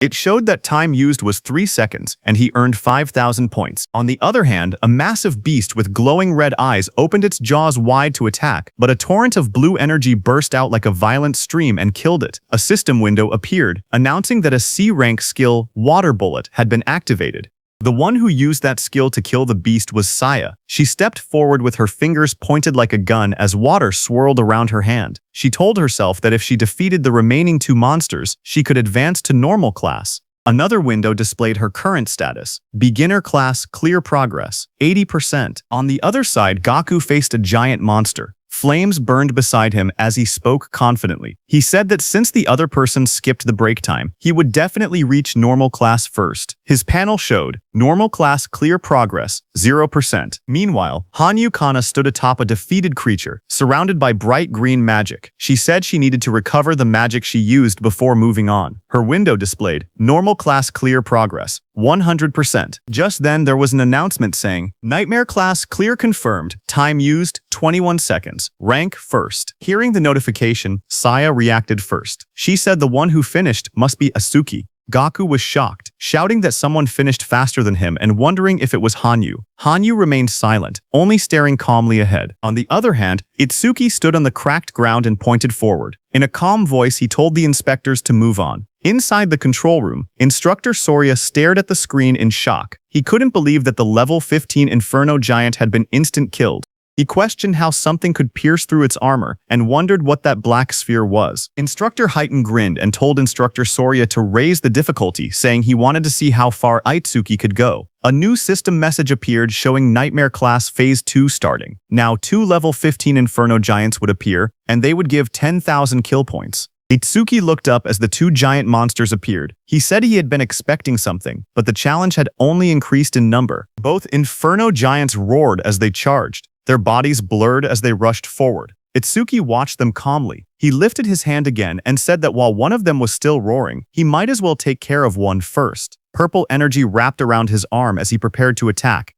The clear orb activated, glowing as one Inferno Giant was struck down. The system window appeared, announcing that the level 15 Inferno Giant had been defeated, and the clear orb's flight speed had increased by 200%. Another window followed, showing the orb's speed, 11 meters per second, with its total increase reaching 1100%. From the control room, Instructor Soria stared in shock. He shouted that it was another one-hit kill and questioned what that strange sphere was. He wondered aloud if there was no limit to how many of those spheres could exist. Instructor Heighten stepped forward, watching the screen closely. He admitted that Itsuki's skill was extremely powerful, but warned that it carried a fatal flaw. Instructor Soria beside him turned slightly and asked what flaw he meant. Back inside the battlefield, the remaining Inferno Giant crashed down in front of Itsuki. Dust exploded upward as the huge creature roared with glowing red eyes. Itsuki looked at the charging beast and muttered that its speed was faster than any disaster beast he had ever encountered. Watching from the control room, Instructor Heighten explained that Inferno Giants were often mistaken for being slow because of their large bodies. But that assumption was wrong. Instructor Soria asked what he was trying to say. At that moment, Itsuki moved forward. Purple energy wrapped around Itsuki's arm as he aimed. His eyes glowed sharply, and dark cracks of power spread around him. A system window appeared, announcing that the Clear Orb skill was activated. Itsuki shot, and at the same moment, the Inferno Giant rushed toward him with chains rattling and red light burning in its skull. At the same time, Instructor Heighton explained the Inferno Giant's traits. He said that as a racial trait, the Giants had no magic power, but their other stats were greatly enhanced. Despite their huge bodies, they were technically a speed-type race. Just as he said that, on the battlefield the Inferno Giant moved to the side with lightning speed and dodged Itsuki's clear orb. A glowing window displayed its information. Inferno Giant of the Giant Tribe, level 15, unable to use magic, but all other stats raised by 25%. Its attack, agility, and defense numbers flashed on the screen. Itsuki stared in shock. He couldn't believe that such a big monster moved that fast and dodged his attack. Back in the control room, Instructor Heighton analyzed the situation. He said Itsuki's black ball caused massive damage but wasn't actually very fast. Itsuki had taken advantage of the giant's habit of roaring before fighting to catch the first ones off guard. He added that Itsuki clearly had good combat sense, but if he couldn't increase the black ball's flight speed, he wouldn't be able to advance any further. As he said that, the Inferno Beast charged at Itsuki with overwhelming force to punch. The Inferno Giant hit Itsuki with so much power that Itsuki's body shot forward like a cannonball, tearing across the battlefield and smashing into the ground with explosive impact.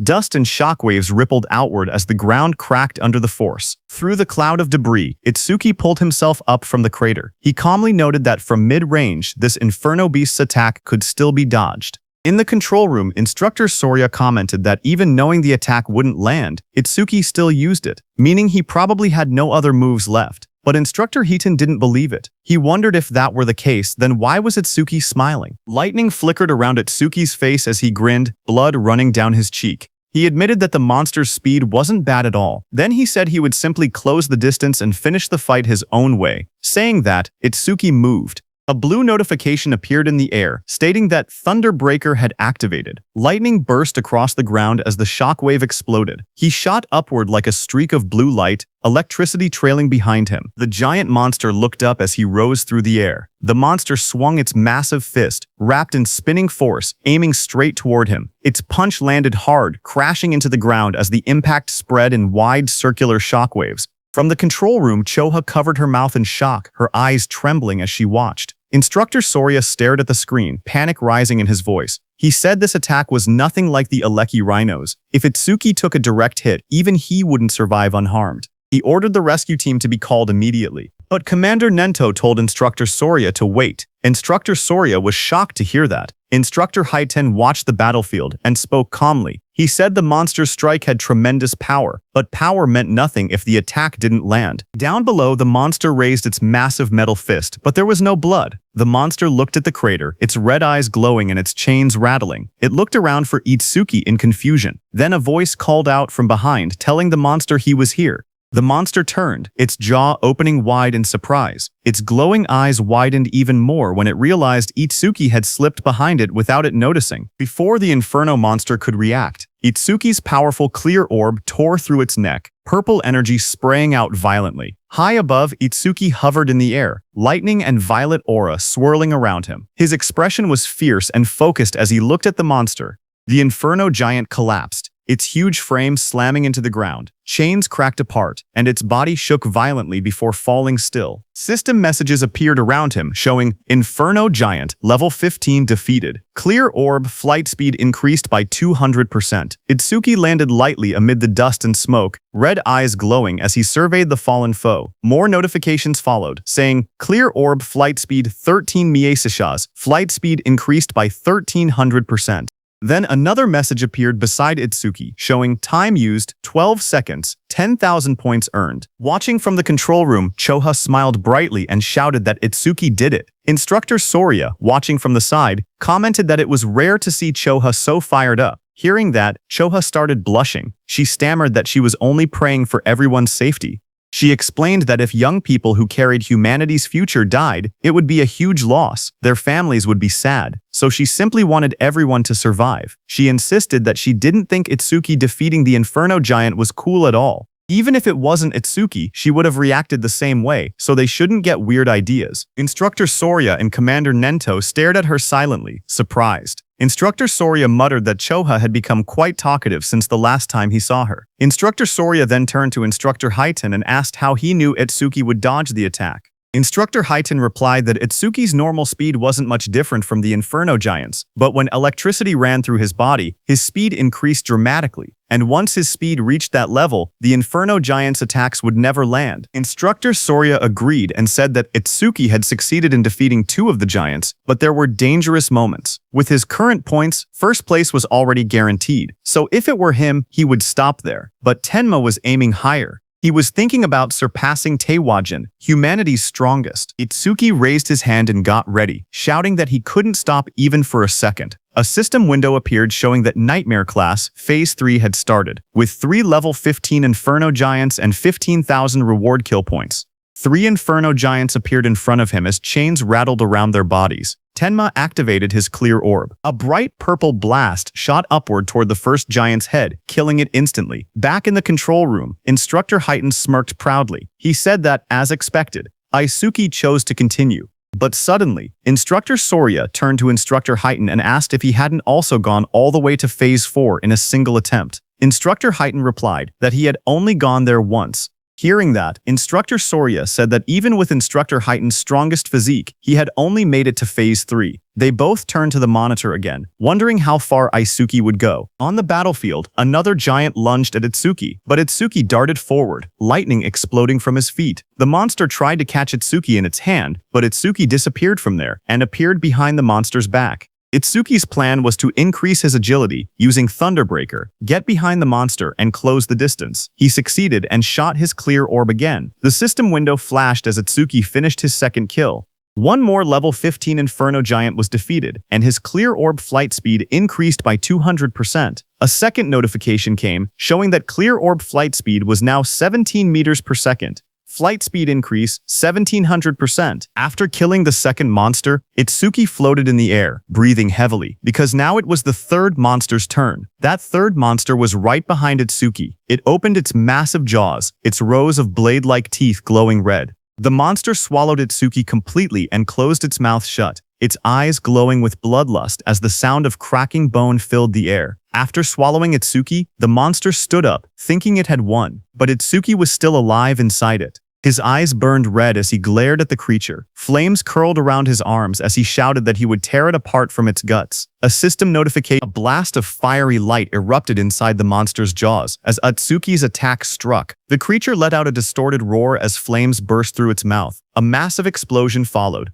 The system window appeared, stating that the Inferno Giant level 15 had been defeated with Lotus Burst, and that all skill ranges had increased by plus 1%, now totaling plus 1110%. Another window showed the results. The time used to kill was 13 seconds, and the kill reward was 15,000 points. Itsuki stood alone on the scorched battlefield, surrounded by smoke and molten ground. Back in the control room, Instructor Sorya stared at the screen, shocked. He whispered that this was the same skill that had blown away a huge number of participants in the first stage. On the battlefield, Itsuki exhaled weakly. He said his magic had completely run out. His system window showed that his magic power was 0 out of 310. Itsuki stood over the scorched battlefield, looking at his status window. He muttered that as long as disaster beasts kept spawning, the passive effect of magic detection would continue to replenish his magic. His magic detection was at level 1. Its passive effect was that upon detecting one enemy unit, his magic recovered by 10%. Suddenly, multiple Inferno Giants emerged.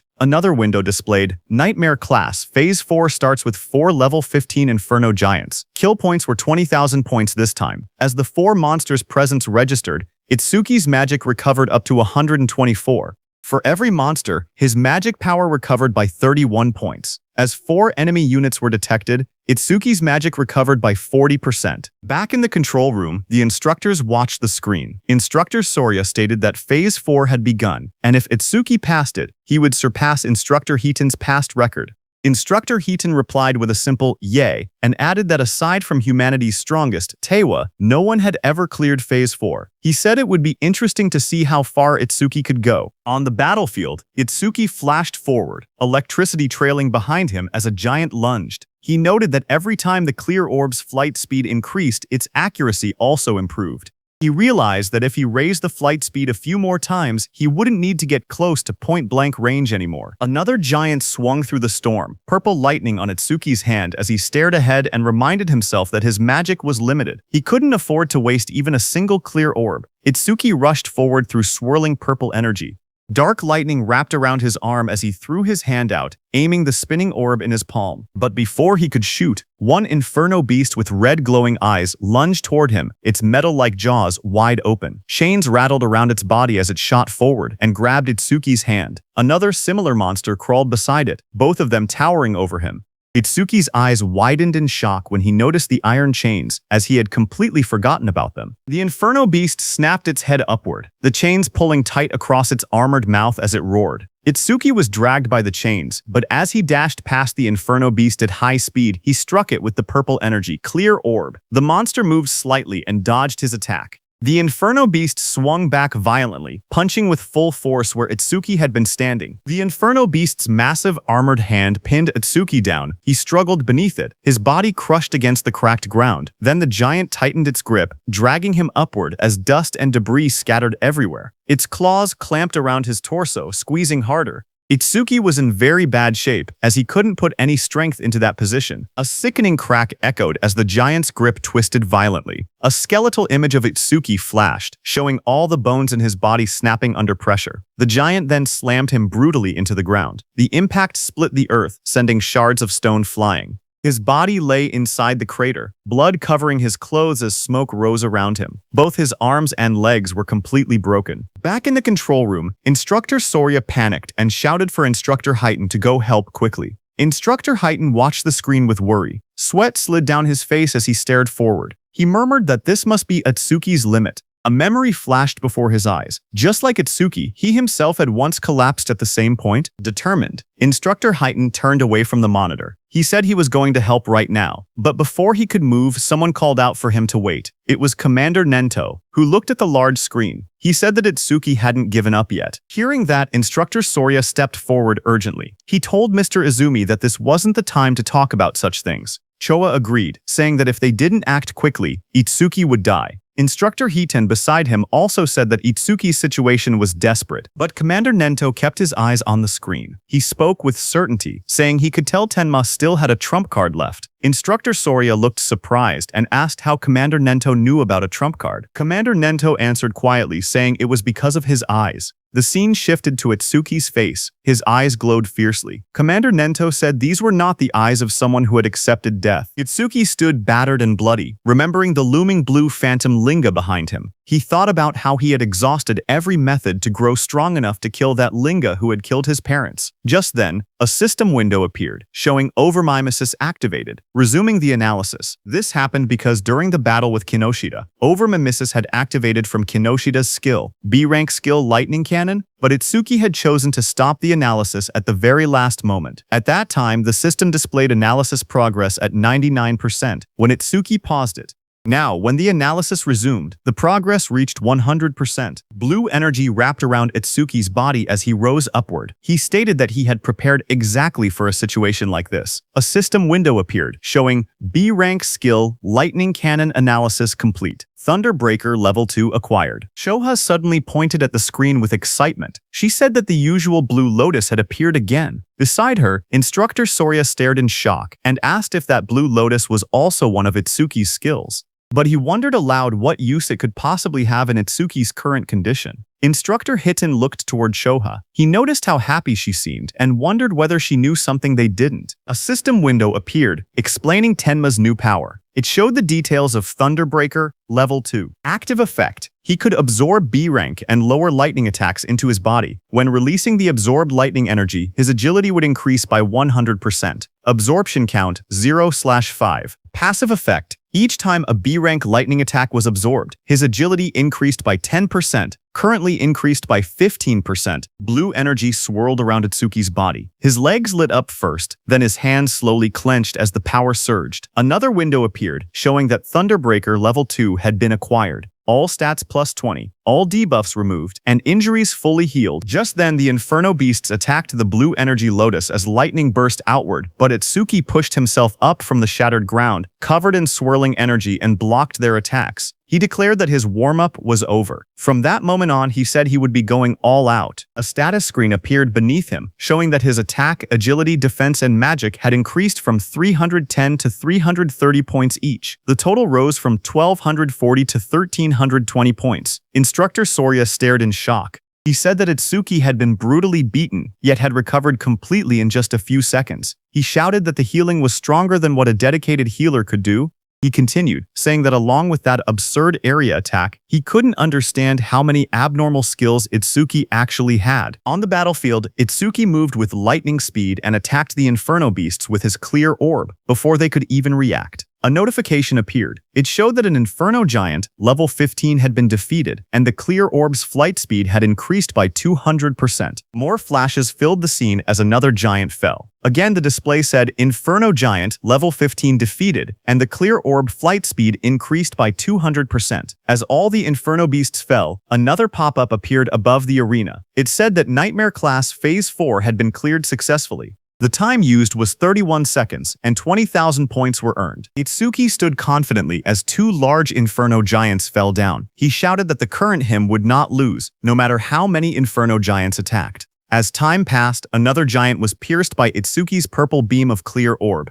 The system message repeated the same result: Inferno Giant, level 15, defeated, with another 200% boost. Another notification followed, showing that the clear orb's flight speed was now 27 ms. Flight speed increased 2700%. Itsuki killed another Inferno Beast. The Nightmare Class Phase 5 message appeared. The system stated that Phase 5 had been cleared in 57 seconds, earning 25,000 points. Then another beam of clear orb pierced straight through the back of another giant. The second later, Itsuki's clear orb again pierced straight through another Inferno Giant's body, splitting it from top to bottom as chains shattered around it. A system window appeared, announcing that Nightmare Class Phase 6 had been cleared successfully. The time used was 1 minute and 34 seconds, and 30,000 points were earned. From the control room, the instructors, Commander Nento and Choha, watched the results in shock. Instructor Soria's eyes went wide and his mouth hung open. The scene shifted to the battlefield, which looked like a distorted landscape filled with countless Inferno Beast corpses stacked across the ground. Instructor Soria's voice echoed faintly as he asked, "Is this hell?" Itsuki sat in the rubble of corpses, chains wrapped around his arms as enormous clawed limbs loomed over him. Instructor Soria's shaken voice wondered aloud which one was the real monster, Itsuki or the Inferno Giants. Admitting he was starting to lose track, Itsuki looked upward, panting heavily, blood covering his clothes as he looked at the camera, and asked about the next phase, saying no Inferno Giants were coming out. Instructor Soria stared forward in shock. He said it was unbelievable, and that he had never thought something like this would happen.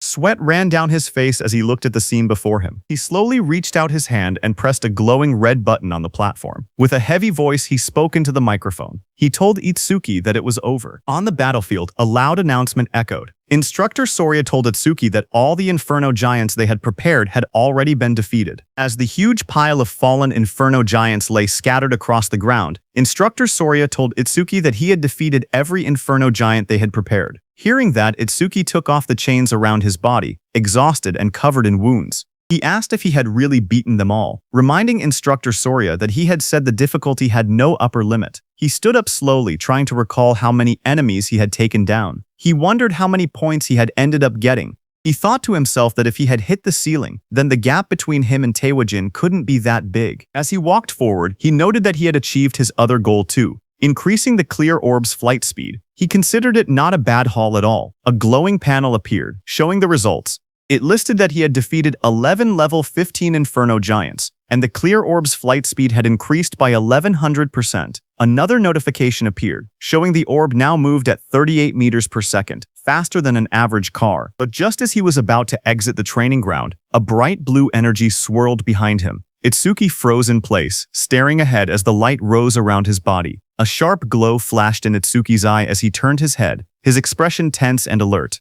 But seeing what it was, he exhaled a moment later, realizing there was no threat. He muttered that he had mistaken it for another enemy for a second, because he had totally forgotten about it. Behind Atsuki, a huge glowing crystal had formed. He looked at the floating blue crystal beside him, knowing that since he couldn't level up, any experience from the disaster beasts he defeated turned straight into karma stones. The large blue stone hovered in the air, swirling with light. In the control room, the instructors stared in surprise. Instructor Soria asked why a karma stone was appearing in the trial grounds. Its blue color meant it held at least 10,000 experience points. Commander Nento explained to them that Atsuki couldn't absorb experience points, so everything he earned in the trial automatically became karma stones. Hearing that, Instructor Heaton said that he had thought Atsuki's level being fixed meant he was just faking it. But now he understood Atsuki truly couldn't level up. Instructor Soria asked if this meant that if Tenma ever teamed up with someone and entered a stage, his teammate would get all the dropped experience points. He added that it was a good thing Atsuki had been born human. If he had been born a disaster beast, the thought alone was terrifying. Back inside the trial grounds, Atsuki grabbed the glowing blue karma stone. He held it close, the light reflecting in his eyes as he looked at it calmly. He then placed his hand on the large metal door, saying he had done what he came to do, and that it was time to head out. The heavy door slowly slid open. Outside, Instructor Soria leaned forward in excitement, telling the others that Atsuki had come out. A bright panel appeared above Atsuki as he stepped through the exit. It displayed his results. Tenma Itsuki. Preliminaries, second stage clear. Points earned, 160,600. Time used, 3 minutes 55 seconds. Rank 1. Itsuki walked forward, still covered in blood and dust. Instructor Soria hurried toward him. He said he had witnessed Itsuki's performance with his own eyes and called him pure potential. He told Itsuki to come with him, promising to arrange a mentor worthy of him. Itsuki replied that he appreciated the offer, but he already had a teacher who trained him, so he was fine. Hearing that, Instructor Soria grew frustrated, telling Itsuki he didn't get it. He said, so what if he had a teacher? He insisted that not just anyone was qualified to guide someone as talented as Itsuki. He said Tenma would be better off following someone like him, someone with connections and resources. Itsuki repeated that he was fine. Instructor Heaton, beside Instructor Soria, leaned in and warned him that if he kept pushing, Itsuki would start disliking him, but Instructor Soria refused to back down.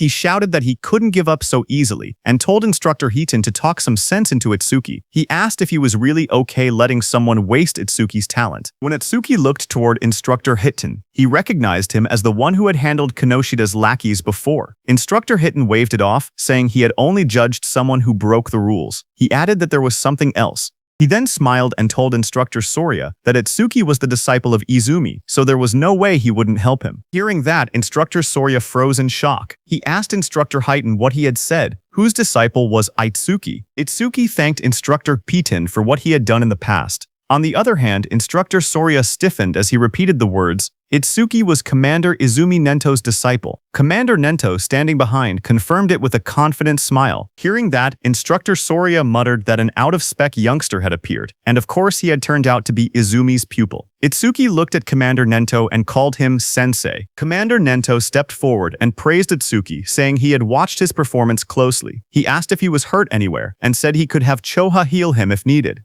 Shoha, standing behind, blushed and told her father that Itsuki had been fired up about challenging Phase 7, so there was no way he could be hurt. Itsuki smiled weakly. He said he wasn't injured, but admitted he was a bit worn out. He added that he would be fine after a short rest. Instructor Soria nodded and said that if Itsuki was Izumi Nento's disciple, it made sense he could perform at this level. He then mentioned that his disciple had wiped out every disaster beast prepared for the second stage. Itsuki then asked if Tewa had made it to Phase 6 as well. Instructor Soria answered that back then, Phase 4 had been the maximum. Later, they expanded it to Phase 6, but even that no longer seemed enough. He suggested they might need to extend it to Phase 8 next time. Commander Nento then told Itsuki to sit back and watch for now, because, for the other participants, the second stage had only just begun. Inside the exam field, the screen showed Rikuru. A notification appeared beside him showing hard class progress at 100%. Rikuru then collapsed to the ground, saying his arms wouldn't lift anymore. He muttered that nightmare class was beyond him.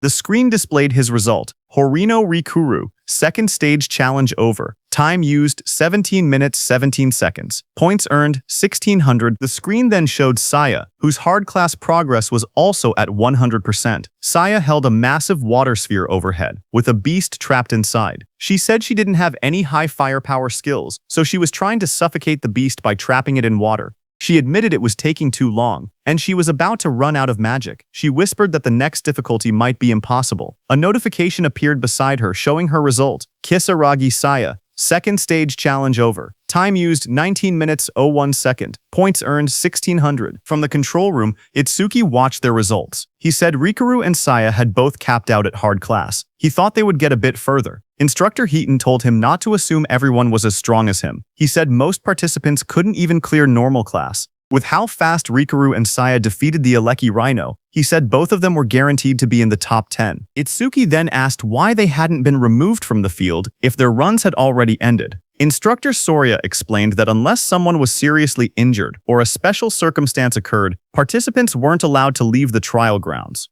He added that Itsuki was a special exception. At that moment, Instructor Heaton then looked up and said someone else had reached Nightmare class. Inside the stage, Uegaku swung a huge hammer down with full force. Instructor Heaton explained that with a rare karma tool, Gaku should be able to take down at least one Inferno Giant. Another scene showed a silver-haired girl fighting an Inferno Beast. Instructor Heaton said that the Shikigami user Akagami Shion reaching this far was impressive too. Just then, Shion shouted for her cat Michan. Her cat jumped as Shion used its complete form. The cat turned into a massive black creature and moved forward as red light burned in its eyes. The monster rose to its full size, towering over the battlefield. Across from it, Shion stood calmly, watching as the creature roared. The beast then charged and struck down with overwhelming force, fighting the Inferno Beast. Their claws crashed with destructive power. Itsuki watched all this from the control room. He asked if Shikigami could change into different forms. He asked Choa if her Tamacho could do the same. She replied with a simple no, explaining that it was her first time seeing one that could transform.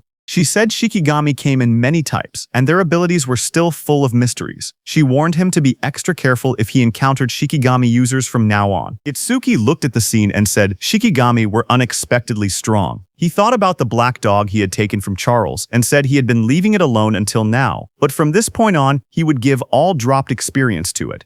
He then looked down slightly and said that since Saya and Rikuru had already retired, there was no point staying any longer. Hearing that, he thought it was time to head out. But suddenly, Itsuki's eyes widened as he saw something on the screen. It was Iberia. He was wrapped in glowing red energy and stood in a hardened stance. Itsuki was shocked to see him and asked what that armor was and if he had gotten it from his father.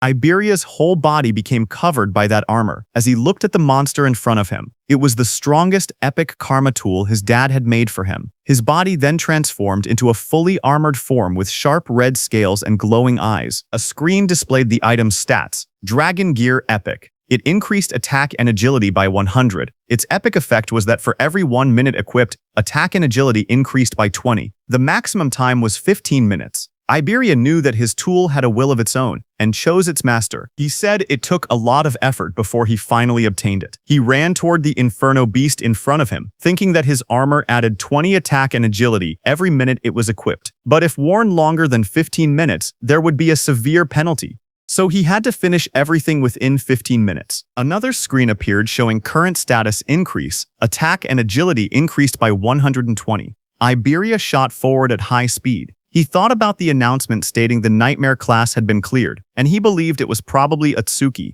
He told himself he had to do his best so he wouldn't drag Itsuki down. He charged ahead, declaring that the two of them were double E. Itsuki watched him from the control room and said calmly that the armor looked good on him. Then, a few minutes later, Instructor Soria announced that the second stage was finished. From inside the control room, Instructor Soria explained the rules. Only the top 10-point earners could advance to the national tournament's main event. He added that the top 2 would receive special rewards in the main event. Lying on the ground, Gaku smirked. He said that aside from Hanyu, there was no way anyone had more points than him. He laughed to himself, claiming those special rewards would be his. Instructor Soria then stepped forward and announced that he would now reveal the top 10 results. A large screen displayed the rankings. First was Tenma Itsuki. His clear time was 3 minutes and 56 seconds, and his earned points were 106,600. Second was Hanyu Kana, who took 23 minutes and 43 seconds. She earned 16,600 points. Third was Uegaku. His time was 24 minutes and 23 seconds, and his points were 6,600. Fourth was Iberia. His time was 27 minutes and 59 seconds, and his points were 6,600. Fifth was Akagami Shion. Her time was 16 minutes and 30 seconds, and her points were 1600. She failed at the Nightmare class attempt. Sixth was Horino Rikuru. His time was 17 minutes and 17 seconds, and his points were 1600. Seventh was Kisaragi Saya. Her time was 19 minutes and 1 second, and her points were also 1,600. Seeing the results, the crowd reacted instantly. One man shouted in disbelief, saying Itsuki had scored over 100,000 points, far more than even Teiwagen's 60,000. Another said that with a score like that, first place in the entire country was basically guaranteed.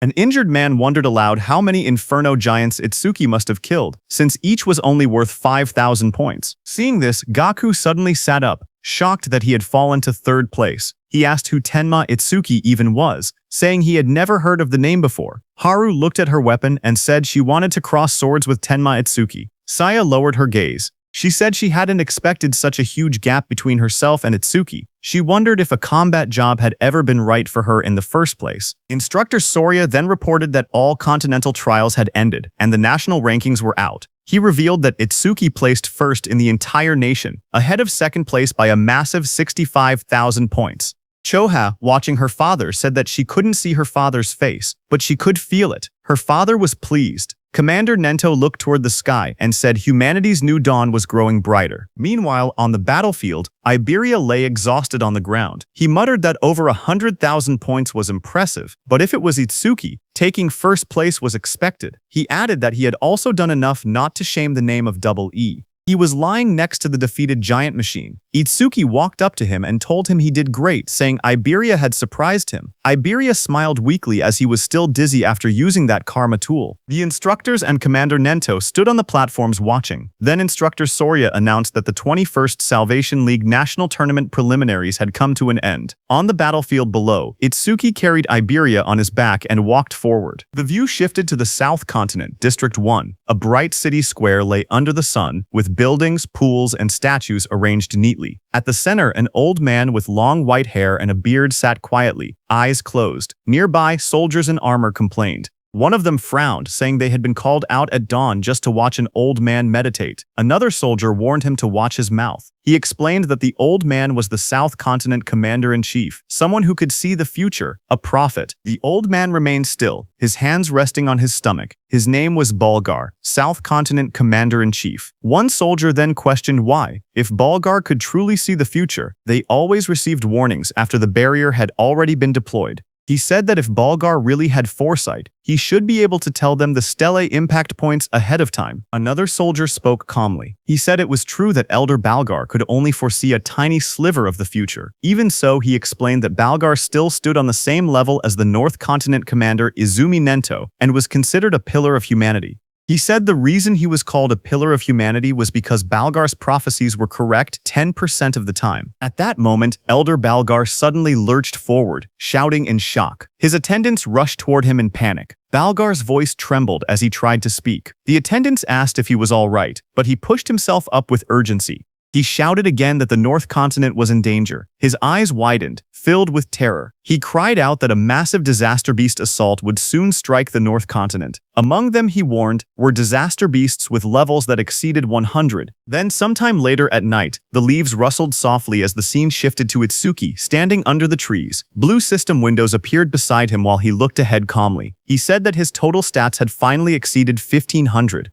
The system display showed his information. Tenma Itsuki, human, level 0, fixed. His job was Order Breaker. His Nirvana gift was a special grade Nirvana. His skills were listed one by one. Over Mimesis, Thunderbreaker level 2, Black Wall level 2, Lotus Burst level 1, Clear Orb level 2, Magic Detection level 1, and Shikigami Eater level 1. Another window showed his status. Attack 330, Agility 380, Defense 462, Magic 330, with passive increases from his skills. His total stat value was 1502. Itsuki knew that when a person leveled up, leveling up normally gave 50 stat points. So, looking at his status window, Itsuki realized that having 1500 total stats was the same as being level 30 for a normal awakened person. On top of that, Itsuki's agility and defense could increase infinitely through passive skill effects. He remembered how his agility and defense rose by 10%. Not only that, but even his magic also recovered infinitely with the passive effect of magic detection. However, there was no method to increase attack power. He looked down at his hand and wondered quietly if there was any way to do so. Just then, a voice called out from behind, shouting that the food was ready. Itsuki turned his head slightly at the sound, his expression calm. Behind him, Rikuru and Saya were standing. Rikuru raised a spatula happily and said he had made lots of Itsuki's favorite dishes. Saya stood beside him, smiling gently. Hearing that, Itsuki began walking toward them and said he would think about his problems later. He thought that he might get a new skill that increased attack power through overmimesis anyway. The scene shifted to the dinner table. Dishes were laid out everywhere, filling the table with a large meal. Itsuki sat among the others and remarked that it had been a while since he had eaten Rikuru's home cooking. As he sat down and looked around, he asked where Iberia was and whether he was still sleeping. Choha said yes and told him that she had healed all his wounds and they had fully recovered, but he still seemed extremely exhausted and remained asleep. While eating, Rikuru said he was surprised that the nightmare class dungeon that he and Saya couldn't beat was cleared by someone who was only level 7. Hearing that, Saya gasped in shock and covered her mouth. Rikuru looked at her and asked what was wrong, wondering if she was so moved by how delicious his cooking was that she had to cry out. But Saya pointed nervously and stuttered, telling him that something was behind him. Rikuru turned his head slightly and asked what she meant. Behind him, a dark figure with glowing red eyes stood silently. The shadowy figure suddenly spoke in a low voice, saying it wanted food. Seeing that, Rikuru fell back in surprise, shouting as the shadowy figure moved toward the table.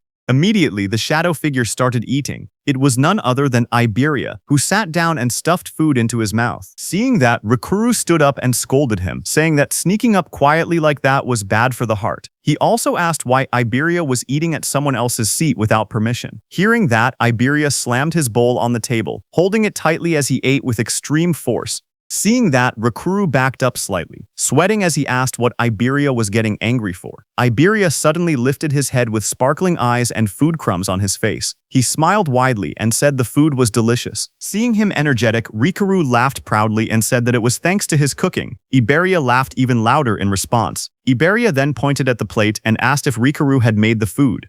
He told him that he should quit being an awakened and become a chef instead because he had way more talent for cooking. Hearing that, Saya covered her mouth, trying not to laugh, while Rikuru stood there with an annoyed expression, asking if that was supposed to be a compliment. Across the table, Commander Nento leaned forward with folded hands. He said that since all of them were aiming to become saviors, he had one question for them. Everyone looked at Commander Nento as he asked what they feared the most. Hearing that, everyone paused. Rikuru thought for a moment and said that the thing they feared was probably the opposite of what they looked forward to. He explained his own dream, to become a savior, earn money, and enjoy gourmet food while traveling the world while he was still young.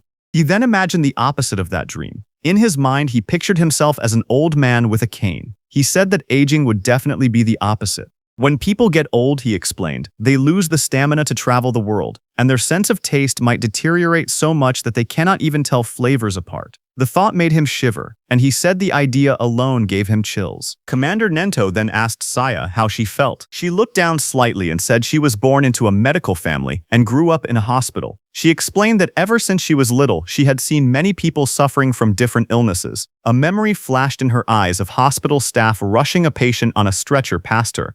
A sick elderly patient lay on the stretcher, his face covered with dark spots. His weak voice escaped as he looked toward Saya. Standing there, Saya had been frozen in fear. The sight had become a deep trauma for her. She explained that even a simple cold or fever now filled her with overwhelming fear. Hearing that, Itsuki remembered something. He wondered if that was why she ran away the other day, after he let out just a small sneeze. Memories from the past flashed in his mind where Saya jumped back in shock every time Itsuki sneezed loudly. Hearing her, Commander Nento told them that an awakened person's lifespan was nearly twice that of a normal human, and awakened ones almost never got sick. He told her that she could finally say goodbye to the thing she feared most. Then he turned his gaze to Iberia beside him. Iberia blinked in surprise and asked if it was his turn next. Iberia admitted that what he feared most before was failing the preliminaries, but now his fear had changed. He smiled brightly and said he was afraid of not being able to fight alongside Itsuki. He turned to Itsuki with excitement and asked what he feared most. Itsuki looked surprised and asked why the question was directed at him, but the others wondered the same. Saya asked if Itsuki even had anything he was afraid of. Iberia told him to answer, saying it couldn't be possible that he feared nothing. They tried to imagine it, but none of them could guess what Itsuki might fear. Itsuki finally spoke. He said that after his parents died, he didn't know how to keep living. He explained that he had been overwhelmed with anxiety. Iberia stared at him, shocked, whispering his name. A dark scene appeared, showing Itsuki curled up alone. Helplessness, anger, sadness, hunger. He explained that all of those negative emotions had taken over his body. Itsuki remembered the moment everything changed. He had been sitting alone in the dark, tears running down his face, until Saya and Rikaru appeared before him. Rikaru's gentle voice asked why he was crying alone in a place like that. Saya told him the sky was beautiful and that it was a waste to look down. Young Saya leaned forward, asking if he had caught a cold and whether they should take him to the hospital. Rikaru held out a lunchbox with a bright smile, telling him they should eat something delicious so all his worries would blow away. Itsuki looked up, his eyes filled with tears. He said the warmth the two of them gave him pulled him out of that negative world. He continued speaking. He said that after that day he met Sensei, met Choha, and even Iberia. Itsuki looked around the table and said they had become comrades. No, more than that. It felt like his family had grown. A soft smile formed on his face. He said that this sense of security was something he hadn't felt in a long time. Sometimes, he thought, he wished this moment could last forever. Itsuki continued speaking while everyone listened. He said the thing he had feared the most was living alone. Across the table, Saya, Rikaru, and Iberia watched him quietly as he shared his thoughts. Choha observed him with gentle eyes. She noted that the atmosphere around Itsuki felt calm and peaceful, completely different from the unsettling feeling she had sensed before. Suddenly, Iberia rushed forward. He called out Itsuki's name and threw his arms around him, shouting that he would never leave his side, not even a single step. Itsuki stumbled back in surprise, trying to explain that this wasn't what he meant. Commander Nento told them that he had asked earlier to confirm whether they might one day regret choosing their path. When they became saviors and faced true danger, regret would be the most unforgivable thing. He told them to remember that a savior's goal was to reach death without regrets. Everyone stood firmly and answered that they would engrave those words in their hearts. Commander Nento nodded and stood up. He told everyone to hurry and finish eating and then rest. He reminded them that Rikaru and Saya needed to return to North District 6 by tomorrow. The next morning, it was time for Rikaru and Saya to go back. Iberia waved excitedly as he called out to Rikaru, asking him to make home-cooked food again next time. Rikaru shouted back that he would, as long as Iberia didn't cause trouble for Itsuki. Their voices echoed as they walked ahead, promising to meet again at the national tournament. Seeing that, Itsuki walked up to Iberia, who wiped his tears. Itsuki asked when Iberia and Rikaru had gotten so close. Commander Nento soon gathered them and told them they should head back as well. Itsuki nodded, but his mind wandered. There was something he wanted to ask Saya. He thought he could ask her during the main tournament. As he walked, Itsuki suddenly paused in shock when he noticed Choa. Choa sprinted across the courtyard with urgency. Itsuki wondered why she was in such a rush. A moment later, Choha reached Commander Nento, slightly out of breath. Commander Nento asked her what had happened. Choha replied in a serious tone that top-secret information had just arrived from the South Continent. Commander Nento asked Choha what the secret message contained. Choha explained that the information carried an extremely high clearance level. It was something only saviors above level 50 and continent commanders were allowed to know. Commander Nento then looked at Itsuki and Iberia and said that the two of them were also permitted to hear it. Iberia lit up with surprise, asking if he trusted him that much. Choa began delivering the message. A new prophecy had come from Elder Balgar, the commander of the South Continent. According to him, within the next 3 days, a large-scale disaster beast assault would strike the North Continent. Hearing that, Itsuki asked whether Elder Balgar's prophecies were reliable. Iberia confirmed that they were. Elder Balgar was the most renowned prophet across all 5 continents. His prophecies were as good as confirmed futures. Choha turned to her father and urged him to leave the North Continent immediately. But Commander Nento believed there had to be a reason the disaster beasts were launching an assault. This time, he said, the target was most likely him, the commander of the North Continent. The commander thought for a moment. He said that if that were true, then staying here would make him good bait. Choa stepped forward, insisting there was no reason for her father to remain in the North Continent. She reminded him that combat wasn't even his specialty, and if he already knew he was the target, then remaining here was far too risky. She urged him to evacuate to the central continent immediately. Tenma agreed with her. He said that if they lacked manpower, he would remain behind and fight, but the commander raised a hand, stopping them. He told them he had already made his decision and warned them not to argue further. Then he turned to Itsuki, saying there was something else he needed him to do. Itsuki protested, insisting that nothing could be more important than protecting his sensei. Commander Nento explained his request. Iberia's father, Aiden, was the greatest crafter across all 5 continents, and they couldn't allow anything to happen to him. He wanted Itsuki to guard Aiden together with Iberia. Additional awakened fighters would also be dispatched to support them. Hearing that, Iberia looked troubled. He wondered aloud why their forces had to be split just to protect his father. Suddenly, a thought struck Itsuki as he realized that Sensei might be intentionally keeping him away from the battlefield. Nearby, Choa listened quietly until the commander turned to her as well. He said he had 3 requests for her. First, she had to announce the coming assault to the residents of the North Continent and help evacuate everyone below level 50 safely.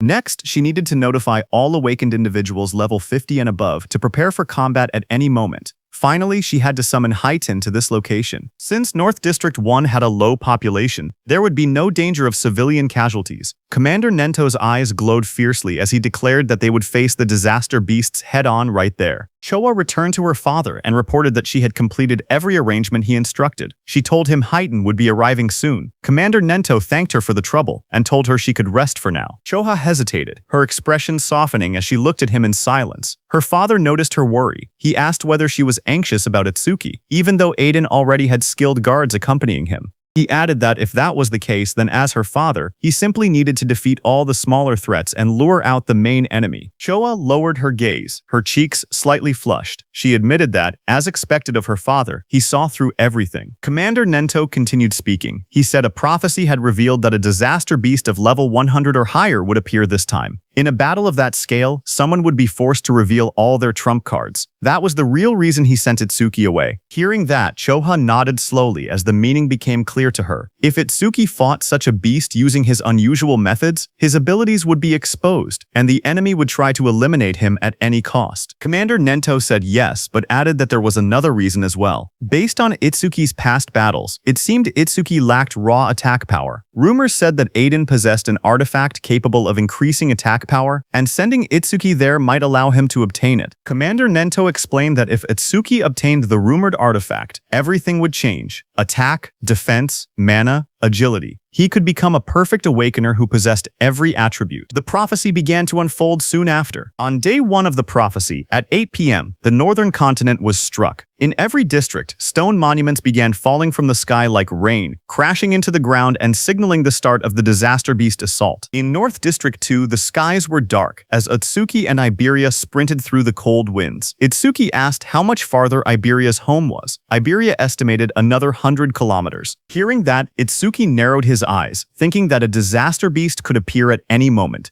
They had to reach Iberia's father as fast as possible. Suddenly, from behind, Iberia shouted for Itsuki to look, pointing ahead in shock. Hearing that, Itsuki stopped and looked forward. Iberia's trembling voice barely formed the words. A blazing object was falling from the sky. It was a stone monument. Itsuki realized that the attack had already begun, and the monument had landed right in the middle of a populated area. The two watched as the fiery structure crashed straight into the city. The impact sent a massive explosion of light through the skyline. Itsuki's expression tightened. The warning had only been released moments ago. Civilians were still evacuating. If a disaster beast appeared now, the situation would become catastrophic. Elsewhere in the city, awakened warriors stared at the monument that had descended. Chaos erupted as they shouted that massive casualties were unavoidable and that a disaster beast was already approaching. Someone recognized the scene. It was exactly as Elder Vargar had foretold. They cursed at how early the event had arrived. Back with Itsuki and Iberia, a glowing barrier began forming around the impact zone.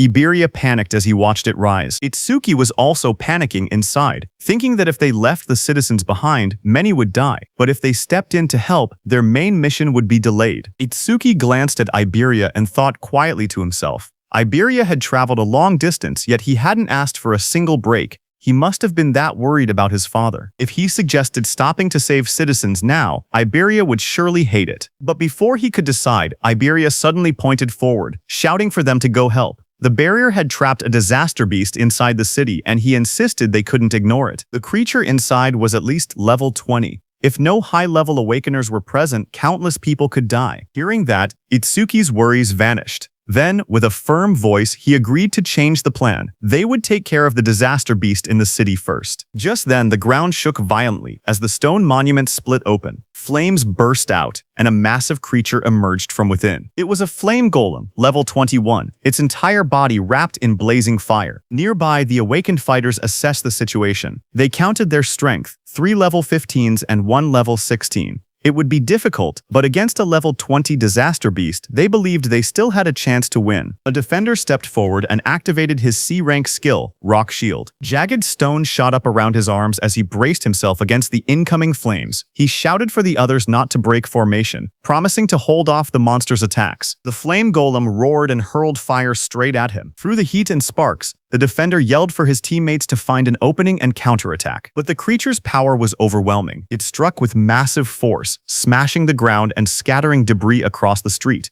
The defender was thrown violently backward, crashing into a wall. As the dust settled, he struggled to lift his head. His armor was shattered. His voice trembled. He couldn't believe what had happened. It was impossible. The other Awakeners froze in terror because the Earth user had the highest defense among them, yet he had been killed instantly. If even he couldn't survive, they stood no chance at all. Panic spread across their faces as they backed away, their weapons shaking. One of them cried out, asking desperately what they were supposed to do now. The group fell into panic. One of the men shouted that fighting a creature like this was suicide, and that they needed to run. As he sprinted away, flames chased behind him. Another teammate yelled for him to watch out, but the fleeing man only snapped back that they should worry about themselves. Before he could get far, a sharp presence appeared right behind him. His eyes widened in shock as the fiery monster loomed over his shoulder. Terrified, he begged for his life, promising to do anything as he activated his ability. Water surged around him as he used his B-rank skill, Water Cannon. A massive stream of water blasted toward the creature. For a moment, he caught his breath. He wondered when the beast had gotten behind him and regretted shouting something so pathetic. But now, he stood firm. He was a water elementalist, the natural enemy of fire disaster beasts. This attack should have been its end. The others watched from a distance, unsure. One asked whether he had really defeated it. Another stepped forward, saying he would finish it off just in case. In the midst of drifting steam and smoke, the monster's dark silhouette still stood. The water elementalist stepped forward and warned the others not to interfere. He insisted that since he had defeated the disaster beast alone, he should be the one to finish it. But before he could act, the charred body of the creature suddenly twitched. Flames surged across its cracked surface as it rose again. The man froze in shock as the beast returned to life, its fiery aura burning hotter than before. Someone shouted for them to kill it quickly. A massive burst of flame erupted from the monster's mouth, lighting up the entire street. One of the fighters stared at the blazing heat, confused and terrified, asking what this enormous flame was. Another voice shouted that it was over, but the flames only grew larger. A violent explosion followed, and the fire shot outward like a shockwave. But before it could hit those Awakeners, Itsuki appeared. Using his black ice wall skill, he created an ice wall that blocked the monster's fire attack. As Itsuki was stopping the fire, Iberia turned to those Awakeners, calm and fearless. He told them to leave the creature to Double E. Clad in black armor, Itsuki told Iberia not to worry about the monster and instructed him to evacuate the citizens. Iberia acknowledged with a Roger. A blue screen appeared, displaying new information. Itsuki's Black Wall's defense increased by 10% due to blocking a B-rank fire element skill with Black Ice Wall. The battlefield shifted as Itsuki prepared to face the fiery disaster beast alone. Those Awakeners stared at Itsuki, who had blocked the giant flame so easily. One of them asked Iberia if he and his companion were saviors. Iberia explained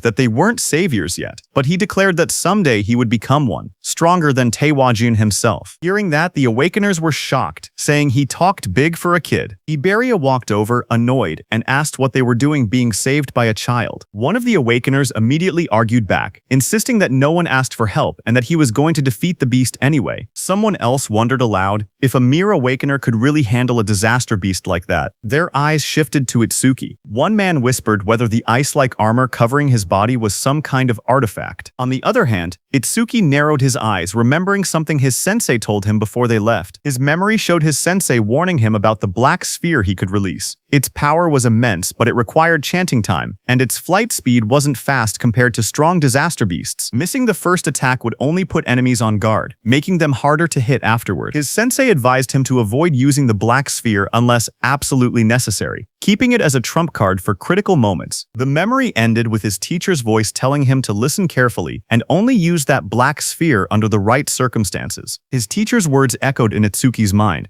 He should only use his strongest attack when he was certain he could take down the opponent. Looking at the crowded battlefield below, he realized he couldn't use the penetrating true sphere here. There were too many people around. Down on the streets, civilians stared up at him in shock. Some wondered if he was an awakener who came to help. Others pointed out the equipment he wore, guessing he must be a high-level awakener. High above, the fiery disaster beast roared as it swung its massive body. Itsuki, covered with lightning, shot forward, slamming straight into the creature's rocky surface. He made up his mind. If he couldn't use his special skill, he would suppress the beast with brute strength instead. With full power, he punched the beast. Explosive impacts echoed through the buildings as he drove the monster backward. His movements blurred with speed as burning fragments scattered everywhere. A bright system window flashed, showing that Itsuki's Thunderbreaker activated. Thunderclap wave. Lightning surged across his entire body as he appeared above the beast. The beast raised its head, its eyes glowing red, fire swirling around it. Itsuki struck again, driving the massive creature through the ground with overwhelming force. Dust and flames erupted as the beast crashed hard, its body half buried in the shattered street. The ground trembled from the impact. Lightning wrapped around Itsuki as he rose into the air, his entire body glowing with blue energy. Flames raged around him, but he shot downward like a meteor, slamming into the massive creature below with overwhelming force. The impact shook the entire street. A huge shockwave burst outward, cracking the ground and sending flames scattering. A crater formed where the blow landed, smoke rising from the broken asphalt. People watching from a distance stared in disbelief. One person said the disaster beast was being pushed back completely, even though it was supposed to be powerful. Another mentioned that the awakener looked like he was only 18. Someone else suggested the beast must have been injured beforehand, but an awakener nearby could only stare with wide eyes, whispering in shock that this couldn't be real. Even a level 21 flame golem couldn't fight back at all against that young man. He wondered who the young man facing it truly was. When the smoke finally cleared, the battlefield was quiet. The golem lay smashed into the ground. One of the awakeners looked around in confusion and asked where the young man had gone. Another man explained that as soon as the young awakener defeated the disaster beast, he left the area with the blonde boy. That water-type awakener claimed that the only reason a level 0 awakener could do something like that was because he had already weakened the flame golem's health beforehand. But the first awakener looked uneasy. Even he, a level 15 awakener, couldn't track the young man's movements with his eyes. He said that the power to send a flame golem flying with bare hands was unbelievable. He added that if his status showed level 0, his real strength had to be comparable to level 30. On the other hand, Itsuki and Iberia were already running. While running, a thought troubled Itsuki. If a beast of that level couldn't be killed instantly, things would only get harder in the future. He muttered that he had to increase his attack power somehow. Just then, a system window appeared, displaying Itsuki's current stats. Attack, 330. Agility, 760, plents 100% due to Thunderclap Wave activation. Defense, 495. Increase due to Black Ice Wall. 50%. Mana, 330. Recovers 10% of mana upon detecting one enemy unit. Itsuki stared at the numbers, knowing he needed to grow stronger as quickly as possible. On day 1 of the prophecy, at 10:30 p.m., Itsuki and Iberia ran through the rain-soaked streets. Iberia stared in awe, saying Itsuki's speed was so incredible that he couldn't even track him with his eyes. Itsuki replied calmly that speed meant nothing without power. While they were running, suddenly Iberia started panting heavily, admitting he had never thought of Itsuki that way before. When they stopped, he told Itsuki that if he wanted to raise his attack power, he knew a good method. Itsuki looked at him and asked what he meant. Iberia explained that his dad's warehouse contained tons of artifacts, and there had to be one that boosted attack. He said Itsuki was strong and was also Sensei Izumi's student, so his dad would definitely be happy to let him have one. As he spoke, he imagined Itsuki wearing a powerful artifact, standing tall in a dark, glowing armored suit. The thought made him laugh to himself in a strange way, but Itsuki looked unimpressed and asked what that creepy laugh was about, and what exactly he was imagining. Iberia cheered excitedly and told Itsuki to follow him. Once they arrived, he said he would ask his father to prepare a useful artifact for Itsuki. Itsuki watched him struggle to stand straight and thought to himself that he had already slowed down on the way. But even with all that agility, Iberia must have had trouble keeping up. Itsuki then stepped forward and grabbed Iberia by the arm. Iberia panicked and shouted, asking what Itsuki was doing. Itsuki told him not to push himself if he was tired. If they ran into a calamity, he wouldn't be able to fight properly in that condition. Before Iberia could answer, Itsuki lifted him and dashed forward at full speed. Iberia yelled that he wasn't ready, but the wind tore past them too fast for him to react. The two shot through the city like a blur. Iberia screamed that it was too fast, while Atsuki said they had already wasted enough time and told him to hold on. Later, at 11:05 p.m. on day 1 of the prophecy, the moon hung over a quiet set of wooden houses deep in the forest. A gust of wind swept through as they arrived. Iberia collapsed forward, shaking. He gasped that they finally made it and complained that he thought his arms were going to rip off. As they walked deeper into the woods, Itsuki asked why his father chose to live so far from town when the town was much safer. Iberia replied that his father said the town was too noisy for him to focus on his crafting. Ahead of them stood an old wooden house. Iberia explained that the place might look run down, but its defenses were strong. His father had traps set all around the perimeter. Itsuki nodded, saying he thought he felt a faint magical fluctuation. A system window appeared as he activated magic detection. Iberia told him not to worry. As long as Itsuki followed him closely, he wouldn't trigger anything. Itsuki silently thought that with his detection ability, he could avoid them on his own. Iberia walked ahead proudly as Itsuki asked him to watch his step. But Iberia grinned to himself, happy that it was finally his turn to take the lead. But the next second, a small trap placed on the ground clicked under Iberia's foot. Iberia froze. He started sweating as he realized he had stepped right on one of the traps. He shouted that he got carried away and forgot about it.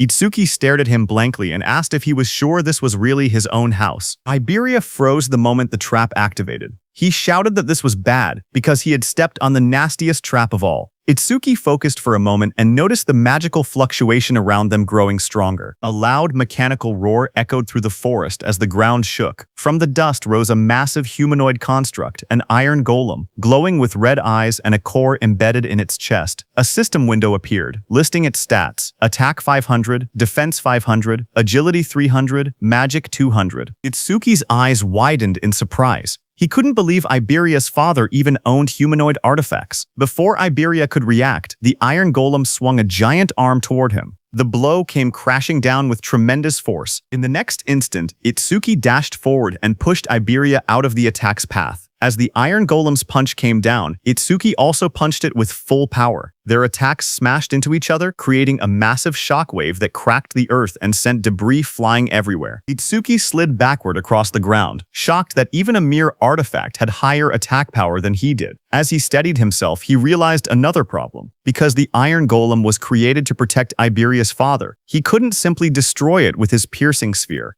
That made the situation more complicated. Itsuki quickly called out to Iberia, asking if there was any way to stop the golem. Iberia, panicking, shouted back that the key was the karmic stone embedded in its chest. If that stone was destroyed, the golem would shut down. The iron golem's eyes glowed red as its chest stone pulsed with green light. Iberia yelled that the stone was its power source, and taking it out would end everything. A system window appeared as Itsuki activated Thunderwave. Lightning surged around his body, crackling across his arms and shoulders. He smirked, realizing that knowing the golem's weak point made the fight much simpler. The golem had strength, but he had speed. He dashed forward, lightning trailing behind him as the iron golem slammed its massive arm into the ground. Stone shattered everywhere, but Itsuki slipped past the attack, aiming straight for the glowing stone.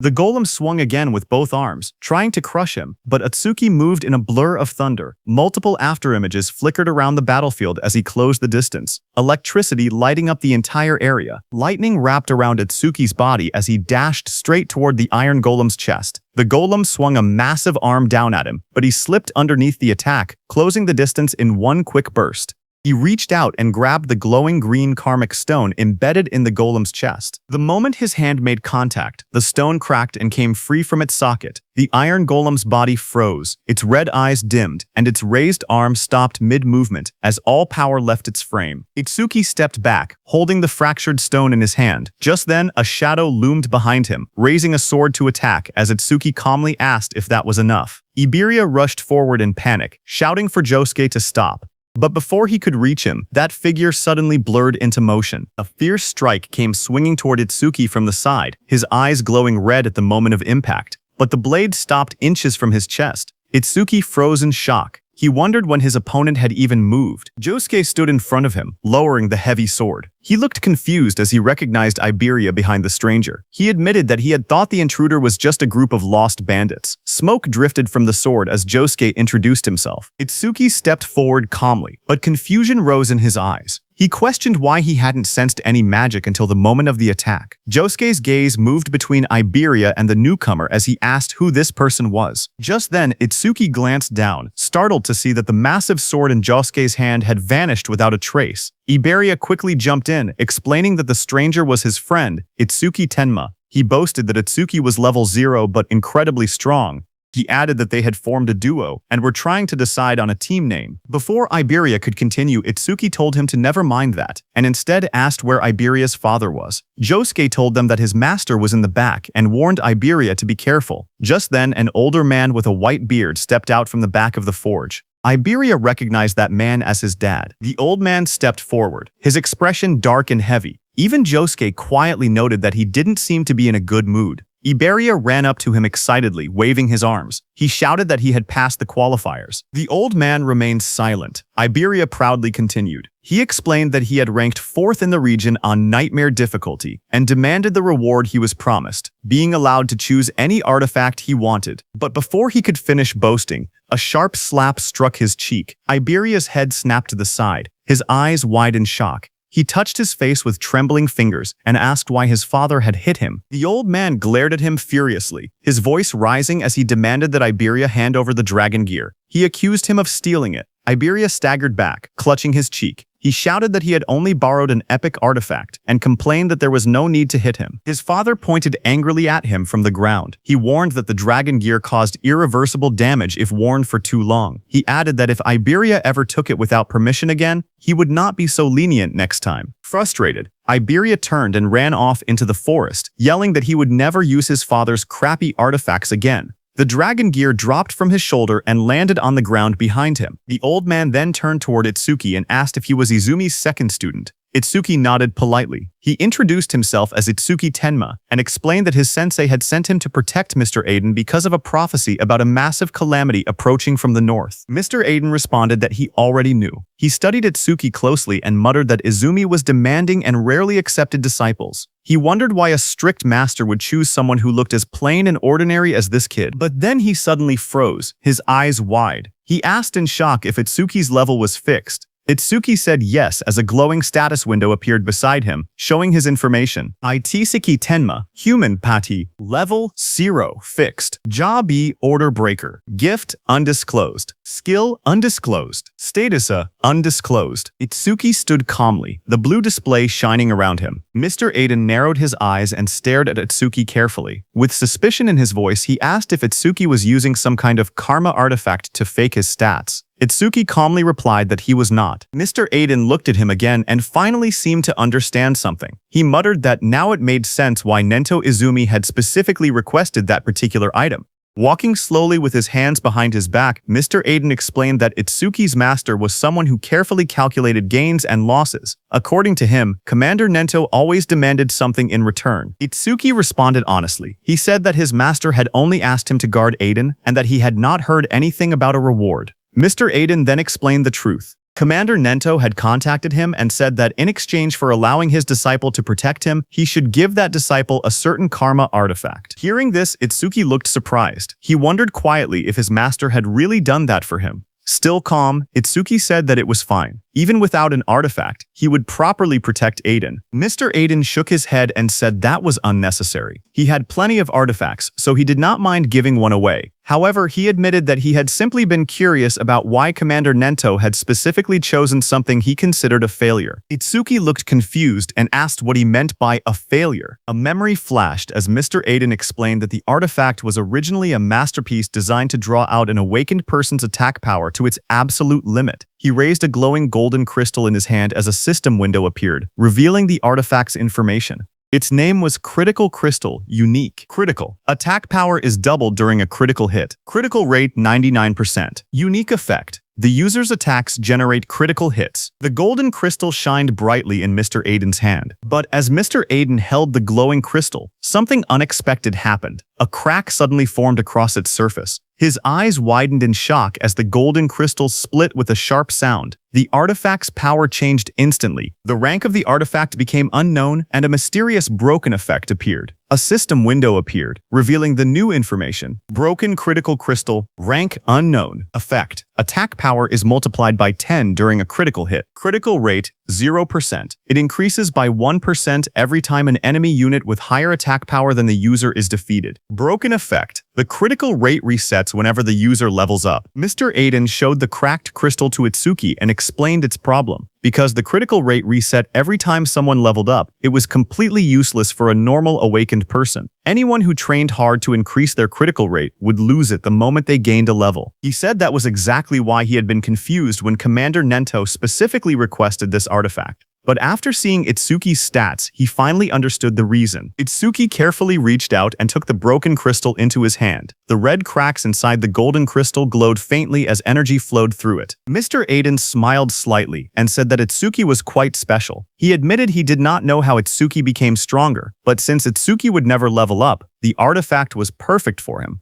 He then explained that as Itsuki continued defeating Calamity Spirit Beasts, his critical rate would slowly increase. Eventually, it would reach 100%. Just as he said that, Itsuki used the crystal. Golden energy began swirling around him as the crystal reacted. Golden energy suddenly burst out from the crystal and wrapped around Itsuki's body. The power surged violently as the artifact synchronized with him. As Itsuki struggled, Mr. Aiden told him that in the future, every single attack Itsuki made would be buffed 10 times. Hearing that, Itsuki clenched his fist as the golden aura intensified around him. With the power flowing through his body, he unleashed a technique, Iron Fist of Destruction. A system window appeared, confirming that the artifact had been equipped.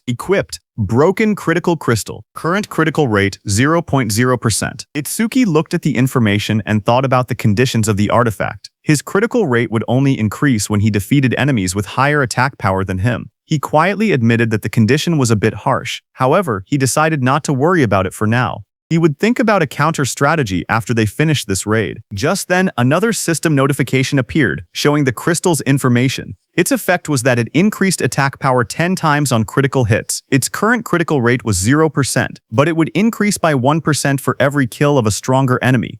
The broken effect was that it reset upon leveling up. After observing the artifact's reaction, Mr. Aiden spoke again. He said the artifact seemed to be equipped properly, and that it was truly compatible with Itsuki. Itsuki then admitted that he had actually been struggling because his attack power was low. He thanked Aiden, saying the artifact helped him a lot. Aiden waved his hand dismissively. He explained that he created the artifacts, while others used them to fight the Calamity Spirit Beasts. Both of them were simply doing their part for the survival of humanity, so no thanks were necessary. As he spoke, Aiden turned and began walking away. He added that unless someone already knew his location in advance, there was no reason for beasts to attack such a remote place. For now, he told Itsuki to rest. Just as Aiden finished speaking, something strange suddenly appeared in the sky above the forest. Aiden's eyes widened in shock as he noticed a massive pillar of energy descending from the sky. The atmosphere trembled as the force rushed downward. A loud impact followed as the energy slammed into the forest. The force spread outward like a shockwave. Nearby, Itsuki and Josuke instinctively raised their arms to shield themselves as the powerful energy burst through the air. Iberia, who was inside the house, opened his window and stared in disbelief, shouting in confusion and asking what had just happened. He looked toward the sky with wide eyes and realized something unexpected.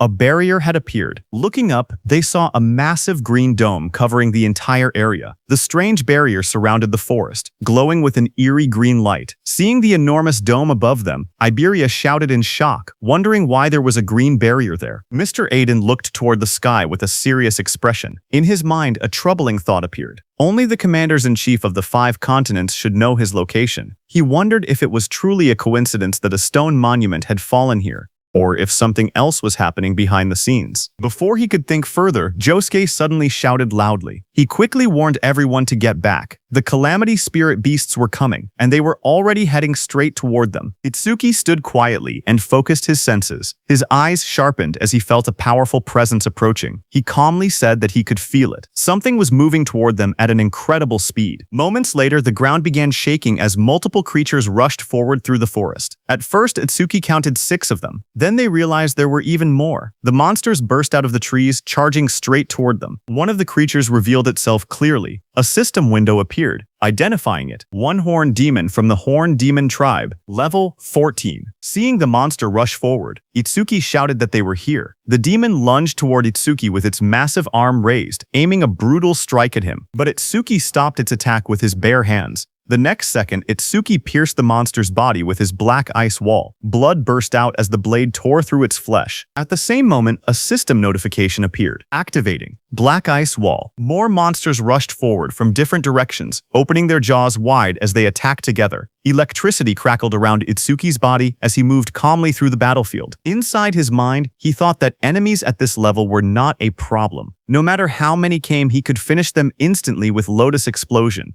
However, he hesitated, thinking that Jusuke might not be able to withstand the shock of a Lotus Explosion, and it was still risky. Itsuki glanced behind him and remembered that Aiden and Iberia were hiding in the shed right behind him. If he used Lotus Explosion recklessly, the blast might catch them as well. Because of that, he held back his power and continued fighting the monsters directly instead. After defeating the surrounding monsters, Itsuki stood quietly among the fallen enemies. Looking at the battlefield, he calmly admitted to himself that he was probably more suited for fighting alone. Just then, he suddenly paused. He sensed something unusual. Itsuki frowned slightly as he felt another surge of mana spreading through the area. This new wave of power felt far stronger and more intense than the ones that had appeared before. Moments later, a massive creature revealed itself. A system window appeared, identifying the monster, two-horned guardian beast of the Horned Demon tribe, level 24. At the same time, far away in a dark and terrifying realm, towering demonic structures stood beneath a crimson sky. Inside a sinister palace, the most powerful demon emperor, Linga, sat on the throne. An orange-haired figure standing in front of him spoke calmly. He reported that the first wave of the advance party had already been teleported to the human realm, consisting of lower-class slave demons. Then he asked another question. Among the 8 demon kings, which one should be entrusted with leading the main force? At that moment, Demon Emperor Linga said that thanks to the eye he had left behind during the last descent into the human realm, the demon race had already discovered the existence of a certain important person. With a cold command, the Demon Emperor told him to capture them. This orange-haired figure was Enma Raku, also known as Yama, one of the 8 demon kings. He asked whether the task should also be entrusted to one of the 8 demon kings. However, the Demon Emperor sitting on the throne calmly refused the idea. He said that sending a demon king might destroy the very eye that had been secretly left behind in the human realm. Because of that risk, he decided that the matter would instead be handled by a demon general. The order was accepted without hesitation. Demon King Yama simply replied that it would be done as commanded. Then Demon Emperor Linga declared that the command of the main force would be completely handed over to Ensho Kuma, also known as the ape-eating demon king. The scene then shifted to a terrifying beast-like demon. This was one of the 8 demon kings, Ensho Kuma. Demon Emperor Linga said that since Ensho Kuma had not eaten a living human in a very long time, he was certain that Ensho Kuma must be extremely hungry. At the same time on the battlefield, while Itsuki was fighting, a loud scream suddenly echoed through the area. Hearing it, he immediately recognized the voice. It was Iberia.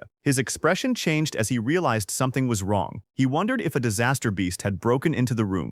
But before he could react further, a disaster beast burst forward to attack. A system window appeared in front of him, identifying the beast as a double-horned guardian from the Horned Demon clan, level 24. The beast attacked with overwhelming force, striking toward him without hesitation. Seeing the situation, Itsuki's eyes sharpened. He realized that things had reached a critical point, and he had no choice but to use that power. As the attack came crashing down, Itsuki quickly glided on the ground and dodged it. At the same time, he aimed at the beast and used Clear Orb. He judged that the creature's attack power was likely higher than his own. However, if he managed to defeat it, he could increase his critical rate. A system notification appeared, explaining the effect of the broken critical crystal. It stated that attack power would increase tenfold during a critical hit, and the critical rate would increase every time he defeated an enemy stronger than himself. However, the critical rate would reset whenever he leveled up. With determination, Itsuki shot the Clear Orb. A beam of purple energy shot into the sky, cutting through the darkness like a sharp spear as the attack was released. Another system message appeared, saying Clear Orb was activated. After the beast died, another system notification appeared, telling Itsuki that his critical rate had increased by 1%. Looking at the result, he calmly confirmed that it had risen just as he expected. Another system window showed that the broken critical crystal now had a critical rate of 1%. Without wasting time, he turned and spoke to Jusuke. He told him that he would take down the disaster beast that had broken into the room, and that everything here would be left to him. Jusuke, who was engaged in battle, immediately accepted the responsibility without hesitation. Lightning flashed as Itsuki ran toward the cabin where Iberia and Aiden were. At the same time, inside that cabin, Iberia was pushed back and hit the wall. He stood there, injured and covered in blood. Lowering his head, he admitted that it was useless. Without his dragon gear, he knew he could not win. Pain filled his body as he struggled to stand, realizing how desperate the situation had become. As the disaster beast came toward him, Iberia quietly muttered that if it had come to this, then there was only one option left. As the monster lunged forward with its terrifying jaws wide open, Iberia cried out for help, calling Itsuki's name. But in the next second, someone appeared behind the disaster beast. It was Iberia's father, Aiden. He swung his massive weapon down with overwhelming force, hitting the beast on the head. Watching this, Iberia was shocked. He wondered how his dad, who was a non-combat class, could face a disaster beast without any fear. Seeing that nothing happened to the beast, Aiden remained calm and called it stubborn. Aiden's attack made the beast furious, and it turned around in anger. It immediately charged at Aiden at full speed. Seeing it coming, Aiden stood firmly and declared that he would leave the rest to him. He was saying that to Itsuki, who appeared there just before the monster's attack could hit Aiden. Itsuki moved instantly, his body wrapped in crackling electricity as he intercepted the attack. The beast tried to strike again, but Itsuki stepped in from behind and, using his black ice spike, pierced through the monster's body. A system message appeared, announcing that his black ice wall had activated. Blood splattered as the creature's massive frame was struck down. After the clash ended, Itsuki apologized to Aiden for being late. He explained that it had taken a little time to deal with the lookouts. Aiden then asked about the situation outside. Itsuki immediately used his magic detection skill, but he could no longer sense any magic fluctuations from outside. Seeing that, he told Aiden that Josuke had likely wiped out every last disaster beast. As they went outside, the battlefield was covered with the bodies of disaster beasts. Iberia looked around in shock and stammered in disbelief, wondering if Josuke had really done all of that by himself. Josuke immediately warned everyone not to lower their guard. He explained that unless they destroyed the barrier, disaster beasts would continue spawning from within it without end. As time passed, they would only grow stronger. With a firm expression, he declared his intention to head toward the barrier and destroy it, while eliminating as many disaster beasts as possible along the way. Looking at Itsuki, he added that if any beast managed to slip past him, he would have to deal with it. However, Itsuki stated that he would be the one to slaughter every disaster beast within the barrier. His eyes were filled with hatred as he instructed Josuke to remain there and protect Aiden and Iberia. Seeing Itsuki's expression, Aiden narrowed his eyes. He muttered that those eyes showed no trace of fear. Instead, they were filled with a burning thirst for battle. Finally, with firm resolve, Aiden declared that they would leave the destruction of the barrier to Itsuki. Josuke warned Itsuki seriously. He explained that if the barrier was green, then the disaster beasts inside would be at least level 250. He asked if he was truly prepared for something like that. Without hesitation, Itsuki answered calmly that he was sure. Lightning crackled violently around Itsuki as he ran toward that green barrier. A sharp smile formed on his face as he admitted that finally, he could fight to his heart's content. Seeing him go, Iberia immediately spoke up. He declared that if Itsuki was going, then he would go too. He told Josuke to look after his old man, but his father Aiden stopped him. Iberia protested, asking why not. He reminded them that they were a team. Aiden answered bluntly, telling him to stop pretending they were a team. He said it was pathetic. He added that he and Itsuki lived in two completely different worlds. Amaita clenched his fist, anger rising in his voice. He argued that they had walked this path together all this way and demanded to know what he meant by different worlds. Aiden also shouted, telling Iberia that a team was meant to support one another and cover for each other's weaknesses. Aiden's eyes widened with anger as he spoke harshly. He told Iberia that he was not supporting Itsuki at all. Instead, he said he was only dead weight at this rate. His voice grew even colder as he warned that he would end up getting Itsuki killed. Hearing that, Iberia froze, shock spreading across his injured face. Aiden continued, saying that he was not just talking about him alone. He explained that Itsuki was special. No one else from his generation could even stand on the same stage as him. Then he asked Iberia if he had ever truly seen the look in Itsuki's eyes when he faced a disaster beast. He told Iberia that those were the eyes of someone drowning in hatred. At the same time, while Itsuki was running toward the barrier, a system window appeared showing, "Mana. 5 enemy units have been detected. 50% of Itsuki's mana recovered." Itsuki noticed it immediately. He realized that 5 disaster beasts must have just come out of the barrier. He calmly acknowledged that this had brought his mana back to full. Ahead of him, massive disaster beasts with sharp purple spikes and rows of jagged teeth emerged, blocking his path as lightning continued to crackle around his body. Lightning surged wildly around Itsuki as he faced them. His eyes burned with determination as he shouted for them to get out of his way. A system window suddenly appeared showing Lotus Blast had activated. In the next instant, a massive explosion erupted in the forest, flames bursting outward with overwhelming force. Another system message appeared showing 5 enemies defeated with Lotus Blast. Range of all skills increased by 5%. His critical hit rate increased by 1%. Now his broken critical crystal critical rate was 2%. Itsuki moved forward through the fading flames, his expression calm but focused. He admitted to himself that the double-horned guardian's defense had been far too high. It had taken 80% of his mana just to bring it down with Lotus Blast. Even so, he firmly decided that he would not allow a single one of them to reach Iberia or the others. In the distance, smoke and fire from Lotus Blast rose above the trees. Josuke turned toward the explosion in shock and demanded to know where it had come from. Iberia immediately realized and stated that it was Itsuki's skill and that he must have run into disaster beasts in the forest.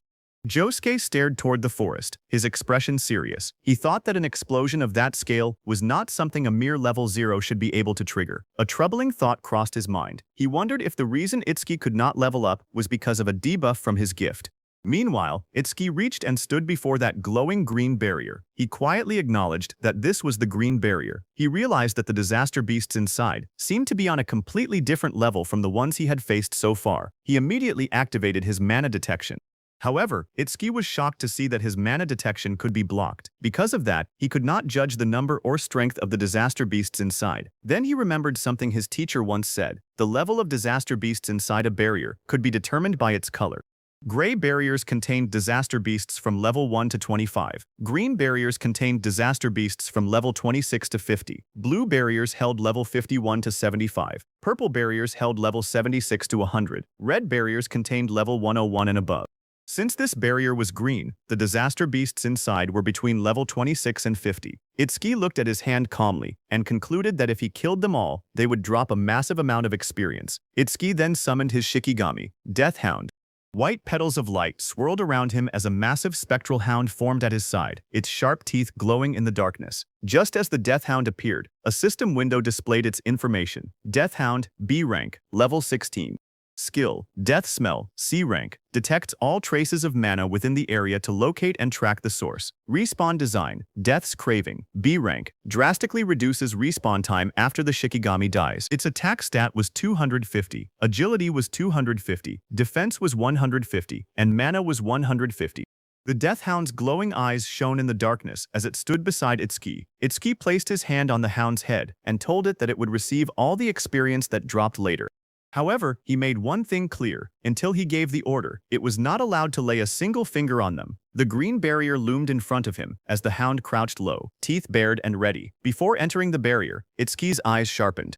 He declared that every disaster beast inside the barrier was his. Meanwhile, on Prediction Day 1 at 11:30 p.m., Commander Nento was seated in a garden when Choha arrived there with a man. She informed her father that the awakened guards had arrived. A young man stepped forward confidently. He introduced himself politely, saying that from that moment on he, a first-class savior, would serve as Commander Nento's protector. This man was level 63 Wind Elementalist, first-class savior, Kei Chirijima. Commander Nento thanked him for coming. Choha then explained that besides him, 5 third-class saviors and 3 second-class saviors had also arrived. Commander Nento asked her if Akira Heaton had not arrived yet, saying he had assigned Heaton to guard the perimeter. Choha frowned slightly and explained that when they spoke 6 hours ago, he had said he was already on his way. However, when she tried calling again 3 hours later, she could not get through. She added that massive steelies had been falling across the northern province since 8 p.m. that night. Because of that, she thought he might have run into trouble along the way. Still, she remained confident. Commander Nento stated that a normal disaster beast would not be a threat to him. After all, he was one of the 6 pillars among the special class saviors. He asked her to keep trying to contact him, adding that only a special class savior could stand against the disaster beasts appearing there.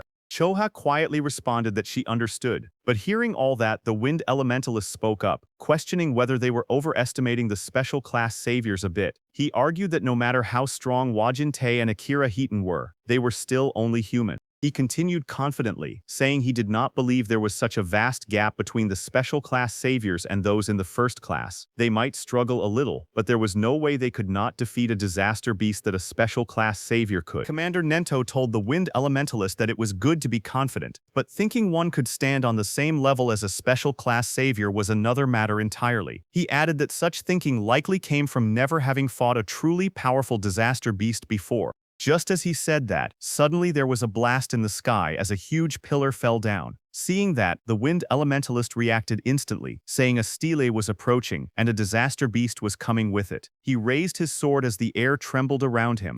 As the stele fell to the ground, it created a huge purple barrier. Seeing that, Commander Nento declared that it had finally arrived. At the same time, Choa tried once more to reach Akira Heaton, but her voice shook as she admitted it was useless. She still could not contact him. The Wind Elementalist smirked confidently. He declared that if even a special class savior could not make it, then he was not much to rely on. He told Commander Nento there was no need to worry. They would finish every last one of them off. His expression then turned serious as he looked toward the purple barrier. He boldly stated that he would prove right now that a first class was just as capable as a special class. On the other hand, at Itsuki's side, he entered the green barrier with his death hound. Inside the barrier, a strange green glow filled the surroundings. Itsuki walked beside his death hound, quietly observing the area. He noted that the scenery inside the barrier was not any different from the outside. However, he admitted that there was an aura in the air that made him feel uneasy. A system notification appeared, saying mana detection activated. Itsuki focused and sensed the fluctuations of mana inside the barrier from where he stood. But just as he expected, he could not grasp the situation outside. After observing carefully, he concluded that the inside and outside of the barrier seemed to be separate spaces. Just then, his mana detection detected 5 enemy units, which restored 50% of Itsuki's mana. Itsuki calmly observed the surroundings and said that he now had a general idea of where the 5 detected units were located. He then turned to his death hound and gave it a clear order. It was to stay there and wait. If it found any disaster beasts that had fled, it could eat them. After giving the command, he softly praised it, calling it a good boy. Another system notification appeared, showing activating Thunderbreaker Roaring Wave. Blue lightning began to crackle around his body as his eyes sharpened with focus. He decided that he should start moving as well. At that moment, 2 muscular disaster beasts charged forward at high speed, their claws digging into the ground as they rushed toward him. Suddenly, electric energy surged through the air as one of the beasts reacted in surprise. It was Itsuki. He activated his Black Wall skill and struck the 2 disaster beasts. With a single attack, he killed both of them by piercing their bodies with Black Wall. Just then, 2 more beasts appeared. Lightning exploded across the battlefield as Itsuki struck the first disaster beast directly. Blue energy tore through its body, and blood burst from its wound as it was slammed into the ground. The second beast immediately rushed forward, but Itsuki's electric current surged between them like a roaring wave. The ground cracked under the force as his attack ripped through both monsters. While Itsuki was killing those 4 one-horn beasts, suddenly a 2-horn beast charged at him. Blue lightning surrounded Itsuki as he drove forward with unstoppable momentum. He dodged the beast's attack and jumped high. A system notification appeared, activating Clear Orb's piercing sphere. A glowing purple sphere formed around Itsuki's finger. It shot forward with incredible force, piercing straight into the beast's chest and drilling through its armored body. The impact cracked the monster's armor apart as the energy pushed deeper inside. That beast fell to the ground. A system notification appeared, showing critical rate increased by 1%. Itsuki landed on the ground, lightning still flickering around him. His broken critical crystal had reached 3% critical rate. After killing those 5 beasts, Itsuki immediately moved forward. Seeing that his critical rate had gone up again to 3%, he calculated that statistically this meant about 3 critical hits for every 100 attacks. He thought maybe he would get to see his first real critical attack soon. While moving, something else caught his attention. This was the first time he had seen a stele from this close. He narrowed his eyes and thought that if he broke the stele, then the barrier should disappear. He thought 1 hit should be enough. But at that moment, a system notification appeared, showing 1 enemy unit detected and 10% of his mana restored. Itsuki's eyes widened as he realized that there was still 1 left. Immediately, he used all the force in his body to stop himself. Lightning cracked violently around his legs as he stopped. Just as he stopped, many sharp spikes came toward him at full speed. He immediately jumped back and dodged those spikes. A sharp thought crossed his mind. If he had not sensed the mana fluctuation and stayed on high alert, he would have already been impaled. He fell back, crouching low as debris scattered around him. His eyes narrowed as he saw those spikes coming from behind the stele. Itsuki realized that the sixth monster was hiding behind the stele. He stared at the disaster beast's shadow carefully, realizing it was a different kind of disaster beast than the ones before. Meanwhile, from far away, Iberia watched the large green barrier curve over the forest like a dome, glowing faintly in the night. Worried, Josuke told Iberia that even Itsuki might not be able to stop all the disaster beasts. So he told Iberia that it was dangerous outside and that he should wait inside the room. Iberia, who was still shaken by his father's words, lowered his gaze and asked Josuke if he would really end up letting Itsuki die someday. Josuke told him that Master Aiden had a habit of exaggerating, so he should not worry too much about it. But Iberia admitted that, looking back, he felt like he had really just been dead weight. Josuke then explained that the level of disaster beasts inside a green barrier usually ranged between 20 and 50. He asked Iberia honestly whether he had the confidence to defeat even a level 26 disaster beast. Iberia quietly answered that he did not at all. Seeing his discouraged expression, Josuke told him not to be so down. He clarified that he was not saying Iberia was useless. When he himself had been about that age, he had not even had the courage to step into a green barrier and fight a disaster beast. Iberia looked at him in surprise and asked if that was true even for Josuke. Josuke's expression turned serious as he explained that the difference between gray barrier disaster beasts and green barrier disaster beasts was not simply a matter of levels. Iberia asked him if there was something else. Josuke told him that the disaster beasts inside gray barriers had no intelligence. They were merely creatures that endlessly repeated cycles of slaughter and destruction. They were strong, yes, but with a proper plan there were many ways to defeat them.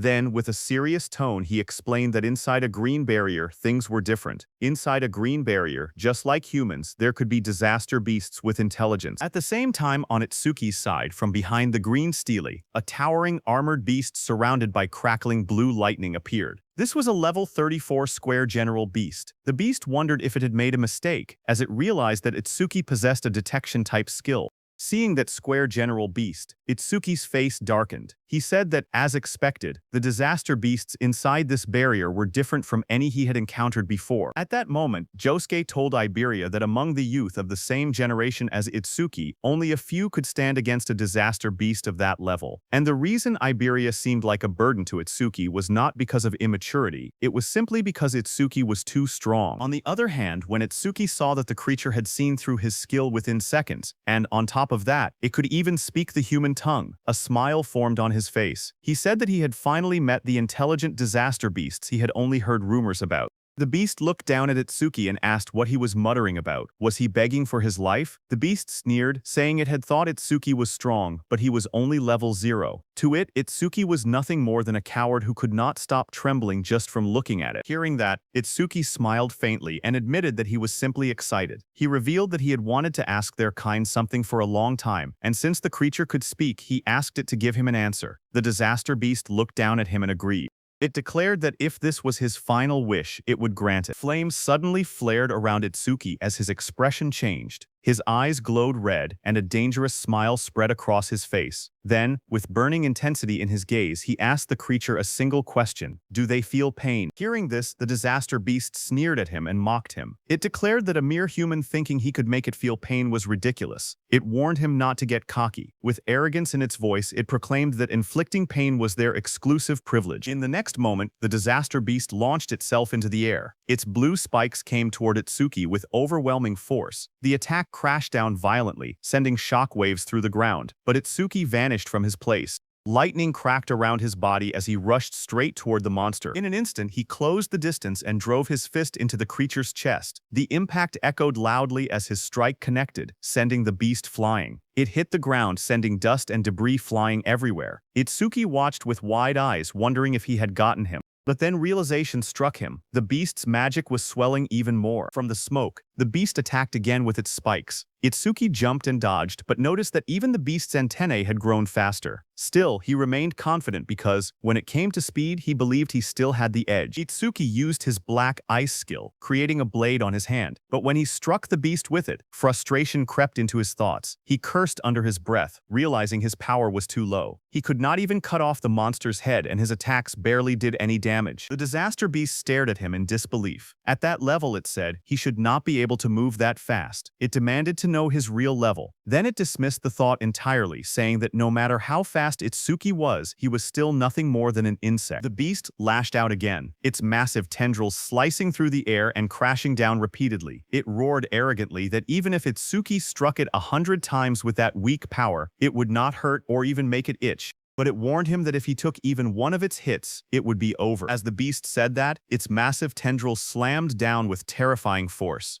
But suddenly, Itsuki made a move. Blue lightning wrapped around his body as he leaped behind the beast. He twisted mid-air and struck down hard, his attack crashing against the monster's armored head. But the next second, the beast's tendril whipped toward him again at full speed. Sweat rolled down his cheek, but he used his black ice wall skill to defend. The tendril smashed into him and sent him flying backward. His body crashed violently into a tree, splinters and debris exploding into the air as the force drove him deep against the trunk. The disaster beast didn't stop there. It immediately attacked Itsuki with its tendrils again, but Itsuki quickly steadied himself. Lightning flickered around him as he jumped into the air to dodge. Standing firmly against the tree, he looked forward and told the creature to try it if it could. From a distance, the armored disaster beast watched him coldly. It remarked that the lightning surrounding Itsuki was nothing more than a skill that boosted his speed. It declared that it would see how long Itsuki's magic could hold out. Saying that, it continued attacking with its tendrils. Itsuki observed the creature carefully and came to a realization. Those antennae were not a skill, they were part of the monster's body. That was why overmimesis would not trigger against them. He got near the beast and struck again as lightning flickered around his body. He wondered how many attacks it had been so far. The 18th? Or maybe the 19th. The monster spread its massive frame and attacked Itsuki with its tendrils, declaring that it was useless. At that moment, a status window appeared before Itsuki, showing he only had 97 magic. He understood the situation immediately. He had been pushing his skills non-stop, and his magic was about to run dry. His stamina was being worn down as well. If this continued, his speed would only decrease. Itsuki's red eyes sharpened with resolve as he decided that he would pour everything into offense. Itsuki charged at the disaster beast, thinking he would boost his attack frequency so that if he could land even one critical hit, he would win. Itsuki was trying to use the power of his broken critical crystal, whose effect was that on a critical hit, it increased attack power by 10 times. But currently, its critical rate was only at 3%. With lightning surging violently around him, Itsuki launched forward once more, striking directly at the armored beast. He continually punched the beast with his fists. Sweat rolled down his face as his eyes burned with determination. He told himself that he had to attack more. To trigger a critical hit, all he could do was keep swinging. There was no other choice. His fist slammed into the monster's body with explosive force, the impact echoing loudly. But suddenly, a blue tendril flashed through the air as it rushed at Itsuki. It hit and tore through his stomach. Blood spilled from Itsuki's mouth as his body trembled violently in pain. Dark stains spread across his shirt as he struggled to stay upright. The towering beast looked down at him and mocked him coldly. It said that throwing himself at it like that was idiotic. The creature leaned closer, its sharp teeth gleaming as it taunted him again. It asked what was wrong. Wasn't he supposed to make it feel pain? Hearing that, Itsuki simply let out a quiet snort in response. The monster's grin widened. It remarked that he was still alive and admitted that his defense seemed to be quite high. But suddenly, Itsuki's red eye flared brightly, veins spreading across his face as a fierce smile twisted his lips. He felt it at last. Finally, it was here. A system notification appeared before Itsuki, telling him that his critical crystal was activated and his next attack would definitely be a critical hit. Without hesitation, Itsuki moved. In a single explosive step, he closed the distance and drove his fist forward with overwhelming force. Red energy burst outward as his strike slammed directly into the monster's body. The impact shook the air violently. The beast screamed in pain as it was sent flying backward. Its massive body tore through the forest, crashing through trees as splinters and debris scattered everywhere. Smoke and dust rose into the air as the monster landed heavily on the ground. It could only stare in disbelief. It questioned what had just happened and why Itsuki suddenly possessed such terrifying power. Standing calmly amid the fading red glow, Itsuki looked at his fist. His breathing steadied as he admitted quietly that the power was stronger than he had expected. After landing that critical hit, something inside him changed. All kinds of emotions began rising from deep within his chest. Focus sharpened his mind. Satisfaction spread through him. A strange ecstasy followed. He realized he had never felt like this before. Even though blood was pouring out of the wound in his stomach, he did not feel any pain at all. The injury was deep, and his shirt was soaked in red, yet his body felt strangely light. He looked down at the beast calmly, and admitted that this feeling was incredible. Itsuki then reached out and grabbed the beast's head, asking whether it felt any pain from that attack. Hearing that, confusion filled the beast's voice. It wondered what kind of human he was. Humans were supposed to be weak and fragile.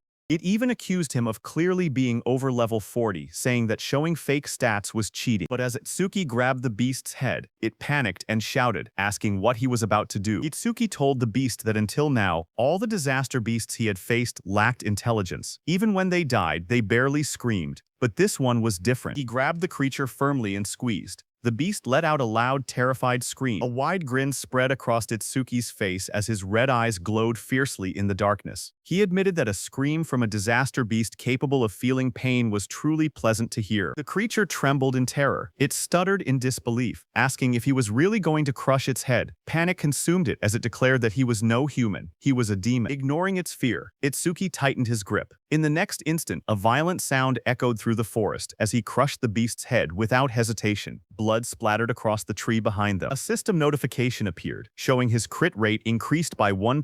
Itsuki stood before the fallen body and calmly stated that it was finally done. Another notification followed saying broken critical crystal crit rate was now at 4%. As the tension faded, Itsuki felt the strange excitement from earlier slowly disappear. The special sensation that had filled his chest was vanishing. Then reality returned. The searing pain from the wound in his stomach began to kick in. He steadied himself and observed the surroundings. The barrier around the area had turned transparent, which meant there were no disaster beasts left inside. He looked at the transparent pillar in front of him and thought that if he crushed it, all that would remain would be the stele. Without hesitation, he pulled back his fist and drove it forward with force. A sharp cracking sound echoed as his punch struck the structure. The ground around the stele shattered, cracks spreading across the area as debris scattered in every direction. Itsuki calmly admitted that it was weaker than he had expected. Exhaustion finally caught up to him. He leaned back against the broken structure, blood still staining his clothes. Before returning to Iberia, he reminded himself that there was something he needed to check. His expression turned serious as he quietly called his death hound. A dark figure rushed overhead. Itsuki lifted his head slightly and ordered it to show its face. Death stepped forward, its red eyes glowing fiercely in the darkness. It looked larger than before, its claws digging into the ground as it growled. Itsuki, sitting on the ground nearby, looked up at it calmly and noted that it seemed bigger than before. Then he paused for a moment and continued observing it carefully. Then he realized the reason. Its level had increased by 3. Not only that, but it had also gained 150 stat points. A system window appeared before him, showing the Death Hound's stats. It was a B-rank Shikigami at level 19.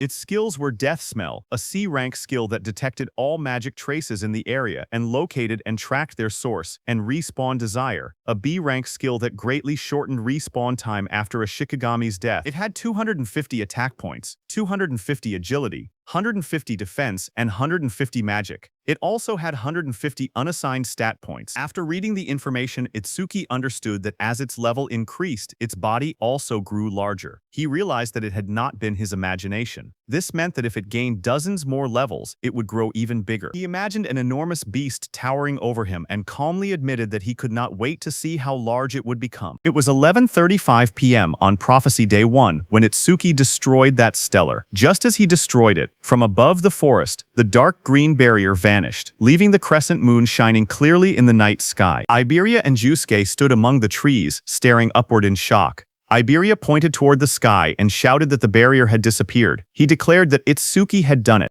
Seeing that Itsuki had destroyed the green barrier in about 10 minutes, Jusuke admitted that there were probably no intelligent disaster beasts inside. But even so, that speed was incredible. He acknowledged that Itsuki was already far stronger than he himself had been back then. Meanwhile, Itsuki leaned against Death's large body. Blood stained his clothes as he struggled to remain steady. With long-distance travel and continuous battles, Itsuki's stamina was almost gone. On top of that, the blood loss had pushed his body to its limit. Itsuki looked at Death and spoke weakly. He told Death that since it could track magic, he instructed it to follow his magic trail and carry him to Iberia. Death lifted its head and let out a low howl into the night, ready to obey. Its loud, echoing cry rang out across the dark forest. The sound tore through the night, heavy and ominous, making the air feel tense. Josuke narrowed his eyes as he listened carefully. He muttered that it sounded like a disaster beast's cry. But the barrier was supposed to be gone. He questioned why that sound could still be heard. Without hesitation, he turned sharply and ordered Iberia to return to his room immediately. Iberia, while leaving, listened closely and said that the cry felt familiar, as if he had heard it somewhere before. On the other hand, Death's heavy claws slammed onto the ground as it came toward them.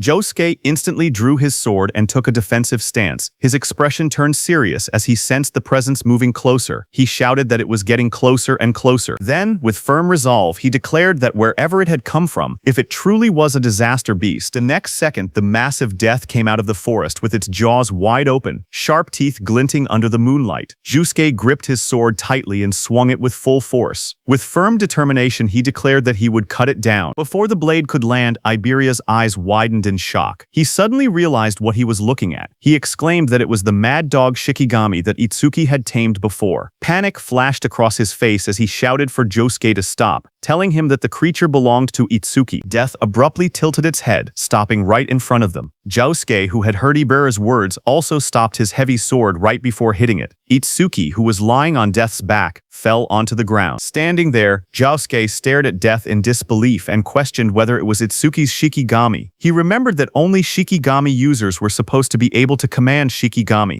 Thoughts ran through his mind about Itsuki's overwhelming strength, combat power far above his peers, a level that never seemed to rise, and even skills that belonged to other jobs. Iberia rushed forward in panic, calling out loudly and asking if Itsuki was okay. Seeing him lying motionless on the ground, Josuke felt that Itsuki was always one mystery after another. Iberia dropped to his knees beside Itsuki and noticed the blood covering his clothes and face. His voice trembled as he asked what had happened to him and why he was covered in blood. Itsuki slowly opened his eyes and weakly called out Iberia's name. His vision blurred as darkness crept in. In a faint voice, he asked to rest for a bit. Seeing this, panic completely overtook Iberia. Tears streamed down his face as he shouted helplessly, asking what he should do. His sobs echoed in the night. Just then, Josuke spoke behind him, saying that Itsuki was not dead, so there was no need to cry. Iberia turned around, tears still falling from his golden eyes, and asked in disbelief if Itsuki was really not dead yet. Josuke pointed at Itsuki's chest, telling Iberia to look carefully. He explained that Itsuki was still breathing properly. However, he added that the injuries needed treatment as soon as possible. He mentioned the Kodama bandage and asked Iberia if he still had it, supporting Itsuki's unconscious body. Iberia immediately responded that he would handle it. Later, as Itsuki lay resting on a bed with bandages wrapped tightly around his torso, Iberia stood nearby, looking at him quietly. He admitted to himself that he might never catch up to Itsuki in combat power, but there were things only he could do. His job was Wind Elementalist, someone who controlled air and airflow. He looked at his hands and thought about his gift. Iberia was level 9, and his gift was Heal Focus, which was grade 2. It was a bottom grade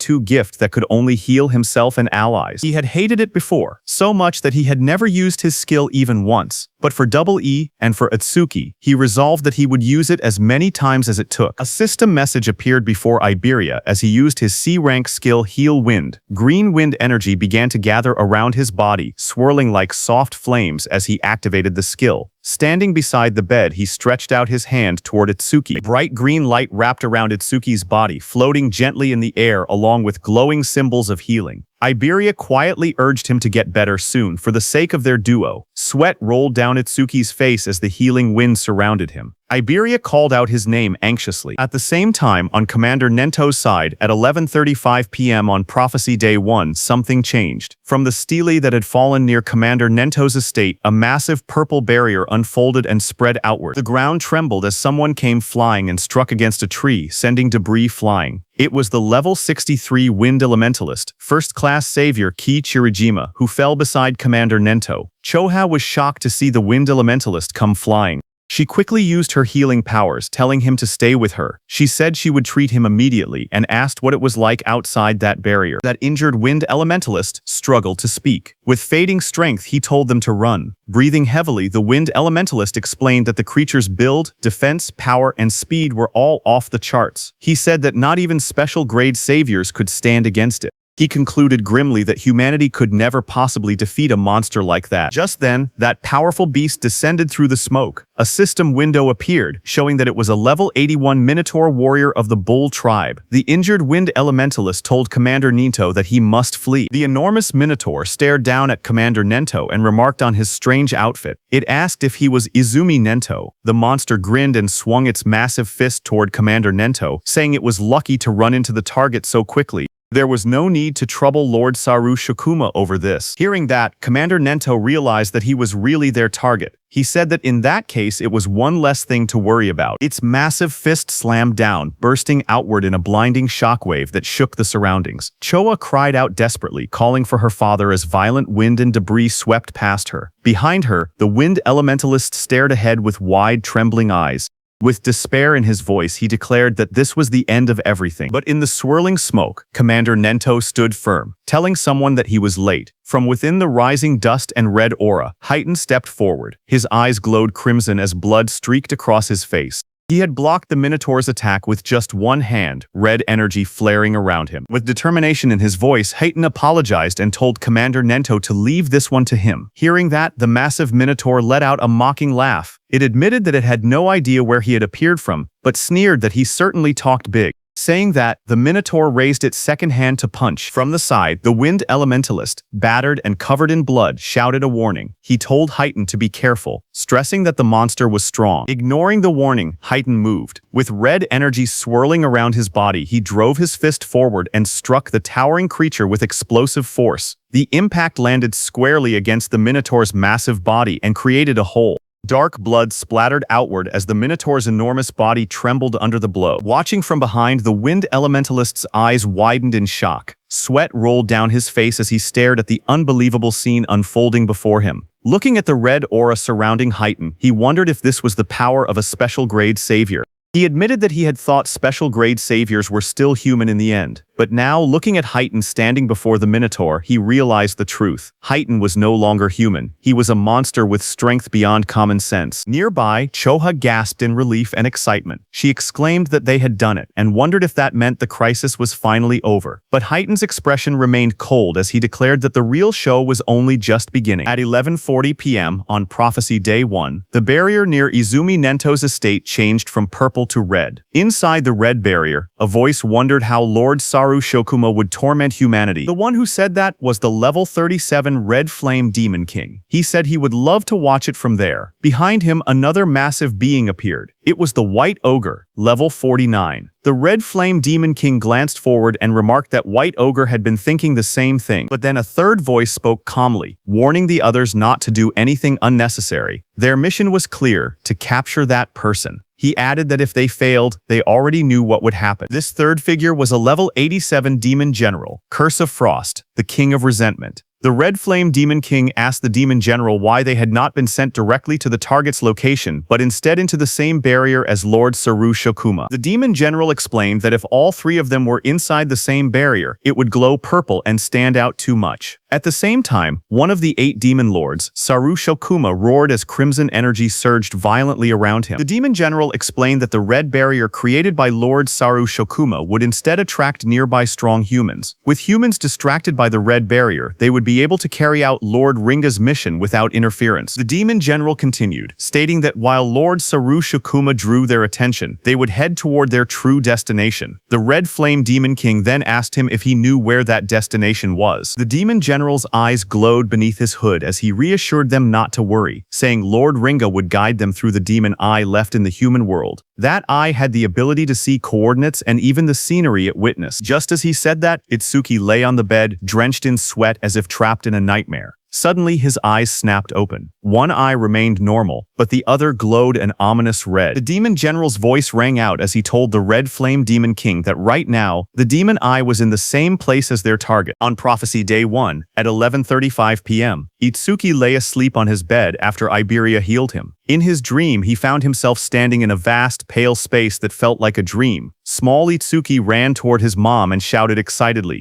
He told her that he had finally found a disaster beast that could feel pain just like they did. His face was filled with pride and joy. He declared that he had crushed its skull and that now her death had finally been avenged. But before he could finish, his mom gently called out to him. She told him to stop. Her voice was calm but firm. She explained that there were things far more important than revenge. Small Itsuki looked at her in confusion and asked if anything could be more important than wiping out every last disaster beast. His mom gazed at him softly.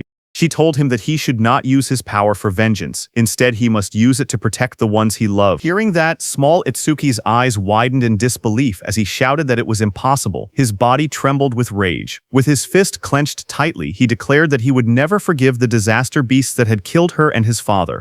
His voice echoed through the empty space as he swore that he would make sure every last one of them was dead. His eyes glowed red with fury, his expression twisted by anger and greed. His mom stood quietly before him, her gaze calm and steady. There was no anger in her eyes, only a gentle understanding. After a moment of silence, she softly told him that it was time for her to go, and slowly started to disappear. Her words froze him in place. Small Itsuki rushed forward in panic, shouting and asking where she was going. His voice trembled as he told her that he still had so much more to say. His mom looked at him gently as her body slowly began to dissolve into drifting light. In a soft voice, she called his name and pleaded with him not to let hatred consume him. Her form continued to scatter into glowing fragments, fading little by little into the surrounding emptiness.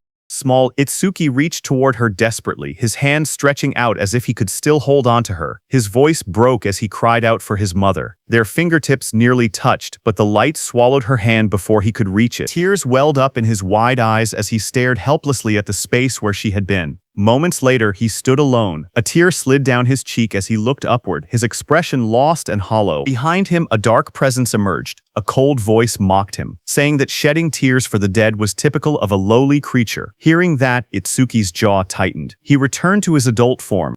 His eyes burned with emotion as he struggled to contain his feelings, fury and sorrow mixing within him. He clenched his teeth as he recognized the presence before him. He called it by name, Linga, the devil of ruin. From the swirling red abyss, a towering demonic figure, Linga, emerged. Its body was muscular and covered in dark, twisted markings. Horns curved from its head and a crimson aura pulsed around it like a living flame. Linga looked down at him calmly and asked if he had finally come back to his senses. It remarked that he only took the form of a child when he was with that woman. Rage exploded within Itsuki. With blazing eyes, he shouted at the demon, calling it a bastard. His body burned with fury as he jumped toward Linga, shouting that he would kill it. Red energy surged violently around him, but as his punch passed through Linga's body, Linga only sneered. It told Itsuki not to be in such a hurry, promising that he would taste that feeling again soon enough. The air trembled as dark purple power gathered around Linga's body, swirling like a storm that froze Itsuki. Then, in a cold whisper, Linga declared that true despair, that was what awaited Itsuki. As he spoke, the space around Itsuki shattered, and he fell into darkness. While falling, Itsuki's muscles tensed, veins bulging as fury burned through him. With blazing red eyes, he roared into the void, shouting that he would kill Linga, no matter what it took. His voice echoed fiercely through the shattered space. In the next moment, everything snapped. He jolted upright, drenched in sweat, his breathing heavy and uneven. His eyes trembled as pain throbbed through them. A dream, he muttered to himself in confusion. In front of him, he saw Iberia and his death hound standing nearby. Suddenly, Itsuki pressed his hand against his face, wincing. His eyes were not even injured, yet they hurt unbearably. Slowly, realization dawned on him. Come to think of it, he blinked, noticing something strange. His wounds,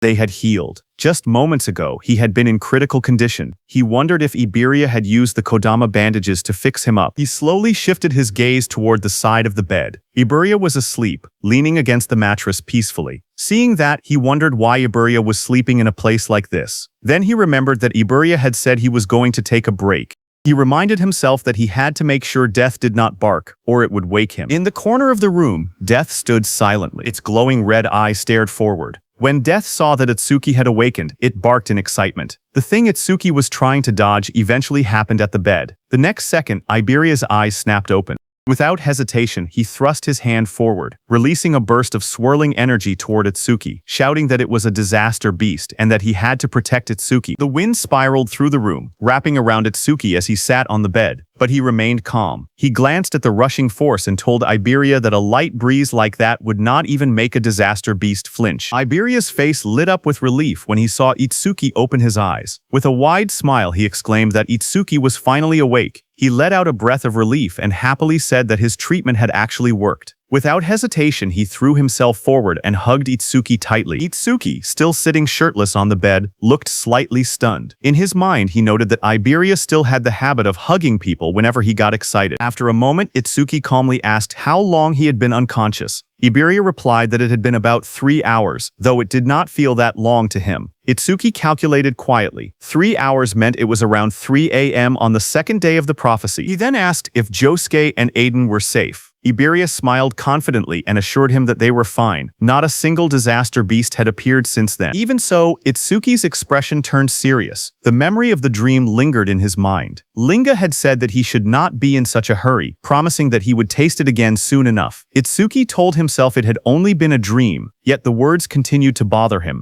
It had felt far too real to dismiss. He was certain that the disaster beasts were plotting something. On Prophecy Day 2 at 3:03 a.m., Itsuki had awakened from his coma. As he dressed up, a firm thought echoed in his mind that he could not let his guard down. Iberia smiled brightly and told Itsuki that he was truly glad. It really looked like Itsuki had made a full recovery. Itsuki stood in the room, thinking that the reinforcements the teacher had mentioned should be arriving at any moment. He moved toward the door and said that for now he would go check the situation with Josuke. Later, as they walked outside under the night sky, Iberia suddenly asked Itsuki what the name of that dog Shikigami was. Itsuki told him that it was just Death Hound. Hearing that, with a playful grin, Iberia reminded Itsuki that a Shikigami user was free to give their Shikigami any name they wanted. He even offered to pick one himself, confidently claiming that he had great naming skills. Itsuki calmly replied that he was not a Shikigami user. Hearing that, Iberia blinked in surprise. He admitted that it was a shame since he had really wanted to name it. Hearing that, Itsuki silently resolved that he was definitely not going to let Iberia name that thing. As they continued walking, Josuke, who was casting magic on that mechanical golem, noticed Itsuki and said that Kodama bandages alone would not have been enough for someone to recover this quickly. He concluded that it looked like Iberia had finally used his actual ability. Hearing that, Itsuki looked at Iberia and admitted that he had not seen him using any skills earlier. He asked if Iberia was a healer type. Iberia hesitated slightly and replied that he could use offensive skills too. However, he added honestly that they did not really do much damage. After that, Itsuki turned to Josuke and asked if any other saviors had arrived since he had been knocked out. Josuke answered with uncertainty, saying no. He then asked why Itsuki was asking. Itsuki explained that the teacher had said they were dispatching nearby saviors. It had already been a full day, so they should be arriving soon. Josuke reminded Itsuki that they were deep in the forest. Even Itsuki would not have arrived so quickly without Iberia's guidance. Itsuki listened carefully. He admitted to himself that Josuke had a point, but he could not shake the uneasy feeling inside him. Something about the situation felt wrong. As the night grew quieter, the forest seemed to change. It felt as if something malevolent was slowly drawing closer. High above the forest, several saviors moved quickly through the dense trees. Their path curved sharply as they advanced deeper into the woods under the cover of night. As they ran, one of them called out to his teammate Kobayashi and asked how much farther it was to their destination. Kobayashi replied that it should only be a few more kilometers and told them to bear with it a little longer. Another member shouted excitedly that once they finished this mission, they would finally be promoted from apprentices to third-class saviors.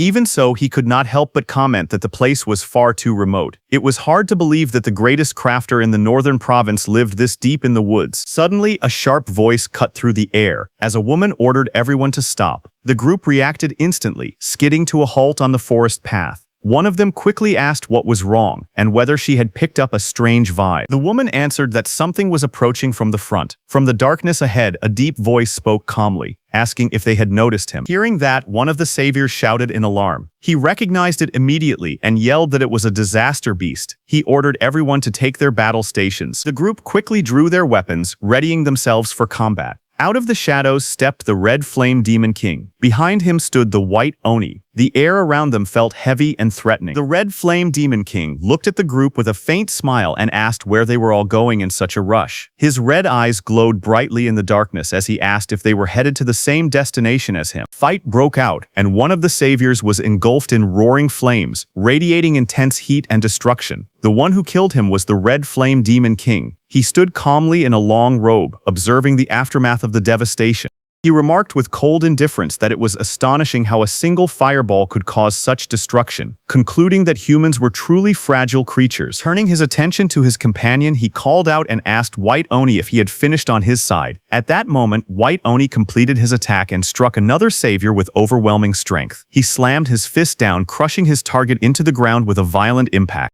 Blood splattered across the cracked earth as White Oni lifted his hand. Looking at the flattened savior embedded in the crater, the Red Flame Demon King commented mockingly that his body was as flat as a pancake, adding that White Oni was certainly a cruel one. A red-haired savior stood on a slanted tree trunk, watching them in fear. She pointed out that there wasn't even a barrier nearby and demanded to know where they had come from. The Red Flame Demon King smirked as he raised a blazing fireball in his hand.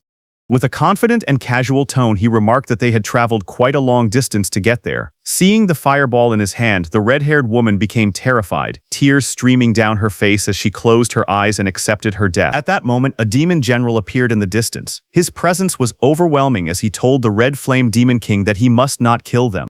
The Red Flame Demon King frowned in annoyance and replied that he had been bored for ages, warning the demon general not to interfere now that he was finally having some fun. Before he could act further, a sharp, chilling sound cut through the air. In an instant, jagged ice crystals erupted around the Red Flame Demon King, encasing his body in thick, glittering frost.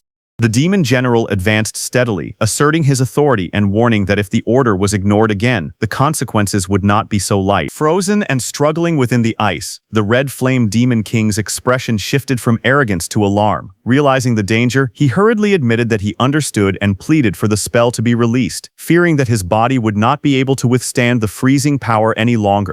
The demon general released his spell, and the ice around the Red Flame Demon King shattered and fell to the ground. The Red Flame Demon King exhaled heavily, steam rising from his blazing body as he recovered from the freezing attack. With lingering unease in his voice, he admitted that he had thought he was going to freeze to death. Watching the demon general stop the Red Flame Demon King, sweat rolled down the red-haired girl's face as a fragile hope surfaced in her mind. She wondered if they were going to let her go. The Red Flame Demon King crossed his arms, his fiery aura flaring as he spoke with a curious tone. He recalled the order that they were not allowed to kill the target and the owner of the magic eye, so he questioned the demon general whether this red-haired girl possessed some kind of special power as well. With glowing blue eyes, the demon general responded calmly that she had nothing like that. He explained that his actions were not about her. Instead, he stated that he simply wanted to test the new ability bestowed upon him by Lord Linga. Saying that, he raised his hand toward the red-haired girl. Seeing this, the red-haired woman became extremely frightened, and before she could do anything, dark energy surged around her. Her body convulsed violently, shadowy tendrils wrapping around her as she screamed in agony. Moments later, the violent transformation subsided, and she slumped forward, her head hanging low as her hair fell over her face, leaving her eerily still against the tree. Observing the scene, the Red Flame Demon King remarked with casual indifference that she had ended up dying anyway. The demon general corrected him, stating that she was not dead but simply undergoing demonization. Suddenly, the woman's head snapped up. A glowing sigil ignited on her forehead, and her eyes turned bright and unnatural as dark energy pulsed around her transformed face. The oppressive aura signaled that the change was complete. The Red Flame Demon King, intrigued, repeated the term demonization, waiting for an explanation. The demon general told him that humans who undergo demonization become completely subservient to Lord Linga. In other words, this red-haired woman was now on their side. As the transformation finished, the woman dropped to her knees and bowed deeply before the demons. In a submissive and obedient tone, she addressed him as the Wrath King and asked for his orders. The demon general issued his command in a cold, authoritative tone. He instructed the newly demonized woman to hide her identity and remain undercover within the human community until the day Lord Linga descended. Bowing her head obediently, she acknowledged the order and replied that she would do as commanded. The demon general continued, outlining her cover story. He told her that when the time came, she would report that her team had been attacked by disaster beasts in the forest, and that she was the only survivor, saved by the sacrifice of her comrades. With her head still lowered in submission, she answered simply that she understood. Satisfied, the demon general ordered her to get going. Moments later, the woman's eyes, now shadowed and eerie from demonization, stared forward blankly. But in the next instant, her expression shifted. Shock flashed across her face as if a fragment of her original will had resurfaced. Startled, she stumbled backward in the forest, her breathing quick and uneven. Realizing the danger and urgency of her situation, she turned and fled at full speed through the trees. The Red Flame Demon King and the Demon General stood watching her departure without concern as she disappeared into the distance. After she left, the Red Flame Demon King questioned the decision with a hint of disdain, stating that while making humans do their bidding was fine, he did not see the point of recruiting such a weakling. In response, the Demon General explained that it was not just about her. He revealed that tens of thousands of humans had already been demonized, including the Awakened. He said that when Lord Linga unified the world, these infiltrators would play a crucial role. With the explanation given, the Demon General walked ahead and ordered them to stop dawdling and follow him, emphasizing that the mission was more important than ever. On the other hand, at Prophecy Day 2, at 3:05 a.m., the golem that Itsuki had destroyed before was completely repaired, its glowing eyes and sturdy frame radiating power. Observing it, Jusuke explained that the Iron Golem's stats were roughly equivalent to a level 30 Awakened, making it a valuable asset to compensate for their labor shortage. However, Iberia remarked that they likely would not even need such assistance if Jusuke and Itsuki were present. While discussing their preparations, Jusuke suddenly brought up Itsuki, asking where he was. Iberia replied that Itsuki had gone to the workshop. He explained that Itsuki wanted to ask his father something about the critical crystal. Inside the workshop, Itsuki stood beside Eden as they discussed the recent battle. Eden asked if Itsuki had truly landed a critical hit during the fight with the disaster beast, and inquired about his critical rate at the time. Itsuki revealed that his broken critical crystal had originally given him a 3% critical rate, but after defeating the creature, it had increased to 4%. Hearing that, Eden remarked that achieving such a feat with only a 3% critical rate was incredibly lucky. Itsuki agreed that he thought so as well. He then explained that after landing that critical hit, it was not just his concentration that had improved. He described entering a strange state where he felt as if he were omnipotent, and asked whether this was also an effect of the critical crystal. Hearing this, Eden reacted with surprise. He asked if it was a sensation where a person's senses become sharp enough to perceive everything around them, yet they remain calm and completely unaffected. Itsuki thoughtfully touched his chin and agreed that the description perfectly matched what he had experienced. Hearing this, Eden expressed his surprise, realizing that Itsuki had entered a flow state. Itsuki repeated the unfamiliar term in confusion and asked Eden to explain. Eden explained that a flow state occurs when a person becomes completely immersed in a task. In this state, one's sense of time becomes distorted, and both concentration and excitement reach their peak simultaneously. Hearing that, Itsuki became more confused and tried to understand. Eden then simplified the explanation, saying that, in short, it meant being in the zone. To illustrate, he described how a painter might forget to eat because they are so absorbed in their work. He added that an athlete whose body moves instinctively during a match is also in a flow state. Likewise, a student who loses track of time while solving a difficult problem is experiencing the same phenomenon. He concluded by explaining that when an awakened individual enters a flow state, they do not merely gain heightened focus, their senses become extraordinarily sharp. He explained that when someone enters a flow state, their stats and skill effects increase simultaneously to 120% of their original values. Hearing this, Itsuki expressed his surprise. He admitted that he had never heard about such a phenomenon from his teacher or any other awakened individual. He added that he had never met anyone who had actually entered a flow state before. Eden responded with astonishment, emphasizing that only a handful of people were capable of achieving such a state. He went on to explain that entering a flow state requires the awakened individual's own skill, a clear and focused mind, and a great deal of luck. If even one of these elements is missing, entering a flow state becomes impossible. Itsuki, absorbing this information, remarked that he had not realized the requirements were so strict. Eden then stated that it was no exaggeration to say that entering a flow state marks the boundary between a genius and an average person. He added that among the awakened across the 5 continents, including Wajin-Tae, there was not a single person who could enter a flow state at will. Itsuki was shocked to hear that not even Wajin-Tae could do that. Eden told Itsuki that he had first entered a flow state 2 years after becoming an awakened. He noted that while 2 years was considered quite early, for Itsuki to achieve it after only a month of being awakened was truly extraordinary. But suddenly, Eden noticed Itsuki's distracted expression and paused, asking if he was listening. Itsuki snapped back to attention, his gaze sharpening as he sensed something unusual. Turning slightly, he informed Eden that 3 individuals with immense mana were approaching. Eden initially speculated that they were likely awakened sent by Nento Izumi to act as his guards. However, as Itsuki focused more closely on the energy, his expression hardened. The rough and stagnant aura did not feel like that of awakened individuals, it felt more like the presence of disaster beasts. Without hesitation, he decided to investigate just in case. Moving swiftly, he headed for the exit. As he went, he reflected that he had already wiped out the disaster beasts within the barrier, and that there were no signs of new ones being deployed nearby.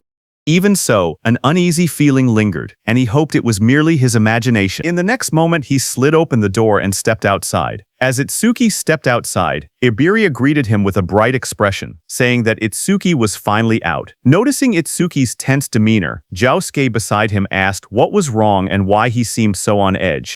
Itsuki, still alert, explained that he had felt a sudden surge of mana and thought it might be a disaster beast. Josuke reassured him, stating that there were no barriers being generated in the area, so that shouldn't be the case. Iberia added that even if it were a disaster beast, he had already reactivated the Iron Golem, meaning they could easily handle any common threat. Before his words could settle, Iberia's expression froze in shock as a violent impact shattered the Iron Golem. The massive golem was destroyed in an instant, its body cracking and collapsing amid sparks and debris. Everyone was stunned, realizing that the Iron Golem had been taken down before it could even react. Josuke immediately raised his weapon, while Itsuki stood ready with electricity crackling around him. In the distance, 3 terrifying figures emerged, and one arrogantly declared that since there were only 3 opponents, it would be an easy task. It was the Demon General, the Red Flame Demon King, and White Oni. Their overwhelming presence confirmed that what had arrived was far more dangerous than a mere disaster beast. On Prophecy Day 2 at 3:01 a.m., the demons stood in front of Itsuki and the others, surrounded by a thick crimson aura. Their presence felt overwhelming. Itsuki narrowed his eyes as he observed them carefully. He could immediately tell that they were far stronger than the monsters inside the barrier. The pressure they emitted was on a completely different level. He focused on the Demon General standing at the front. The magical waves radiating from the Demon General were enormous, unlike anything he had ever seen before. The Demon General in dark armor stepped forward, its glowing eye shining coldly. In a calm but commanding tone, it declared that it would go capture the target and leave the rest to the others. Before turning away, it gave a final instruction to the other 2 demons. Whatever they did, they were not allowed to destroy the Demon Eye. The Red Flame Demon King, standing beside the White Oni, assured the Demon General not to worry. Itsuki stared ahead in shock as the enemy's words echoed in his mind. He questioned whether the target they mentioned was Aiden. Behind him, Iberia's eyes widened. He could hardly believe what he was hearing. The disaster beasts were talking. Before they could react further, the Demon General moved toward them. Josuke's voice rang out firmly, declaring that he could not let them pass. But in the next instant, the Demon General had already moved behind them. Everyone was shocked to see what had just happened, and Josuke's expression tightened in disbelief. He wondered when the enemy had moved. Itsuki gritted his teeth. The speed was overwhelming, far too fast. Without hesitation, Josuke charged forward with his sword raised high, shouting that no matter what he would stop the enemy. At the same time, lightning surged around Itsuki's body as he swore that he would not let the demon get anywhere near Aiden. Without looking back, the Demon General raised its clawed hand. A cold blue aura swirled around its fingers as sharp energy gathered in the air. In the next instant, a massive surge of icy power shot forward, creating an ice wall behind him. Josuke, who charged straight toward it, was stunned to see the towering wall of ice rise in front of him. But without slowing down, he swung his blade with all his strength and struck the frozen barrier. The impact echoed loudly, but the wall did not break. Sweat ran down his face as he gritted his teeth. The surface was incredibly tough, far harder than he had expected. Before he could react again, Itsuki shouted from behind him, telling him to watch out. Josuke's eyes widened as he realized that the white Oni, with rows of sharp teeth, was right behind him. With a terrifying roar, the white Oni brought its massive fist crashing down toward Josuke as he raised his sword to block the incoming blow. The white Oni's fist came down with terrifying force. The impact sent a violent shockwave across the ground, and Josuke was thrown back by the sheer pressure of the blow, his body spinning as he struggled to keep hold of his sword. Itsuki called out his name as he tried to go help him, but at that moment, the Red Flame Demon King, surrounded by blazing flames, coldly told Itsuki that he had no time to worry about others. As he said that, a burning sphere of fire gathered in the Red Flame Demon King's hand. With a sharp motion, he launched the attack. The blazing projectile tore through the air at incredible speed. A notification appeared, telling Itsuki that this was Red Flame Bullet. That Red Flame Bullet rushed forward like a comet. Seeing the incoming attack, Itsuki shouted for Iberia to get away from there immediately. Iberia, startled and pale, quickly responded that he understood. In that instant, Itsuki also activated his Black Wall skill and formed a shield of black ice around his hand. The Red Flame Bullet struck the ground with explosive force, erupting in a violent blast of fire as Iberia ran toward his house where his father Aiden was. On Itsuki's side, his hands were completely burned. Flames roared wildly as shards of black ice were blown apart from his hand in the explosion. Just then, a system message appeared, saying it had detected an A-rank skill, Red Flame Bullet, over mimesis activated. Another notification appeared, showing the analysis progress at 1%. Sweat ran down Itsuki's face as he stared forward, his eyes sharp. Seeing the notification, he realized that the enemy's skill was A-rank. Through the smoke and fire, Itsuki looked at both his arms, which were scorched and wrapped in blackened burns. In his mind, he admitted that if he had used Thunderbreaker, he could have dodged the attack. But he had overestimated Black Wall. Across from him, the Red Flame Demon King grinned wickedly. He mocked Itsuki, asking if he truly believed such weak ice could stop his flames. He called him an idiot. But for a brief moment, doubt crossed the Red Flame Demon King's mind. He wondered if he had overdone it. His red eye narrowed slightly as he considered the possibility that Itsuki might be the Demon Eye Bearer. But when he gazed at Itsuki again and looked at his stats, he found that Itsuki was a human whose level was fixed at 0. The Red Flame Demon King stared at the status window and scoffed. He thought that a level 0, just a lowly human at that, could never be the Demon Eye Bearer. A cruel grin spread across his face. Confident now, he declared that he could burn Itsuki to death without any worry. But at that moment, petals of light scattered through the air as Itsuki stretched out his hand and summoned his Death Hound. Energy gathered around as a large Death Hound materialized beside him. The massive Death Hound stood at his side, its red eyes glowing fiercely. The Red Flame Demon King looked down at them and sneered, asking if he was planning to fight 2-on-1 with his Shikigami. Flames coiled around the Red Flame Demon King's arm as he threw the Red Flame Bullet again. Fire surged forward in a blazing arc.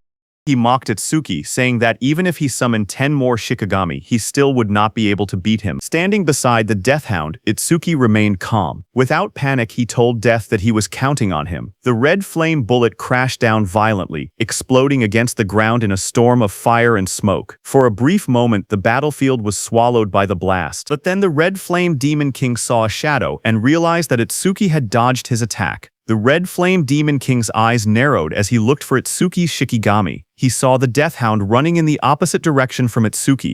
He realized that Itsuki's Shikigami was heading toward their target. He turned toward Itsuki and mocked him, asking if he really thought he could beat him alone. Hearing that, Itsuki realized that this demon was looking down on him. He thought that if he kept acting weak, the demon probably would not kill him right away. At that moment, over mimesis analysis progress was at 36%. Looking at it, Itsuki thought that he could buy time for the analysis. But then a faint smile slowly formed on his lips because he could not bring himself to act cowardly against a disaster beast. He lifted his head slightly. With a calm yet defiant tone, he said, "Yeah, he thought that, so what?" Blue lightning began to crackle faintly around him. Itsuki grinned wickedly, his red eyes glowing as blue lightning wrapped around his body. He stared straight at the demon and told him that it was because he looked weak as hell. Hearing that, the Red Flame Demon King's face darkened instantly. With flames blazing behind him, he called Itsuki a lowly race for acting that arrogantly. Flames spiraled upward as the Red Flame Demon King raised his hand. Fire roared violently around him. He declared that he had been planning to toy with him, but had now changed his mind. He shouted that he would turn him to ash right away. Saying that, he threw a massive red flame bullet at Itsuki. Itsuki dashed through the blazing attack, lightning flashing around him. He observed calmly that the demon's attack had grown bigger, but his speed had not changed. He quickly analyzed the situation and realized that this demon was a skill-based, long-range type. Itsuki's eyes sharpened with determination as he charged at the demon, thinking that if he closed the distance, that demon was finished. Seeing Itsuki, the Red Flame Demon King's eyes widened in surprise. He was stunned by Itsuki's speed, who in a single instant closed the distance between them. The Red Flame Demon King stared in disbelief, realizing that the gap had vanished in the blink of an eye. But then a slow grin stretched across the Red Flame Demon King's sharp teeth. Before Itsuki's strike could land, a wall of blazing fire appeared between them. Itsuki's eyes widened in surprise as he recognized that it was a flame shield. The Red Flame Demon King raised his hand and created another red flame bullet. With a confident smirk, he asked if Itsuki really thought he would not notice his own weakness. Saying that, he threw the red flame bullet. Itsuki was very close and could not dodge in time. A massive explosion burst outward like a blooming red flower. The flames surged forward and slammed into Itsuki's chest. His body was thrown violently through the air. He came crashing hard to the ground, but quickly balanced himself. At that moment, in Itsuki's mind, a single thought surfaced. He had fallen for it. The realization struck him heavily. The opponent was an intelligent disaster beast. How could he have made such a mistake? Standing in front of him, the Red Flame Demon King looked at Itsuki and said that with that kind of speed, there was no way Itsuki was truly level 0. But then, through the smoke and dust, Itsuki slowly stepped forward. His arms and one leg had turned dark from burning. Smoke curled around his body as he lowered his head and moved ahead step by step. The Red Flame Demon King stared at him with burning red eyes and a cruel smile. He admitted that Itsuki had completely fooled him. Then, with a wide grin, he told Itsuki that it would be easier for him to die if he simply lay down quietly. Through the smoke, Itsuki remained standing as a system notification showed that Overmimes's analysis progress was at 79%. Seeing that, Itsuki wondered if it was because the skill was A rank that the analysis was taking quite a while. Another notification appeared, showing that the analysis progress was at 80% and increasing. On Prophecy Day 2 at 3:14 a.m., in the quiet darkness of the night, Aiden's wooden workshop building stood under the faint glow of moonlight. From within the shadows, a voice called out Aiden's name. It was the Demon General. He stated that Aiden had created 3 unique grade artifacts, 16 epic grade artifacts, and countless rare grade artifacts. The Demon General declared that Aiden was the most talented crafter among the human race. Aiden, who stood there, responded dryly, asking if summarizing his life's work like that meant that the Demon General was planning to kill him. The Demon General reassured him, saying that as long as he remained useful, there was no reason to kill him. Hearing that, Aiden narrowed his eyes. He said he understood, but unfortunately he was not the type who enjoyed taking orders. In the next instant, he gripped a blade from the side. His eyes flashed red with fierce determination as he swung the weapon toward himself without hesitation. But in the next instant, a chilling force exploded through the workshop. Ice formed around Aiden's body in a blink. Sharp blue crystals spread across his arms, chest, and beard, locking him in place before he could kill himself. Aiden's eyes widened in shock. He realized that his entire body had been covered in ice in an instant. The skill was at least A rank. The Demon General looked down at him coldly and told him to give up, because whether he lived or died was a decision for him to make. Aiden struggled and tried to resist, but the frost continued to bind him firmly. Hidden nearby, Iberia watched the scene unfold. Sweat rolled down his face as he covered his mouth to keep quiet. He thought that at this rate, his father was going to be kidnapped. He wondered what he should do. Should he launch a surprise attack? Before he could decide, a sudden blur tore through the room. A massive death hound rushed forward at incredible speed. Seeing that, Iberia's eyes widened as he recognized that it was Itsuki's Shikigami. The death hound lunged forward with its jaws wide open, red eyes blazing and fangs fully exposed. Its roar shook the workshop as it stretched out a claw toward the Demon General. But the Demon General's figure turned slightly, his glowing blue eye fixed on the charging death hound. In the next instant, jagged pillars of ice erupted violently upward. The freezing energy burst from the ground and engulfed the death hound mid-charge. Ice spread across its body in a split second, locking its limbs and freezing its roaring mouth open as sharp crystals encased it completely. The frozen death hound crashed down hard onto the floor, sending shards of ice scattering across the workshop. The demon general glanced toward the entrance in irritation. He wondered what the two demons outside were doing to let a Shikigami slip past them like that. Behind him, Aiden, still bound in layers of ice, stared in shock. He questioned whether reinforcements had arrived. From the corner of the room, Iberia trembled as he watched that even a Shikigami that strong could not get close to the demon general. His eyes trembled as fear gripped his heart. He realized there was no way he could win this fight. For a moment, he thought about going to get Itsuki. If Itsuki came, then surely things would change. But another thought immediately followed. His father's voice echoed in his mind, warning him that one day he would end up getting Tenma killed.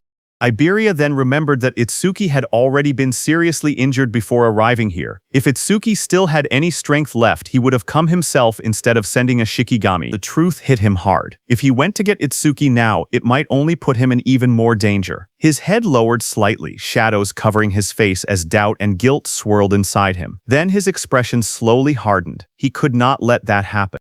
Determination burned in his golden eyes as he clenched his jaw. He decided that he would save his father himself. As his gaze sharpened, he suddenly remembered that there was something he could use, the dragon gear. A surge of hope flashed through his mind. If he had the dragon gear, then even he might stand a chance of winning.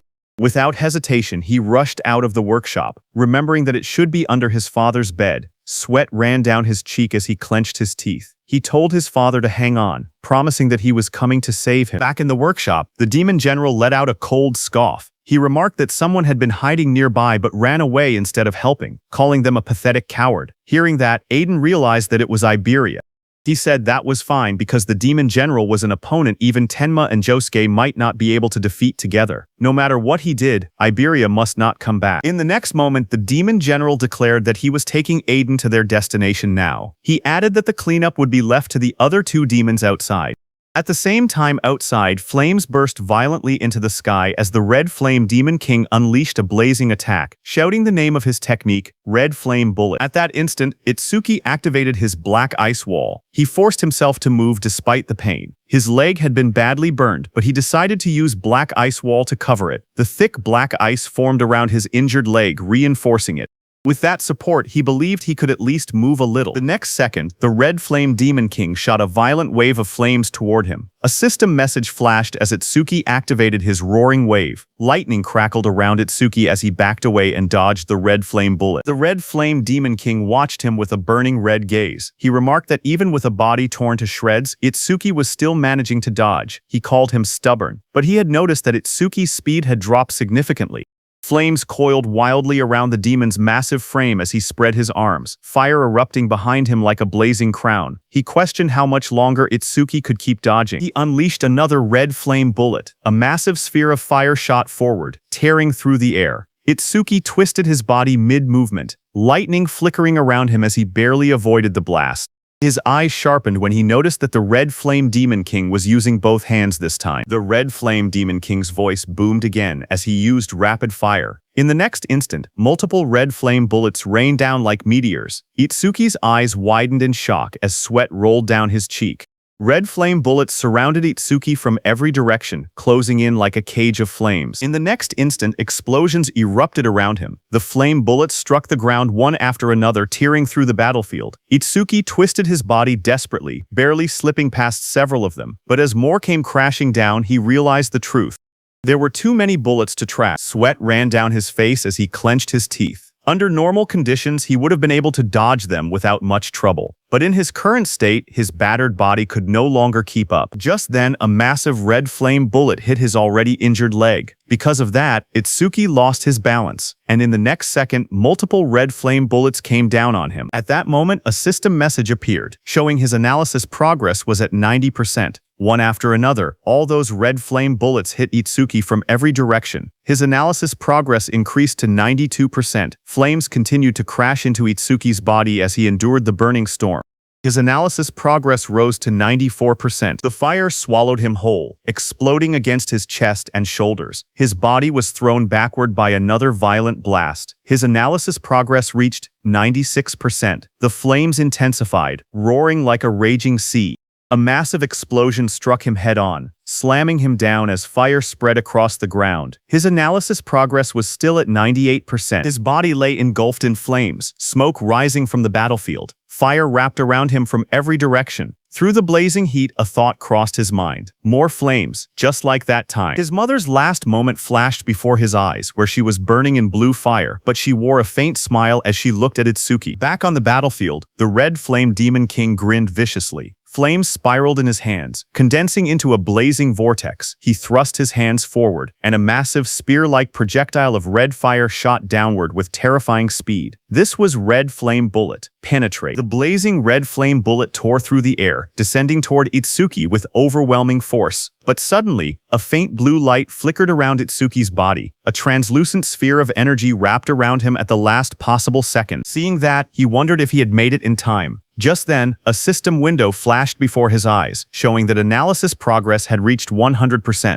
Immediately, a blue energy lotus formed around Itsuki, and the red flame bullet of the Demon King passed through, hitting the ground behind and exploding. The red flame Demon King narrowed his eyes, staring at the strange blue glow that had blocked his attack, and wondered what it was. On the other side, inside that blue lotus, a system notification appeared, saying, "Red flame bullet analysis complete. Obtain black ice wall level 3. This was just as Itsuki had thought. He did not gain a new skill. Instead, the level of Black Ice Wall had simply increased. Another window opened, explaining the skill Black Ice Wall Level 3. Its active effect was that when activated, it continuously generates ice on the body's surface by consuming mana. It can block fire element skills of A rank or lower. Its passive effect was that it increases defense by 15% when blocking a fire element skill of A rank or lower. More messages followed. As Itsuki obtained Black Ice Wall Level 3, all his stats increased by 50, all debuffs were removed, and his wounds were fully healed. His status screen updated instantly. Attack increased from 330 to 380. Agility from 330 to 380, defense from 330 to 380, mana from 330 to 380. Total increased from 1320 to 1520. Blue ice-like energy flowed across Itsuki's body, covering the burns and injuries. The charred flesh on his face slowly restored. Feeling the surge of power within him, Itsuki realized that all his stats had increased by 50 at once. Itsuki stood up and calculated the increase in his strength, and realized that it was equivalent to gaining 4 levels for a normal awaken. It was not bad at all. With this boost, he no longer had to fear the Red Flame Demon King's red flame bullets. He concluded that once he closed the distance between them, victory would be his. Across from him, the Red Flame Demon King narrowed his glowing eyes. He noticed that the red flame bullet had not even grazed Itsuki. Suspicion rose in his mind as he questioned whether it was some kind of defensive skill. Still, he sneered and declared that with a body already in that condition, Itsuki would not be able to maintain such a defense for long. The next second, that blue lotus opened, spreading like frozen petals. Seeing that, the Red Flame Demon King's lips curled into a wicked grin. He said he knew it. Flames roared in his hand. With a confident smirk, he declared that the games were over and that it was time to end everything. But in the next instant, his red eyes widened in shock. He stared ahead in disbelief, stunned by what he was seeing. Itsuki stood upright as blue energy swirled around him. The torn fabric hanging from his shoulders fluttered lightly, but his body was no longer damaged. The wounds that had covered him moments ago were completely gone. The Red Flame Demon King stared at him in disbelief, pointing out that his body had been in tatters just a moment ago, yet now it was fully restored. Itsuki lowered his head slightly, his voice calm and steady. He admitted that he had originally planned to leave the demon for later and go save Aiden first. However, he added that the demon's flames had brought back some unpleasant memories. Because of that, he had changed his mind. Then the atmosphere immediately shifted. His eyes glowed red in the darkness, his expression turning cold and merciless. With a low, unwavering voice, he declared that he would crush the demon first. Other hand, at Joke's side, a violent gust of wind tore through the forest, scattering leaves in every direction as the shock wave pushed everything back. Joke was sent flying through the air, his massive sword held tightly in both hands. His eyes widened as he realized just how overwhelming the force behind that attack was. He gritted his teeth as he struggled to stabilize himself mid-air. If he had not blocked White Oni's attack with his Karma tool, he knew he would already be dead. His body slammed across the ground. He tried planting his blade into the ground to stop himself from being pushed away. Dust and debris exploded around him before he finally managed to plant his sword down hard, forcing himself to stop. Breathing heavily, he looked around at the distance he had been pushed, wondering how far he had been blown away. His red eyes sharpened with urgency as he steadied himself and rose to his feet. Realizing that none of those guys were ordinary, he tightened his grip on the sword and decided that he had to get back fast. But suddenly the ground in front of him shattered as something massive slammed down, cracking the earth. Jusky's red eyes narrowed in the darkness as he immediately realized what was happening. The one from before was chasing him. In the next instant, White Oni lunged forward. Its muscular body bulged as its long tongue lashed through the air. Rows of sharp, jagged teeth filled its wide grin as it rushed ahead with terrifying speed. Juke steadied his massive sword and looked down at White Oni with a calm expression, thinking this was perfect.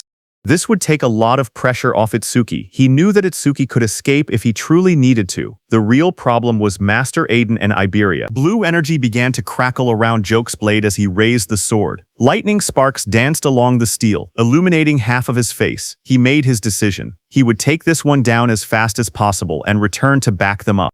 In his heart, he silently urged them to hold on until then. On the other hand, at Aiden's house inside the quiet room, Iberia looked around carefully and thought that it should be somewhere around there. Dropping low to the floor, he reached his hand beneath the bed, his fingers stretching forward in the dim light. His hand suddenly touched something solid. In that instant, his golden eyes widened. There it was. A grin slowly spread across his face as he pulled out the hidden box. Inside was the dragon gear. With that, he could fight. As the lid opened, a system window appeared before him, displaying the item's details. It was dragon gear of epic grade. It increased attack power and agility by 100. Its epic effect was that for every 1 minute equipped, attack and agility increased by 20, but the maximum duration was 15 minutes. Without hesitation, Iberia equipped it. Red scale-like armor wrapped around his body, forming sharp dragon-shaped plates over his chest and arms. Standing tall in the crimson armor, his expression turned serious. He declared that he would lead the enemy right in front of him to Itsuki. He put on the helmet, its jagged scales locking into place with a heavy metallic rumble. With firm resolve, he declared that this time he absolutely would not drag them down. The dragon mask fully formed over his face, glowing faintly as power surged through him. He remembered his father's warning. Dragon gear caused serious side effects if worn for more than 15 minutes. Even so, he steeled his heart. No matter what, he would save his father within those 15 minutes. In the next instant, he kicked off the ground. The floor shattered beneath his feet as debris exploded outward. A system notification appeared showing dragon gear equipped for 1 minute. Attack increased by 120 and agility also increased by 120. Elsewhere, beneath the moonlit sky, the demon general moved with Aiden through the forest. Aiden was trapped inside jagged crystal ice, carried along helplessly. While being carried, he questioned whether it was truly fine to be so relaxed, warning that others would soon catch up. The demon general responded calmly that among humans, only special-grade saviors posed any real threat to him. He added that they were all currently occupied with the demon lord. Aiden was shocked to hear that. He thought that if something at the demon lord level had been deployed, then the demons must have other goals as well. Calmly, he decided to test the waters. Looking toward the demon general, he asked whether all of this trouble had been for the sake of capturing him alone. The demon general responded coldly, telling him not to flatter himself. It was not only for him. They had several other objectives too. Hearing that, Aiden silently muttered that it was just as he had suspected. Aiden began to speak again, asking what exactly their group was planning. But before he could finish, the demon general clicked his tongue in irritation, calling them a persistent bunch. In the next instant, a shadow shifted across the forest floor, as if someone had just arrived at great speed. Still encased in ice, Aiden's eyes widened as he wondered if it was Jose or Itsuki who had come. Yet, even with reinforcements, he knew the truth. Alone, the odds of winning were slim. Just then, a red blur tore through the forest at terrifying speed, slicing through the air as it rushed straight toward the dark figure below. It was Iberia. He jumped at the demon general. With burning rage in his voice, Iberia shouted for him to give his father back. At that moment, a system message flashed before his eyes. He had equipped the dragon gear for 2 minutes, granting him 140 attack and 140 agility. Seeing him, the demon general's glowing blue eyes narrowed beneath his hood. In a cold, annoyed tone, he muttered that first it was a shikami, and now even a human brat had appeared. He shouted in anger, asking what those demons were doing. The one he was talking about was the Red Flame Demon King, who was fighting Itsuki. The Red Flame Demon King stood facing Itsuki, who had just come out of the Blue Lotus after recovering. The Red Flame Demon King's eyes widened because he remembered that Itsuki's entire body had been scorched. Sweat slid down his face as he stared at Atsukui in disbelief, asking how he had recovered so much in such a short time. The Red Flame Demon King spread his arms wide as fire exploded around him. With a cruel grin, he declared that it did not matter how many times Itsuki recovered. The result would always be the same. Flames gathered violently in front of him, compressing into blazing projectiles. He roared out the name of his attack, Red Flame Bullet, Rapid Fire. In the next instant, countless fire bullets rained down like meteors, tearing through the air with explosive force. But Itsuki stood firm in the center of the inferno as the red flame bullets closed in from all directions. At that very moment, a system message flashed saying, Black Wall activated. The next second, the fire bullets crashed against Itsuki one after another, detonating in a storm of flames that swallowed the entire area. Watching the explosion, the Red Flame Demon King sneered. He mocked Itsuki for standing his ground instead of running, shouting that he would turn him into charcoal. But as the smoke slowly cleared, a figure emerged from the flames. Itsuki stepped forward calmly, his body unharmed beneath Black Wall's protection. He stated coldly that that level of flame no longer worked on him. Another system notification appeared, saying he had blocked an A-rank fire element skill with Black Wall, and his defense increased by 15%. Another system panel appeared, showing that his defense had risen to 137, and with Black Wall it gained a further 65. Lightning crackled violently around his body as he leaned forward, his red eyes gleaming. He declared that the demon was the one stuck on the chopping block now. Itsuki activated his Thunderbreaker, and in the blink of an eye, he reached the Red Flame Demon King. Seeing that, the Red Flame Demon King's grin faltered. He let out a stunned sound as he noticed Itsuki's speed had increased again. Still, the Red Flame Demon King reassured himself that he had his Red Flame barrier. In the next instant, Itsuki vanished in a burst of lightning. With a savage smile, he declared that first he would strip away every last one of those scales. Wrapped in spiraling thunder, he spun like a drill and shot forward at blinding speed with his spiked hands. The Red Flame Demon King stood firm behind his blazing crimson barrier, convinced the attack would fail. He wondered if Itsuki had forgotten about it, but then the lightning-coated strike smashed directly into the barrier. The impact cracked its surface instantly. Lightning exploded across the battlefield as Itsuki shot forward like a black spear wrapped in thunder. Energy burst outward around him, tearing through the air as he descended toward the demon below. His crimson eyes burned with killing intent, and a savage grin spread across his face. A system notification flashed before him, announcing that he had blocked an A-rank fire element skill with Black Wall. His defense increased by 15%. Another panel appeared, showing that his defense had risen to 684, while Black Wall granted an additional 80 defense. Across from him, the Red Flame Demon King's face tightened. Sweat rolled down his pale skin despite the blazing flames surrounding him. Itsuki drifted back for a brief moment before arching his body in midair. Red lightning crackled across his eyes as he coldly declared that now it was time to finish this. The Red Flame Demon King's pupils shrank. He realized that if Itsuki caught him, he would die. For the first time, fear filled his face. He immediately turned around and fled, desperately calling for the White Ogre, King of Resentment. But while running, he stumbled over a rock and crashed face first into the ground. Sweat poured down his face as panic overtook him. He desperately cried for someone to save him. Dust and smoke rose around him as he struggled to push himself up from the shattered earth. Flames still surged around his body, yet his voice trembled with fear. Refusing to accept reality, he roared in fury, shouting that there was no way he could be killed by a mere human. Fire spiraled around his arm as he launched another attack, but Itsuki, now standing directly behind him, merely tilted his head and effortlessly dodged the strike. His expression remained cold and emotionless. At that moment, the Red Flame Demon King's confidence completely shattered. He stumbled backward and collapsed onto the ground. His breathing became heavy as he muttered in a trembling voice that it was impossible. To him, Itsuki had once been nothing more than a powerless level 0. But now, behind Itsuki, a gigantic purple entity slowly rose into the sky. Its towering figure radiated overwhelming demonic energy, while its glowing eyes blazed through the darkness. Violet power swirled violently around them, making the entire battlefield tremble. A system notification appeared. Broken critical crystal activated. The next attack is guaranteed to land as a 100% critical hit. Purple energy gathered around Itsuki's arm, twisting into a sharp, spiraling blade of destructive force as he prepared to deliver the final blow. Seeing that terrifying sight, sweat streamed down the Red Flame Demon King's face. His crimson eyes shook with fear. In complete disbelief, he whispered, "You're the real demon."